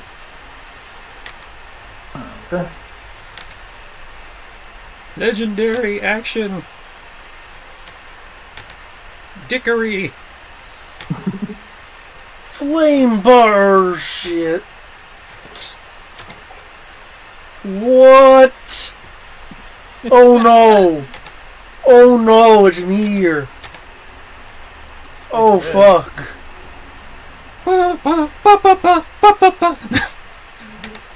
So I expect this to be TVK of the group. Tibbs, need a dex save. Oh, I'm good at that. Alright. You don't have evasion though. I don't need evasion.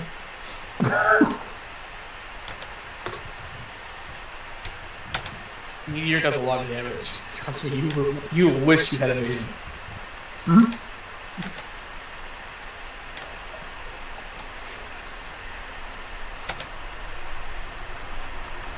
Well, luck is just not lucking.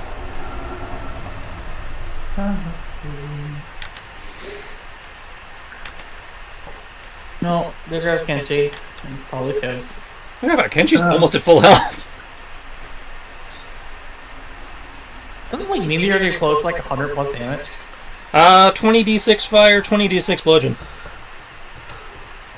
So it can easily get over 100 hit points if you're on the Max is 240? Yeah, 240. So in theory, it could kill Kenshi if he fails. Mm. And I don't think either one of you have elemental resistance of any kind, so I can just roll all the d6 at once. Got to fact check myself, but...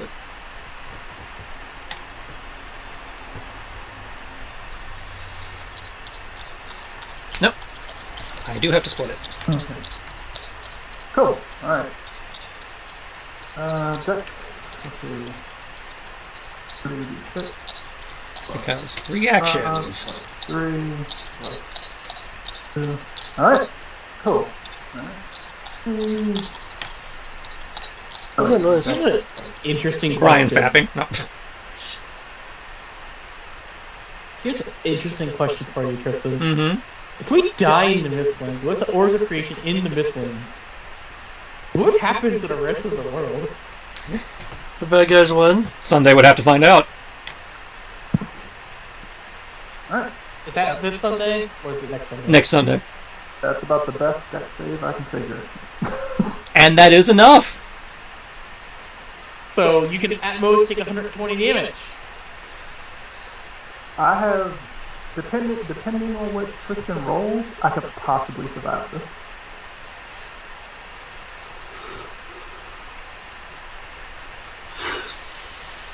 Well, you're taking 20d6 worth of damage effectively. Yeah. Well, It can easily kill you. true, but I'm not saying he could easily do this, but I still. Well, he's get gonna the take last second- half, so he's probably... And I get Well- I get to last second roll it. So because the initiative hasn't restarted yet. Does it already have? No. Does not have. So is it half? I'll say. Is it minus 12 from each or minus 12 from the total? It'd be minus 12 from each. Oh, okay. So, which is effectively from the total. I mean, Alright, so that'd be the total, which would be 67 plus 54, so that'd be 100, that'd be 110, and then 121, 121 minus 24 puts it at God damn it, 97, can't you? 97 divided by half would be 40, 49?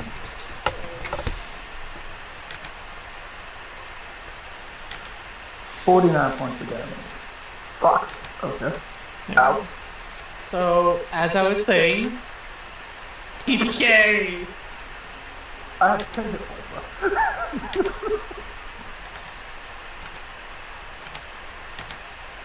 So pretty sure Kodo can't revive any of us from the dead. Kodo can cast any spell in the book. Oh, that's right, Kodo can do that. He can cast any spell in the book. It's just, and about this, just that, you know, he can't do it as good as I can, but he can do any spell in the book.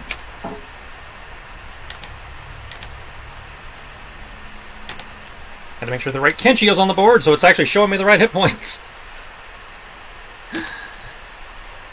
Okay, so Kenshi is down to 64 out of 261. Tibbs is down to 10. How are you doing over there, Kinsey? We've been better! Okay, I'll fix it. I promise. Well, one of us needs to, alright. Ugh. Okay. Okay. Here we go. The creature at the start of each of the Tarrasque's turns. No, we're fighting it for rest. Got it. It's a T-Rex. Yeah, I didn't mean to say that, but yes, the Nemesis Rex is using the Tarrasque stat block.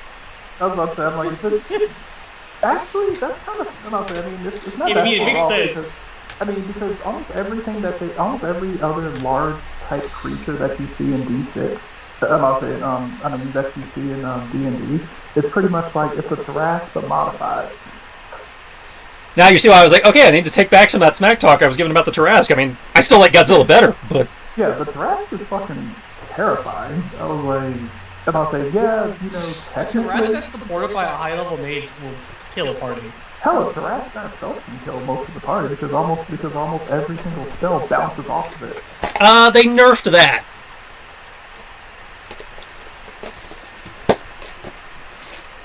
Nobody's done anything to it that would provoke that for me to, have how the how the 5e version works. But yeah, they did nerf that a bit. What the Thor? I thought that was still there. Thor line spell at it, or a spell that actually. It's there, but it's not as awesome as it used to be. But it is still there. Yeah, and I'll say, what is it? 1, 2, 5, it does nothing, and on a 6, it bounces back at you. Yeah. Okay, Kriv. I need you to roll me 3d6.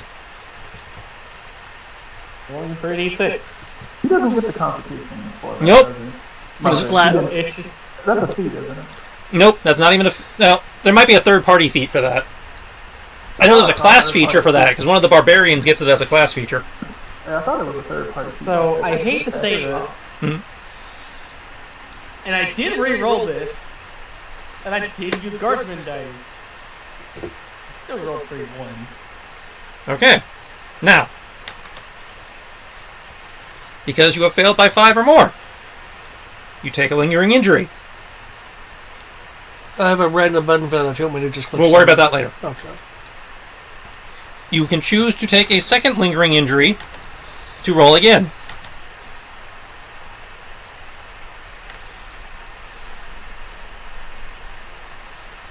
Can you explain the rest of this before I say yes or no to that? A lingering injury is a debilitating effect, like a broken arm or something, that we have a random generator to roll what the lingering injury is, which, when you roll it, will determine it'll tell us what the injury is and what the effect of that injury is. And I can take a second one to try to re-roll this, but if I don't do that, what's the next steps? You'll still have taken 1 lingering injury regardless. If you do not re-roll, you will be at 2 failed death saves for rolling a natural 3. And then At the top of the when the creature takes its turn, if it has not puked you up, you will take an automatic failure from the stomach acid. That'll be 3 fails. we can fix the broken arm. Sure, I will take... You can also use cards or other things to get re-rolls if you are so inclined. I will attempt the re-roll of a second. That's it, because you have hero points and you have cards that can also re-roll as well as the lingering injury. Also believe that there are alternative hit usually as well. Do you want me to hit the generator since it's taking 2? We can worry. I'm going to worry about that after. Okay. Okay, the dice hate me. Is that another 3? Yes. Okay. Now, again, you have hero points, you have cards. Anything that gives you a re-roll, you can apply here. I wanted to use this for something else, but sure, I'll take another re-roll. See, I'm glad I gave that to you. Because honestly, anything other than a 3 right now is in your favor. Dice really want to kill me. I mean, I rolled honestly, a 1, and a 2. It is not a critical failure, so it's only 1 failed save. Honestly, I'd probably just start rolling roll 20 for this. Part of me wants to die, the other part is like, yeah. Yeah, Okay. take the siege weapon. So, you're at 1 failed death save. Given the time, obviously I'm going to give David his turn. Do we want to do one more round, or do we want to call it at the end of the round? I want to see if you get out and kill me. I'll do one more round. Okay. David, it's your turn. Okay. Upside, Ryan bought you more time by seizing the initiative. Okay. Is it possible for me to use plane shift to plane shift back? You do not have an item attuned to the Mistlands. I didn't think so. Yeah. So plane shift will not work. But as I said, Do there you are have other any- things that will. okay, do any of us have anything that belongs to Kodo? Right? It's not a matter of belonging to Kodo, it has to belong to the plane you're trying to shift to, so you need an item from the Mistlands. Wait. What about the gold? Specifically, you need a No, tuning I have fork cards. attuned to the Mistlands, because remember, that's the spell component is the tuning fork. Okay, I was about to say, I was like, wait, doesn't he have the card? And I was like, God damn it, no. You took the card. Okay. Does the shift stuff, to that the we ethereal picked, plane the stuff or- that we picked up from here count? It has to be a tuning fork specifically attuned to... Oh, okay. So it has Yeah, to- it's very specific. Gotcha. I'd say that's one of the few material components where it actually matters. I can't demi-plane back and forth. I can't No, do you that. cannot demi-plane. Can you banish yourself? If he banishes himself, he would just go back to the normal material plane. If it was that easy, if it was that easy to get back to the normal material plane, people would have been bamfing in and out of here all the time. Yeah. That Well, must in be it. theory, that's the way that banishment would work. Under normal conditions, but remember the Mistlands are a plot area. They played by different rules. Banishment might send him back here. There's only one way to find out. Let's see. I can't gate myself to them. That's not how that works. As I understand gate, no, you could not gate yourself to them. Casting gate would bring them to you. Yeah. I'm about to say, yeah, gate, I would have to, gate draws you from wherever you are to wherever I am. Well, I'll say, I can cast gate. You can't gate yourself. You can't use gate as a doorway to get somewhere. Okay. Which is hilarious because of the way that gate because Banishment sent you to your home plane? Under normal conditions, Right. banishment sends you to your home plane. If you don't have any other options, I would try banishment because Oh, there's not many spells that cross planar planes. yeah, I'm not saying because banishment is definitely not going to send you outside of this. It's not going to send you back home. Because That's fair to mention. I'm about to say because people can't get in here and they can't get out of here. So the only way in and out of here is the orbs and plot. So But if I recall correctly, he's the one that had the orbs.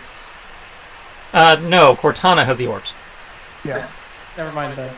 Okay, so banishment might, and if it does send you back here, then technically that would imply that this is your new home realm.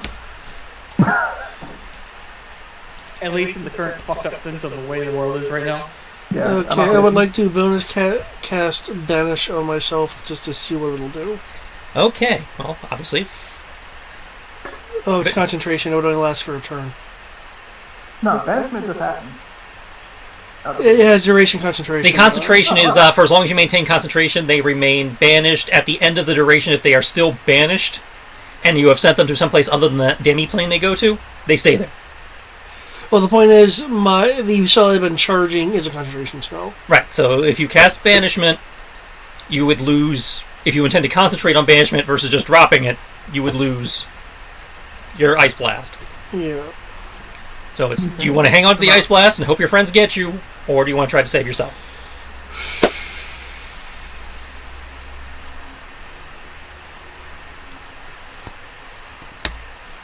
Mind you, you do not know the current state of the party at all. Yeah, I don't know the current state of the party, and I've seen us get through some incredible stuff. So I will wait.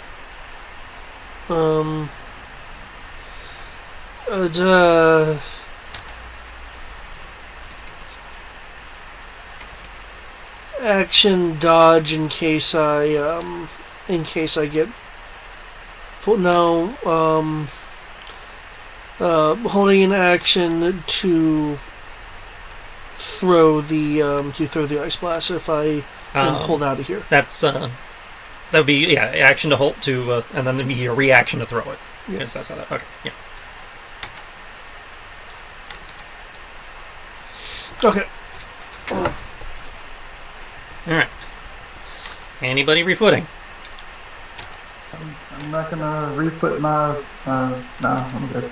I am currently dying. I believe I do not have an issue technically. You still have an initiative Because you have to figure out when you have to make your roll. Yeah. So honestly, it's in your best interest to re-roll your initiative and roll low. I will re-roll my initiative then, and we will find out.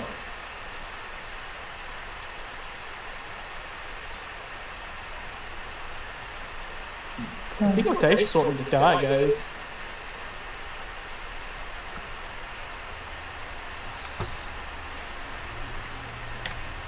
So want me to roll my AC.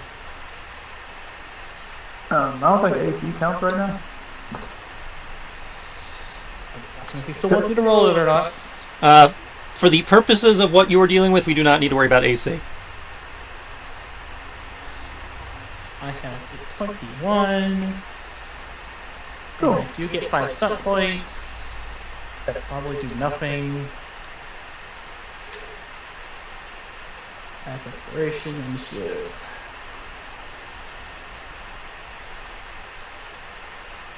Okay. Only downside about season initiative is I can't get any initiative stunt points.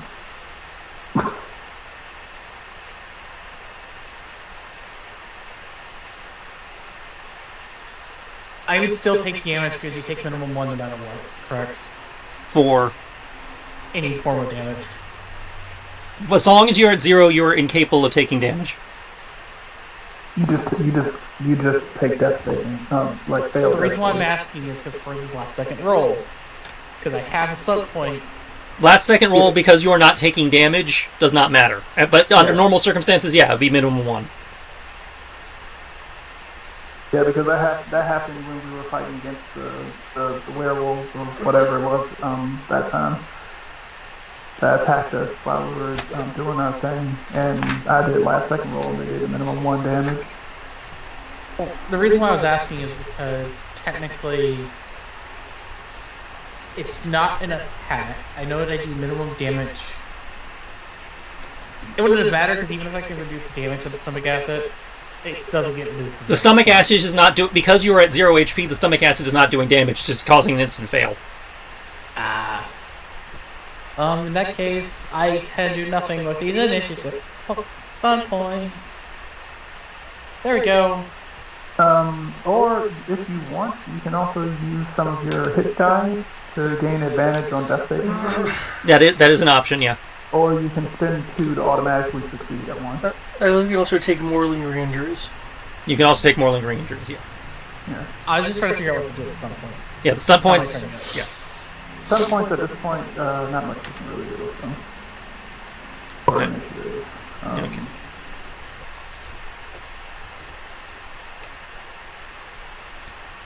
Tibbs is first. Okay. If you want to stand in to take a hit for someone. I can't. I'm unconscious. Okay. If I can somehow rocket myself out of here and just take the hit for someone else, Gate me! Unconsciously rockets himself out into the way of the attack. Gonna run around and the then corner take over falling here. damage afterwards, so I just die instantly. Gonna, Where'd you go? Did you just go hide behind the initiative? Was it? gonna hide up here. Hiding behind a large object. Oh, okay, he's going to hide behind the building. Got it. Yeah, hide behind the building. Yeah, he just poked for me too. Hey yo, as far as I'm concerned, nah, this is a magic caster. Last thing I'm about to do is try to gate him back and this fucker try to counterspell it. Hell no. Fuck this guy. Can't counterspell me if I'm not in line of sight, dude. They have not had their turn since they dispelled Kriv's attempt to shield. I don't know. He's not taking us here. Yeah, That's fine. I'm just keeping it honest. Yeah, we fought that one guy. We fought that I can't remember who it was. It was like counterspell. Aha, I counterspell. He's like, I had 2 reactions. Like, That was Kalina. Yep. Yeah, fuck that. Nah, I don't know. Ever since that, you scarred Brian, apparently. Yeah, Good. That's all what I you were have- supposed to do. Yeah, all I have, if it happens once, it'll happen again. That's all I need to know. I'm going to call out Kodo's real name, as I did the last time I had to gate him. Then I'm going You had to to, gate I'll say, before? Yeah, I had to gate him back. I had to gate him back from somewhere. He got sent before. This is like the second time I've had to drag Kodo back from somewhere. I didn't recall the first time. Yeah, this happened before because we had a whole conversation about his true name. I do recall banishing Kodo once before. Yeah. Yeah, Oh, that's right. I'm not saying we had, and I used Gate to bring him back, and then we had to remember what his true name was, and if he told us. And so yeah, and because part of Gate is I need to actually know their name. So all right, and And that is what I'm going to do. And the biggest issue I have with Gate is that how much drain this is going to beat me over the head for. Watch you die from drain. I'm not going to die from drain, but this is a nice level spell, so it's going to hurt like a bitch. Well, you start taking damage if it goes to more than half casting stat. Wait, you don't have drain right now, so you're I won't fine. have con. Yeah. Yeah, my con is garbage. That's right, you have a +0 in con, so the moment you take more than 5 drain. Yeah, I'm gonna take like, yeah, start taking damage and shit, so. Well, we'll find I out. have a way around that, so. Hey. So yeah, I'm going to cast Gate, and what must say, whether I take, must say. Oh, fuck, I got some of that damage back. I think. Hey, mana drain. Let's go. Don't fuck me, these bugs. This is some non-elemental damage. Woo! So, yeah, he gives me that bludgeoning back. Is it 26 enough to defeat a level 8 Gate spell? Double 9. It's, Gate is 8. It's 9, I think. Hold No. on. It is. Gate's 9. Oh yeah, it is. What? I'm only thinking of Yep, something I see your else X there. here. Yeah, Yep. Gate's fucking powerful. Okay, so Gate 20. Okay, Brian, you take 5 points of drain. It's exactly half. You don't take damage at least. Unless he had drain already. No, I don't. So yeah, you hit exactly half. You do not take damage. You do not take exhaustion. But keep track of that for future drain. Where am I gated to? I believe he opens the portal by him, right? It's Anywhere within I want. line of sight of him. Okay, anywhere I want. Let's see. Within line of sight, probably. Let's see. Gate. Let's see. The portal is a circular opening which you can make 5 to 20 feet in diameter. Can orient the portal in any direction you choose. The portal lasts for the duration. Put me on the roof. Okay. Yeah. I'll go ahead and kind of open up the after I finish casting. Open up the portal up. Up over top of this roof. And face the front towards the T-Rex, I assume? Pretty much. I'm gonna. The Nemesis Rex. I'm gonna pretty much do the whole sling ring thing and summon Doctor Strange. So we're Avengers endgaming this.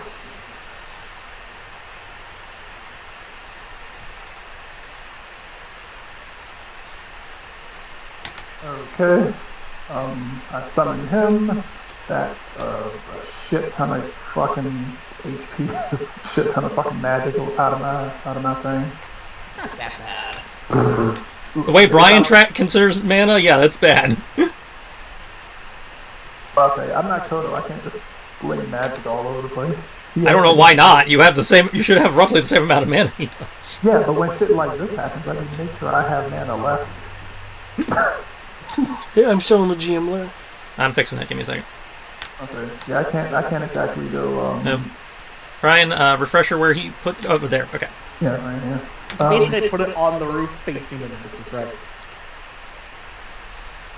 So Kodo gets pulled out in front onto the roof facing the Nemesis Rex. Hey, you're no longer blind, and you're technically not feared. Yep. Those are gone. Okay. Cool. All right. I'm going to use my bonus action, since he can't see me, to continue running over here.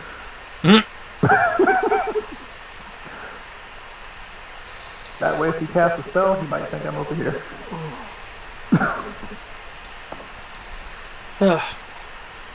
And Hera was starting to get worried. You do not see a crit. You see a very injured Kenshi. He And you do not see kids. Yeah, you don't see kids. I'm fucking gone. Actually, I don't even think you can see Kenshi from where you're at. From the roof, yeah, you can see Kenji. That's a So multi-story. all you see left standing. That's a multi-story roof. I am hiding like a motherfucker. Okay, unless you want to change the save for this, since all I've done is change the element, it would still be a dexterity save. Keep in mind that this spell's been sitting here, so it's already been casted.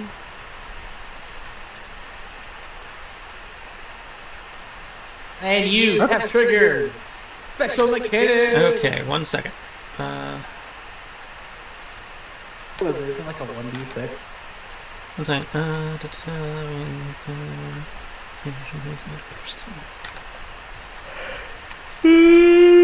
Okay, so you are chucking a thing at it. Delayed blast fireball is a con save under normal conditions. Under normal conditions, it's a dexterity save. Dexterity save under normal conditions. Yeah, I had the type shifted to ice. Okay. It does not trigger the carapace. Okay, I was hoping for that. We did not get the thing back, so that means I get to roll a... I'm going to have to blow a legendary. Okay.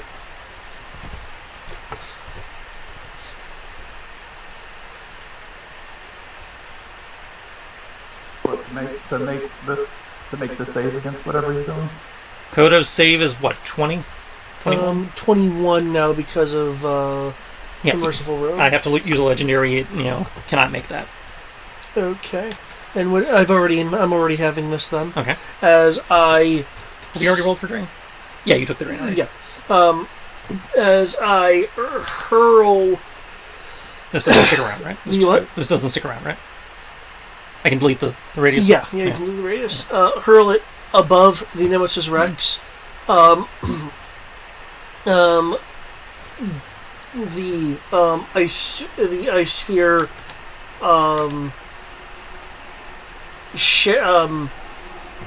shattering outwards,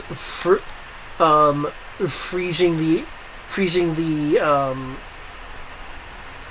air in the area, and then that shattering, kind of like a Blizzara kind of thing. And okay, I do not believe there's any way I can enhance this particular spell further.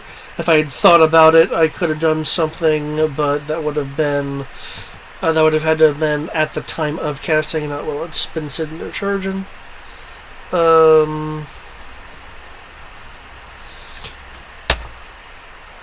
Yeah, it would have been 60-something, but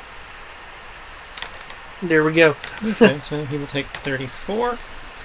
I imagine 40 is what 40 or 60 is what's needed to trigger. Okay. So as your ice ball detonates, there is a massive spray of blood coating the various buildings. You have bloodied it.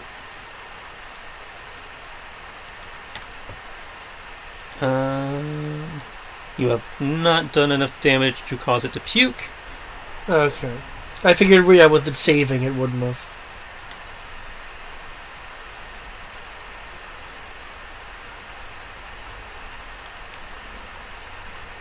Oh.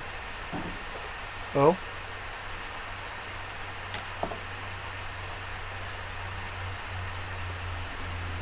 I'm not going to go back, but apparently I did that wrong. Okay. It was wrong. It's if it takes X amount of damage or more in a single turn from a creature inside it, it pukes. Oh. Well, if he's restrained, I don't know how he can cause damage, but... Restraint doesn't prevent you from attacking. I thought it did. Oh. No. He attacks at disadvantage, but he can still attack. Okay. So, you guys hitting it on the outside doesn't do shit. Oh. Huh. Oh, if I had known that, I would have done something differently. Okay. Well, you had no way of knowing that as a character, and as a GM, I fucked up. So... Okay. Huh. So we're going to keep that rule, or is it just going to no longer let them have a chance of saving her? Well, they still have plenty of ways they can potentially save you. No, shit, that doesn't work the way. Fuck you, not Roll20 D&D. That brings us to Kenshi. They have not gotten their legendaries back because you guys rejiggered the initiative. That doesn't work. Because, okay. You have to see them to dimension build them, right? Yeah. And I was thinking about gating them, but You They're can't gate not within the another same realm. plane. From the same plane. Yeah, and its stomach is not a different plane. Yeah. I'm trying to see. Is there anything I can technically do? And other things I could do requires line of sight. Teleport doesn't allow me to target. Nope. Let's see. No, technically, if you teleport the creature, I'm not. It wouldn't take me with it because I'm technically a separate creature. Actually, as a corpse, you're not a corpse I'm yet. not dead yet. So you're not an object yet. I'm not dead yet, so I'm not an object yet. So if he teleports to the Rex, I would just fall. The from problem wherever I'm is at. teleporting a creature without its consent is a bitch and a half. You actually can't do it. I mean, some spells will let you do it, but not the teleport spell itself. What I'm saying is that you have a means to do that. I'm No, just saying, I I'm don't. not I don't know if he does dead. actually. If I use Vortex Warp, I target the creature, but I can't see you. No, what I'm saying is you target the Rex gets moved, teleported. I will no longer be inside of it at that point and just fall to the ground. Provided. I mean, by that standpoint, if I teleport someone, foreign bacteria gets removed from them. Yes. Nothing saying that doesn't happen in the game. Well, it's more, my assumption is that you're considered one unit, but, let me read this thing. I think it's going to depend on the phrasing of the spell. I feel like you would remove the wizard from the Nemesis Rex if you did this too. Because unless it gives me a specific wordage, I would think that if you teleport the creature, you teleport the contents of its stomach. Yeah, it's just, I can effectively relocate a creature. A target creature. Because I have to see it. Targeted creature must be placed on a surface that, exists. Standard teleport rigmarole wording. Okay, that brings... That can support the target without the target having to squeeze. And just a Kriv, who gets to make another disc save. Do I need the line of sight on this? You can see within range. Well, fuck. So I've rolled straight threes, so that's less than half. Straight threes is a 9, which is less than 10. So that is another failure, unless you want to take another lingering, or use a hit die, or use 2 hit die. Never lingering and try to reroll it. Okay. You can take a lingering, try to reroll it, or you can use 2 hit die and just automatically succeed it. Sure, so I have a question when you have a moment. Mm-hmm. You good? Yeah. Okay. I believe I've asked this before for Sunday, but I don't remember any of the answer. Okay, 4 spells that say target you can see within range. If I were to do something like detect thoughts or locate person, would that bypass the line of sight requirement? It would depend on what you're trying to do. My thought is to use negative image, which lets me swap. With a locate creature, I would give you a chance. There would be a roll involved, but I would give you a chance. Okay. I assume by you saying that we got either a fail or a crit fail. Crit fail. I'm just dead. Well, again, you can spend a hit die to reroll, or you can spend 2 hit die to auto succeed. I'm just gonna hit die and try to reroll it again. No. Is it not a 1? It's a 1. You roll straight 1s again. Yes. Okay, Brave is dead. I'm an object. I take it that locate creature would fail. I don't think it works on the It dead. doesn't say that you can't locate a dead creature. Well, a dead creature is an object. But it's still a creature. No, it ceases being a creature and becomes an object. It gets reclassified as an object. Ah, that's right. You get declassified as a creature and reclassified as an object. Well, I'm dead. You're How Pluto, am I man. fighting this?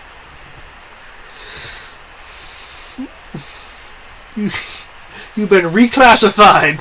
You're no longer a planet.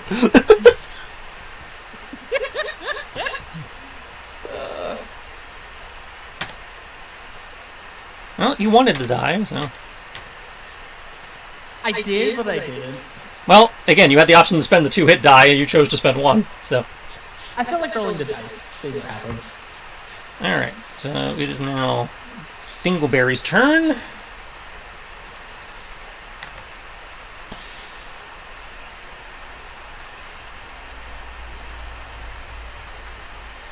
I do not see new ACs for Tibbs or So Kota. Tibbs is still top of the initiative. You said AC? Yeah, I need AC. Oh, yeah, shit. Oh, can you even see it? It can't necessarily see you. That doesn't mean other things can't happen. I said you still need it just in case something happens. Did I? Did I do? No, I did not. I did not do it. Okay. AC. 10. Alright. Don't stop me now. Stop.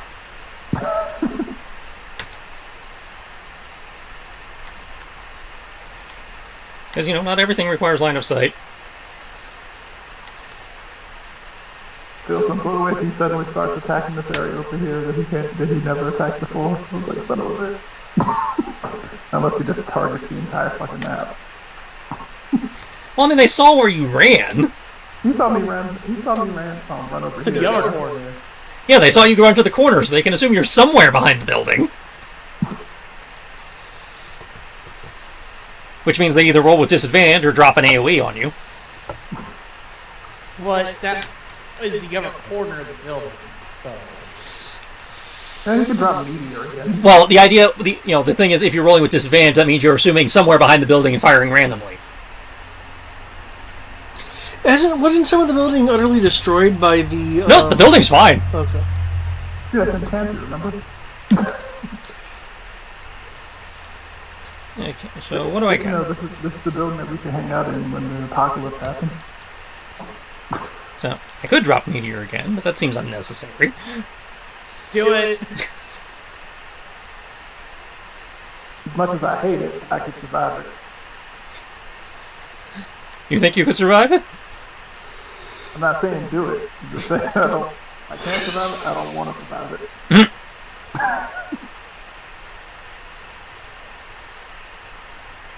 I could do magic missiles are realistic. I could just rain magic missiles.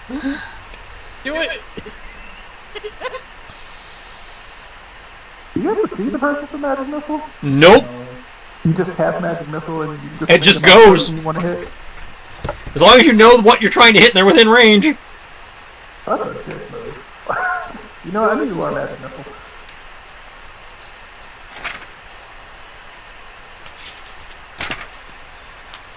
Then against the fucking thrash, will probably bounce off of him.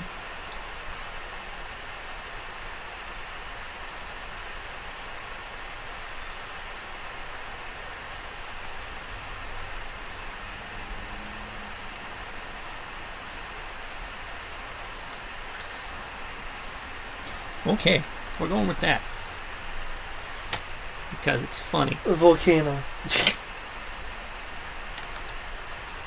What took out the dinosaurs?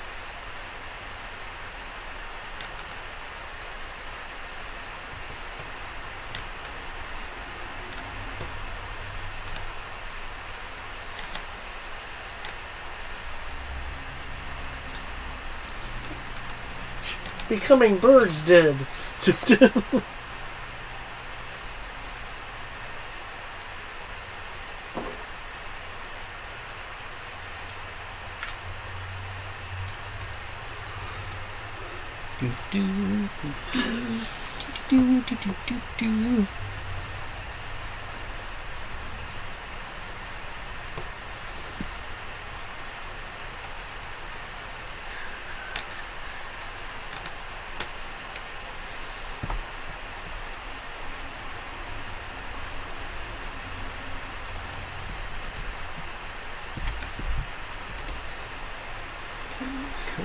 not in range for that.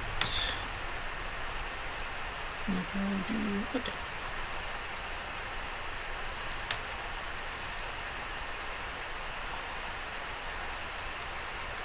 Alrighty then.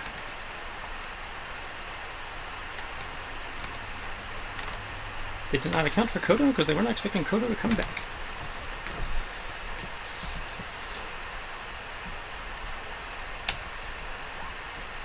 So they can take some attacks at Kenshi before it backs off. Kenshi could take an attack opportunity, but he's choosing not to. Okay, so hit.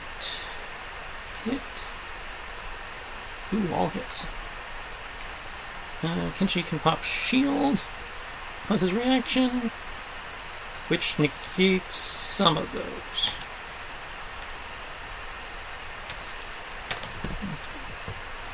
It's 33 with a hit, so 27 due to his cloak will become 14. 34 becomes 15. Becomes 13. Okay. 33, no stunts. 34, no stunts. 33, 5 stunts.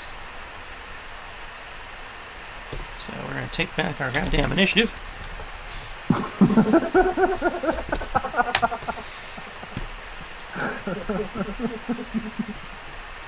And shove Kenshi 5 feet back, because why not? Now, Tibbs needs to make me a wisdom saving throw. Cool.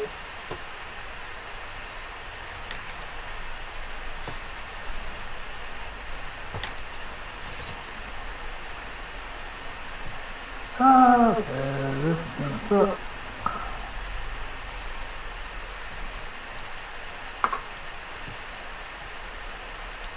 Ooh! Okay.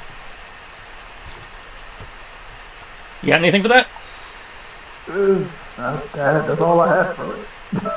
Okay, I wasn't sure if you had a spell or a card or something you wanted to... I could technically make myself re-roll it. I'm not expecting much better. Yeah, I'm gonna go ahead and do that.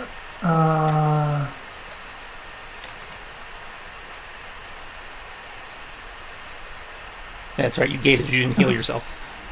Yeah. As a reaction, you can then fade your... Suppose you didn't bonus action potion or something. I had bonus action rain, so I could... So I could get enough distance to try to run all the way over here in the hopes that they didn't see me. Let's see, does Blessing of Fate work on me? I don't know. You can choose to have a friendly creature within range re-roll their attack roll. I don't know, do I count as friendly? I don't know, are you friendly to yourself? I guess, I don't know, I didn't know the word. Well, I don't know, how do you feel about yourself? Are you a friend? Do you hate yourself? Are you your own worst enemy? The wording is kind of stupid, so... Technically, with the way they phrase that, it would not count you, but yeah, I think you count as a friendly creature towards yourself. Okay. Better. No. Still fails, I'm pretty sure. It's not too bad. Could be worse. This one's more for laughs.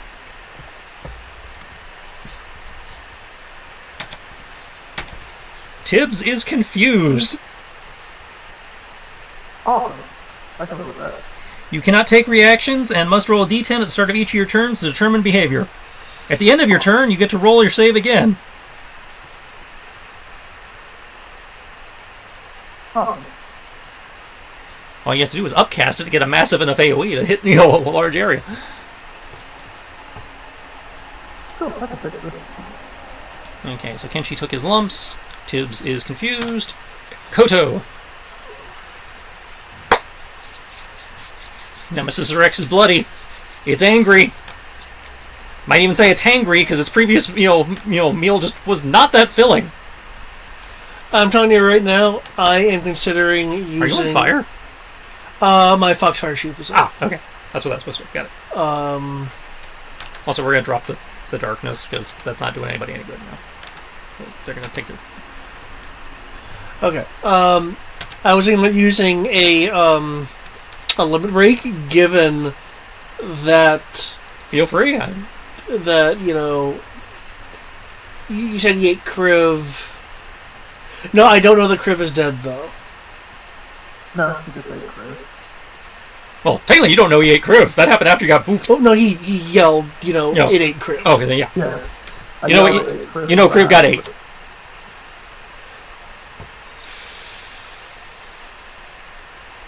Reminds me, I need to look to see if there's anything weird that happens when you die in there. Depending when you die in there, I believe there was a thing that said you get dissolved. That's what I'm looking at, because not all editions have that. Well, okay. In order to avoid meta, You know he's been eaten. You know that much. You don't know if he's dead or not. Okay. Luckily for you, there is no special effect that says you just randomly, cease to be. It doesn't have a disintegrate spell in its stomach. that makes that son of a fuck. Okay. I will cast locate creature as a bonus spell in accordance to my original plan. Okay. You cannot locate him with locate creature. You still have to make your drain check.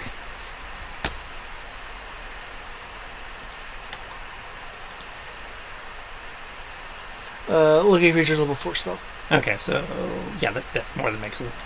Right.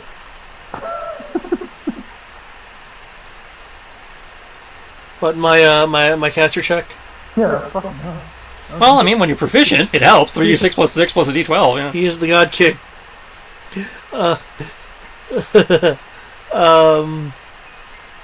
Okay. That was my bonus. That was level 4 spell, meaning I cannot significantly upcast what I was planning on doing, nor can I utilize my limit break, because the limit break takes... Yep. And that breaks full round action.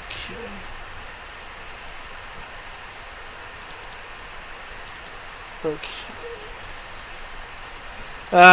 Sorry, I think I could have saved the day, but that would have been meta. You're fine. Okay. Is there anything you would like to do with your... Yeah, I am looking.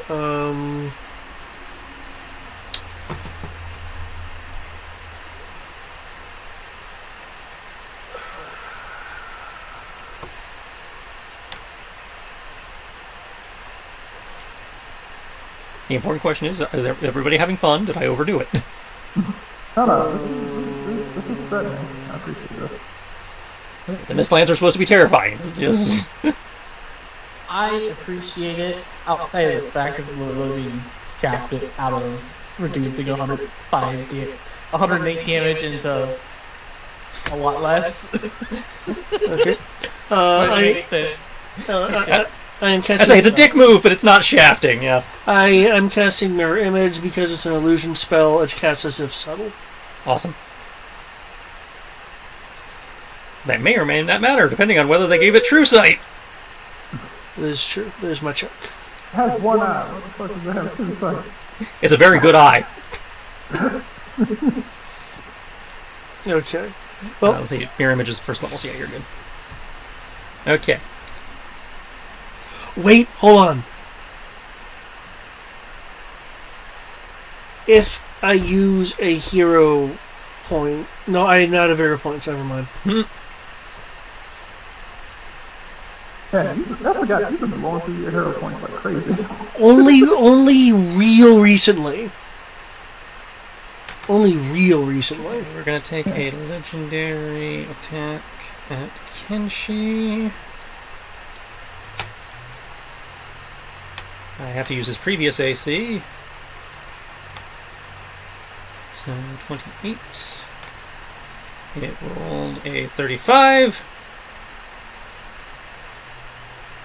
So Kenshi will take 7. Oh no! Yeah, Can't reach Kenshi. I can't rejuve my hero points like you guys can. So it will use a legendary to move half movement.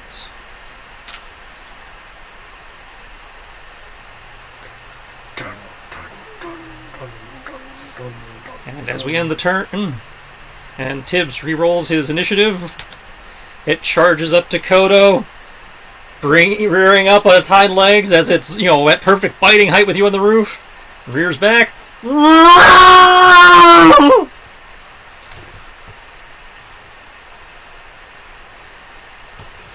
I hate the fact that I have to take that third Do you really think? No, it uses legendary to move at you and just did its, Okay, I was like, by all right, it has to be a thunder attack. That thing is loud as fuck. No, it's just doing its, challenging war cry thing, and now that it's got you right up in its... Okay.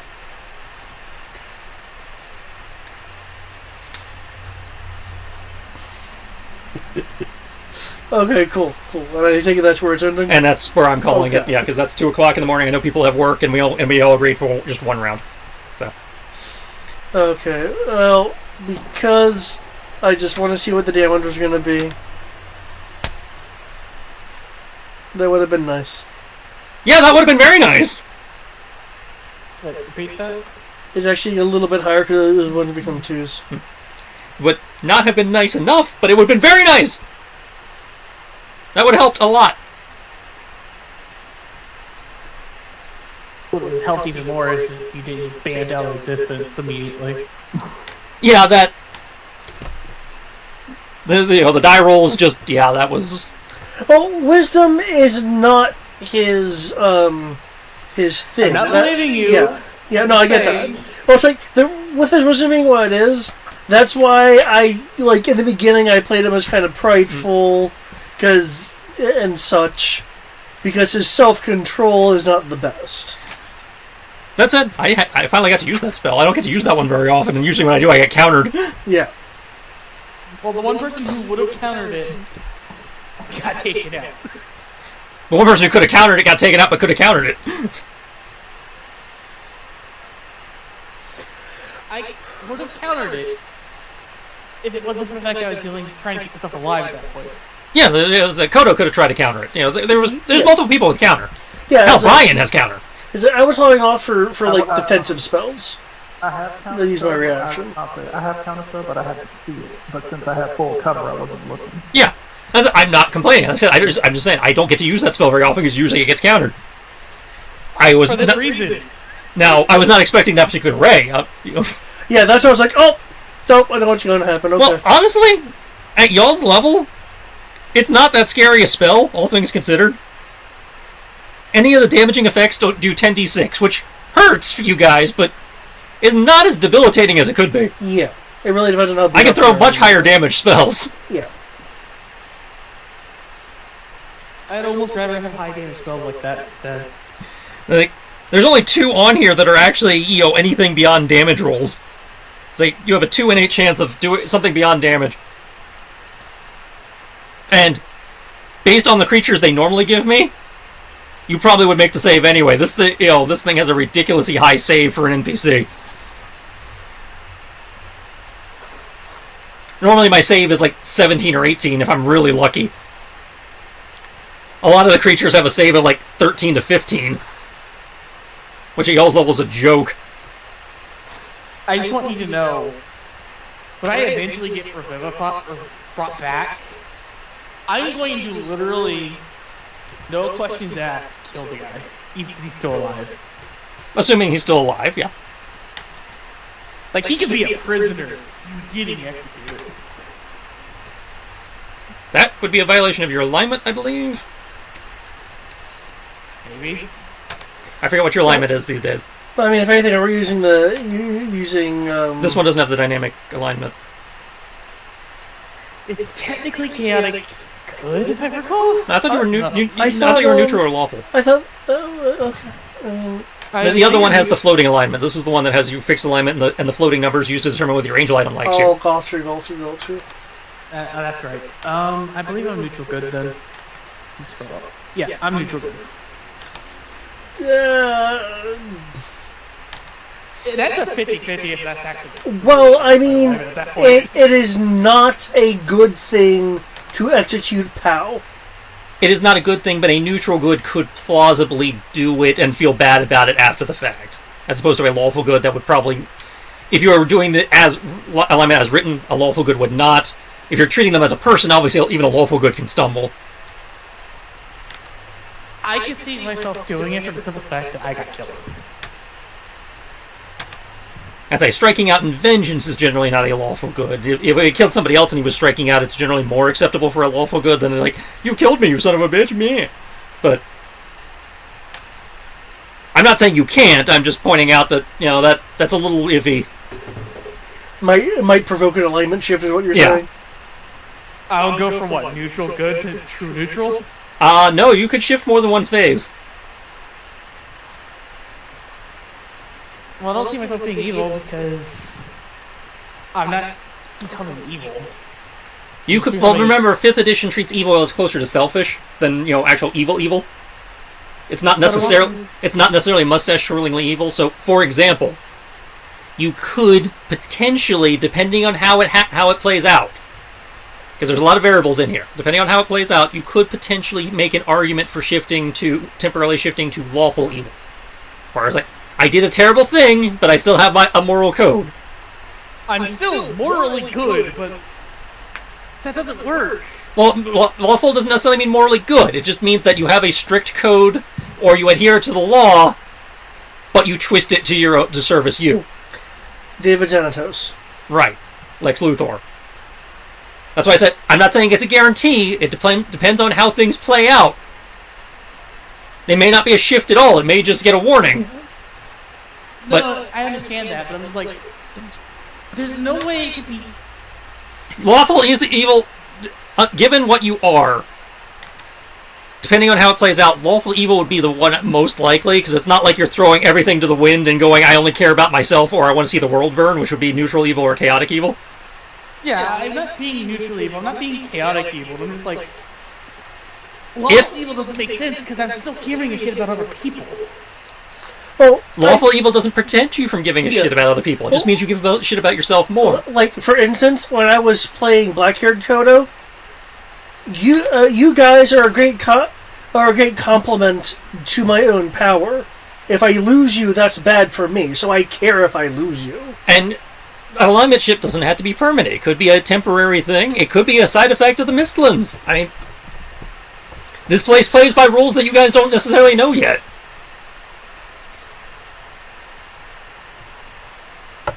You were warned it is a corruptive place. Which, admittedly, that would be playing into. Right. I could just make you roll on the Ravenloft corruption table. I mean, I just saying things could happen because you are acting out of character. As established by your alignment and how you have played him up to this point. You're not going to take any penalties. It's not going. This is not like 3rd edition where changing your alignment prevents you from being a monk. It's just...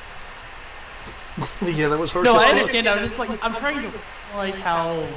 It could just be that I roll on your angel item alignment thing, and suddenly your angel item stops working. It really depends on what you do. Yeah. It sounded like you were okay with the idea of, okay, I have no cuffs. Okay, now Tim, so what do you do? Is bang! Oh fuck! What was that? Yeah, and that's all I'm saying is depending on how it plays out, because you could play it out in a way that nothing happens. Depending on how it plays out, there could be repercussions.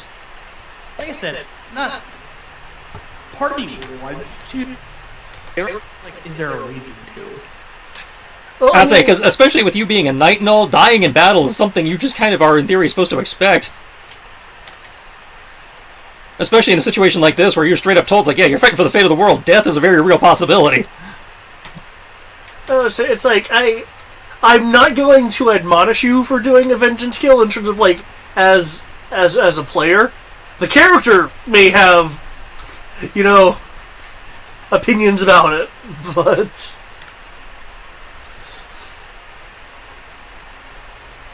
Like I said, as a player, part of me wants to do it. But at the same time, as a character, I'm a soldier. And we went into this knowing what... Yeah. So it's like, would my character really...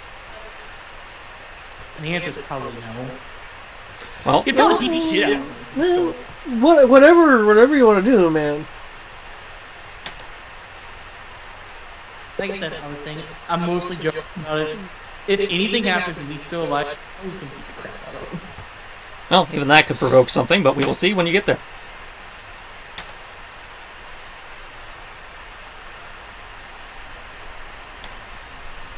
Yeah, fair situation.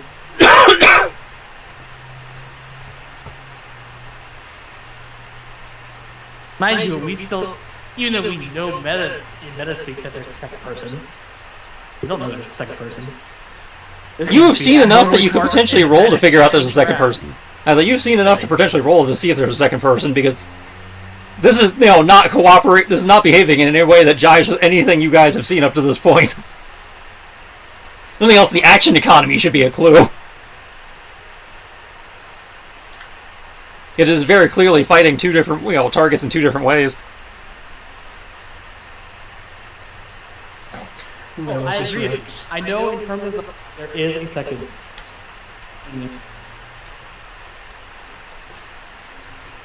What I mean is, I don't.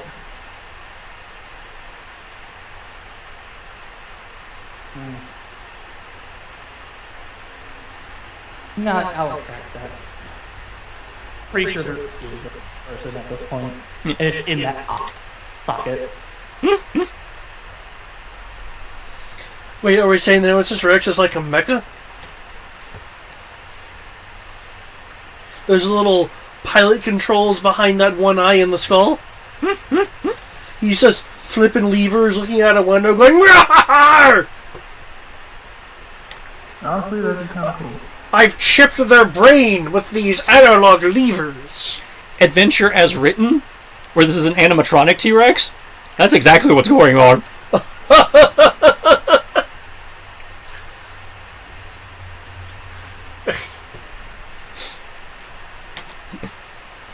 I am mad that I knew that. And it's great, because Adventure as written, the Nedry is an artificer. This is his Eldritch turret thing. He's turned the T-Rex into his Eldritch cannon. Wow. So it has the Eldritch turret attack, it can fire incinerating beams and all this other shit. Okay. Because he basically took over the Disneyland animatronic and weaponized it. At some point, somebody might want to run the vanilla version of this adventure just for laughs, because it is a very fun, tongue-in-cheek little romp. Alright. That actually does a one-shot, though, if we're trying to go like true Jurassic Park at that point. Well, it's designed to be a one-shot. It's supposed to be an Eberron one-shot. That makes more sense, then. But, again, I've heavily we reworked it to, again, give Eric his dinosaurs, have a little bit tongue-in-cheek fun, but still get you guys introduced to the what the fuck is going on with the Misslins. I do like the fact that, saying Nemesis Rex really makes this creature visually make a lot of sense. Since you've already given up the name when you slipped out the name, so it seems to be playing well for you. Yeah, I still don't like it as much as I like the older edition versions, but it is more dangerous than I thought it was reading the stat block. Now, part of that is because of having Nedry as riding shotgun with it. Yeah. Because throwing those spells, like taking you off the board like it did. Yeah. Yeah. You can't discount the fact that we're fighting two creatures instead of just a Tarrasque. Yeah. But I mean, because I'm looking at it has plus 19 to hit, and it was not hitting. Yeah, it was getting probably about 1 to 2 hits out of its 5 attacks.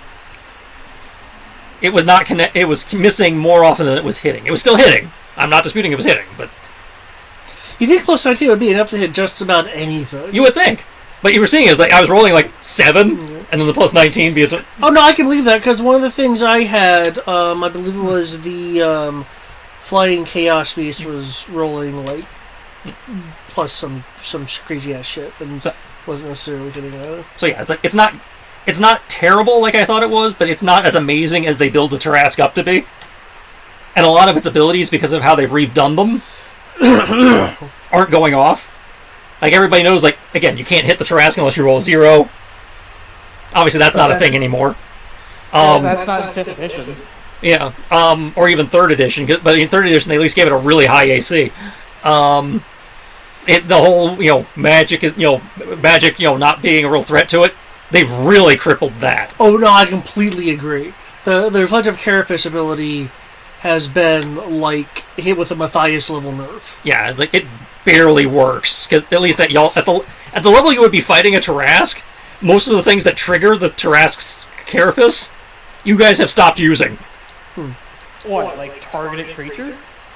Well, I don't want to tell you because then you guys might go out of your way not to use it. Because if I say nothing, somebody might slip up. Yeah. After you've killed it, I will happily tell you how it works. But so long as the fight is ongoing and people are still throwing stuff at it, I don't want to give any hints.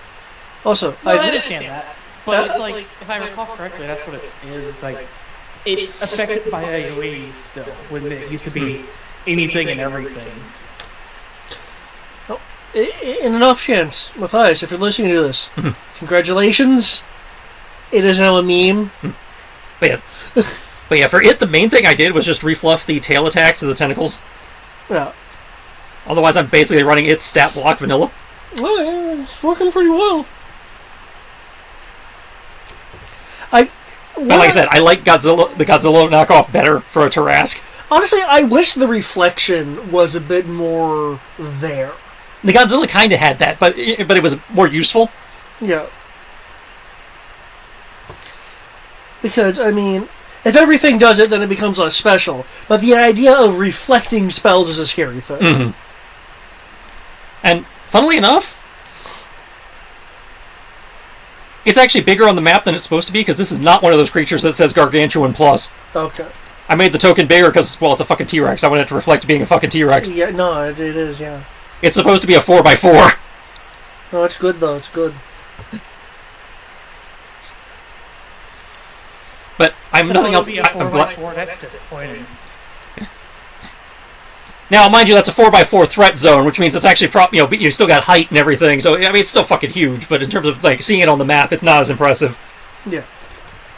I'm so used to back in the days when Gargantuan would be like a 12x12. Yeah. Okay. That's because they had more size categories in between. Well, I'm remembering Gargantuan as being like decent building size. Yeah. Yeah, exactly. I remember Gargantuan as in giant fuck-off dragon models.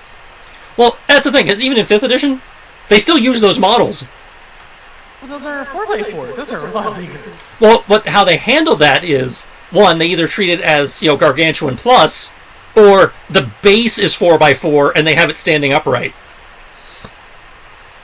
That makes no sense. Yeah, it does. Dragons can stand on their hind legs. A lot of them are like a giant rock, and the dragon's like climbing on the rock, so it's kind of upright, but the base is 4x4. But then you got the tail coiled around the rock, and you got the wings spread, because the wings don't count for the threat area.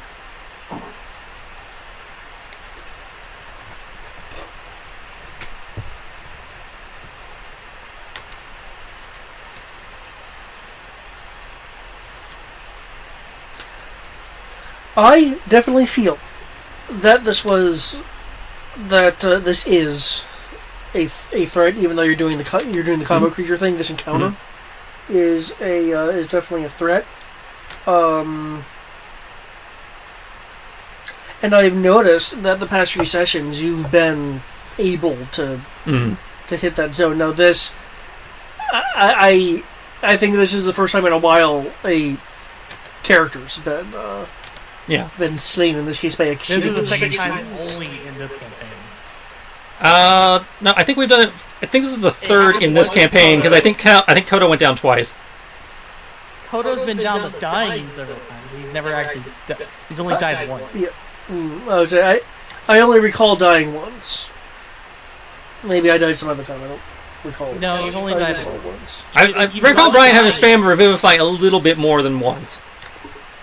He's gone into the dying state several times, but then Tim just heals him back immediately.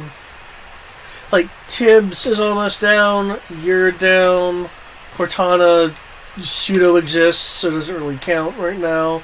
Kenshi is injured, but around. I'm not really seeing his token. He's been.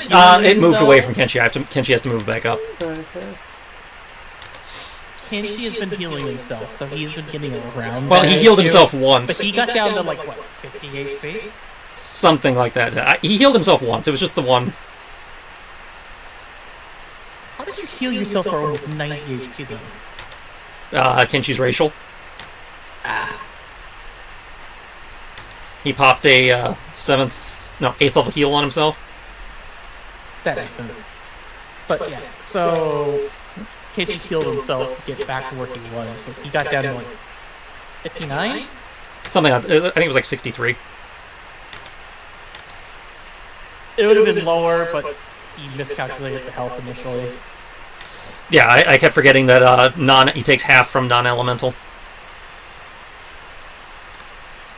And then there's you, who got vamped out of existence long enough to have you die. Yeah. So he's taking half from the claws. It's like, I would have thought the delayed quote-unquote fireball, the ice ball, would have done a bit more damage. I had thought, I'd kind of forgotten that it had usable legendary resistances. Yeah, it's only used one so far. And that was against 2. No, I was talking about before that point. Yeah. So, they only get 3, it's used 2 of them? Most creatures get 3. This one might have more. I'm going off what is the generic standard of 3. Yeah. So you can see in both cases, Eric, that the base is 4x4, but they make it stand up so it so it looks bigger. And usually they have a leaves out and spread out higher Yeah. than the base. Yeah, so it's so compared to your mini on the table, it still looks fucking huge. You are right in that case. Most of the models are like that. But I was just recalling models that are like curled up around the board, and they're like a good like 8x5. Yeah, those still exist also. But they still make those. Yeah, they still make those also. But I've seen those more for Pathfinder these days than I have coming from the Wizards of the Coast people.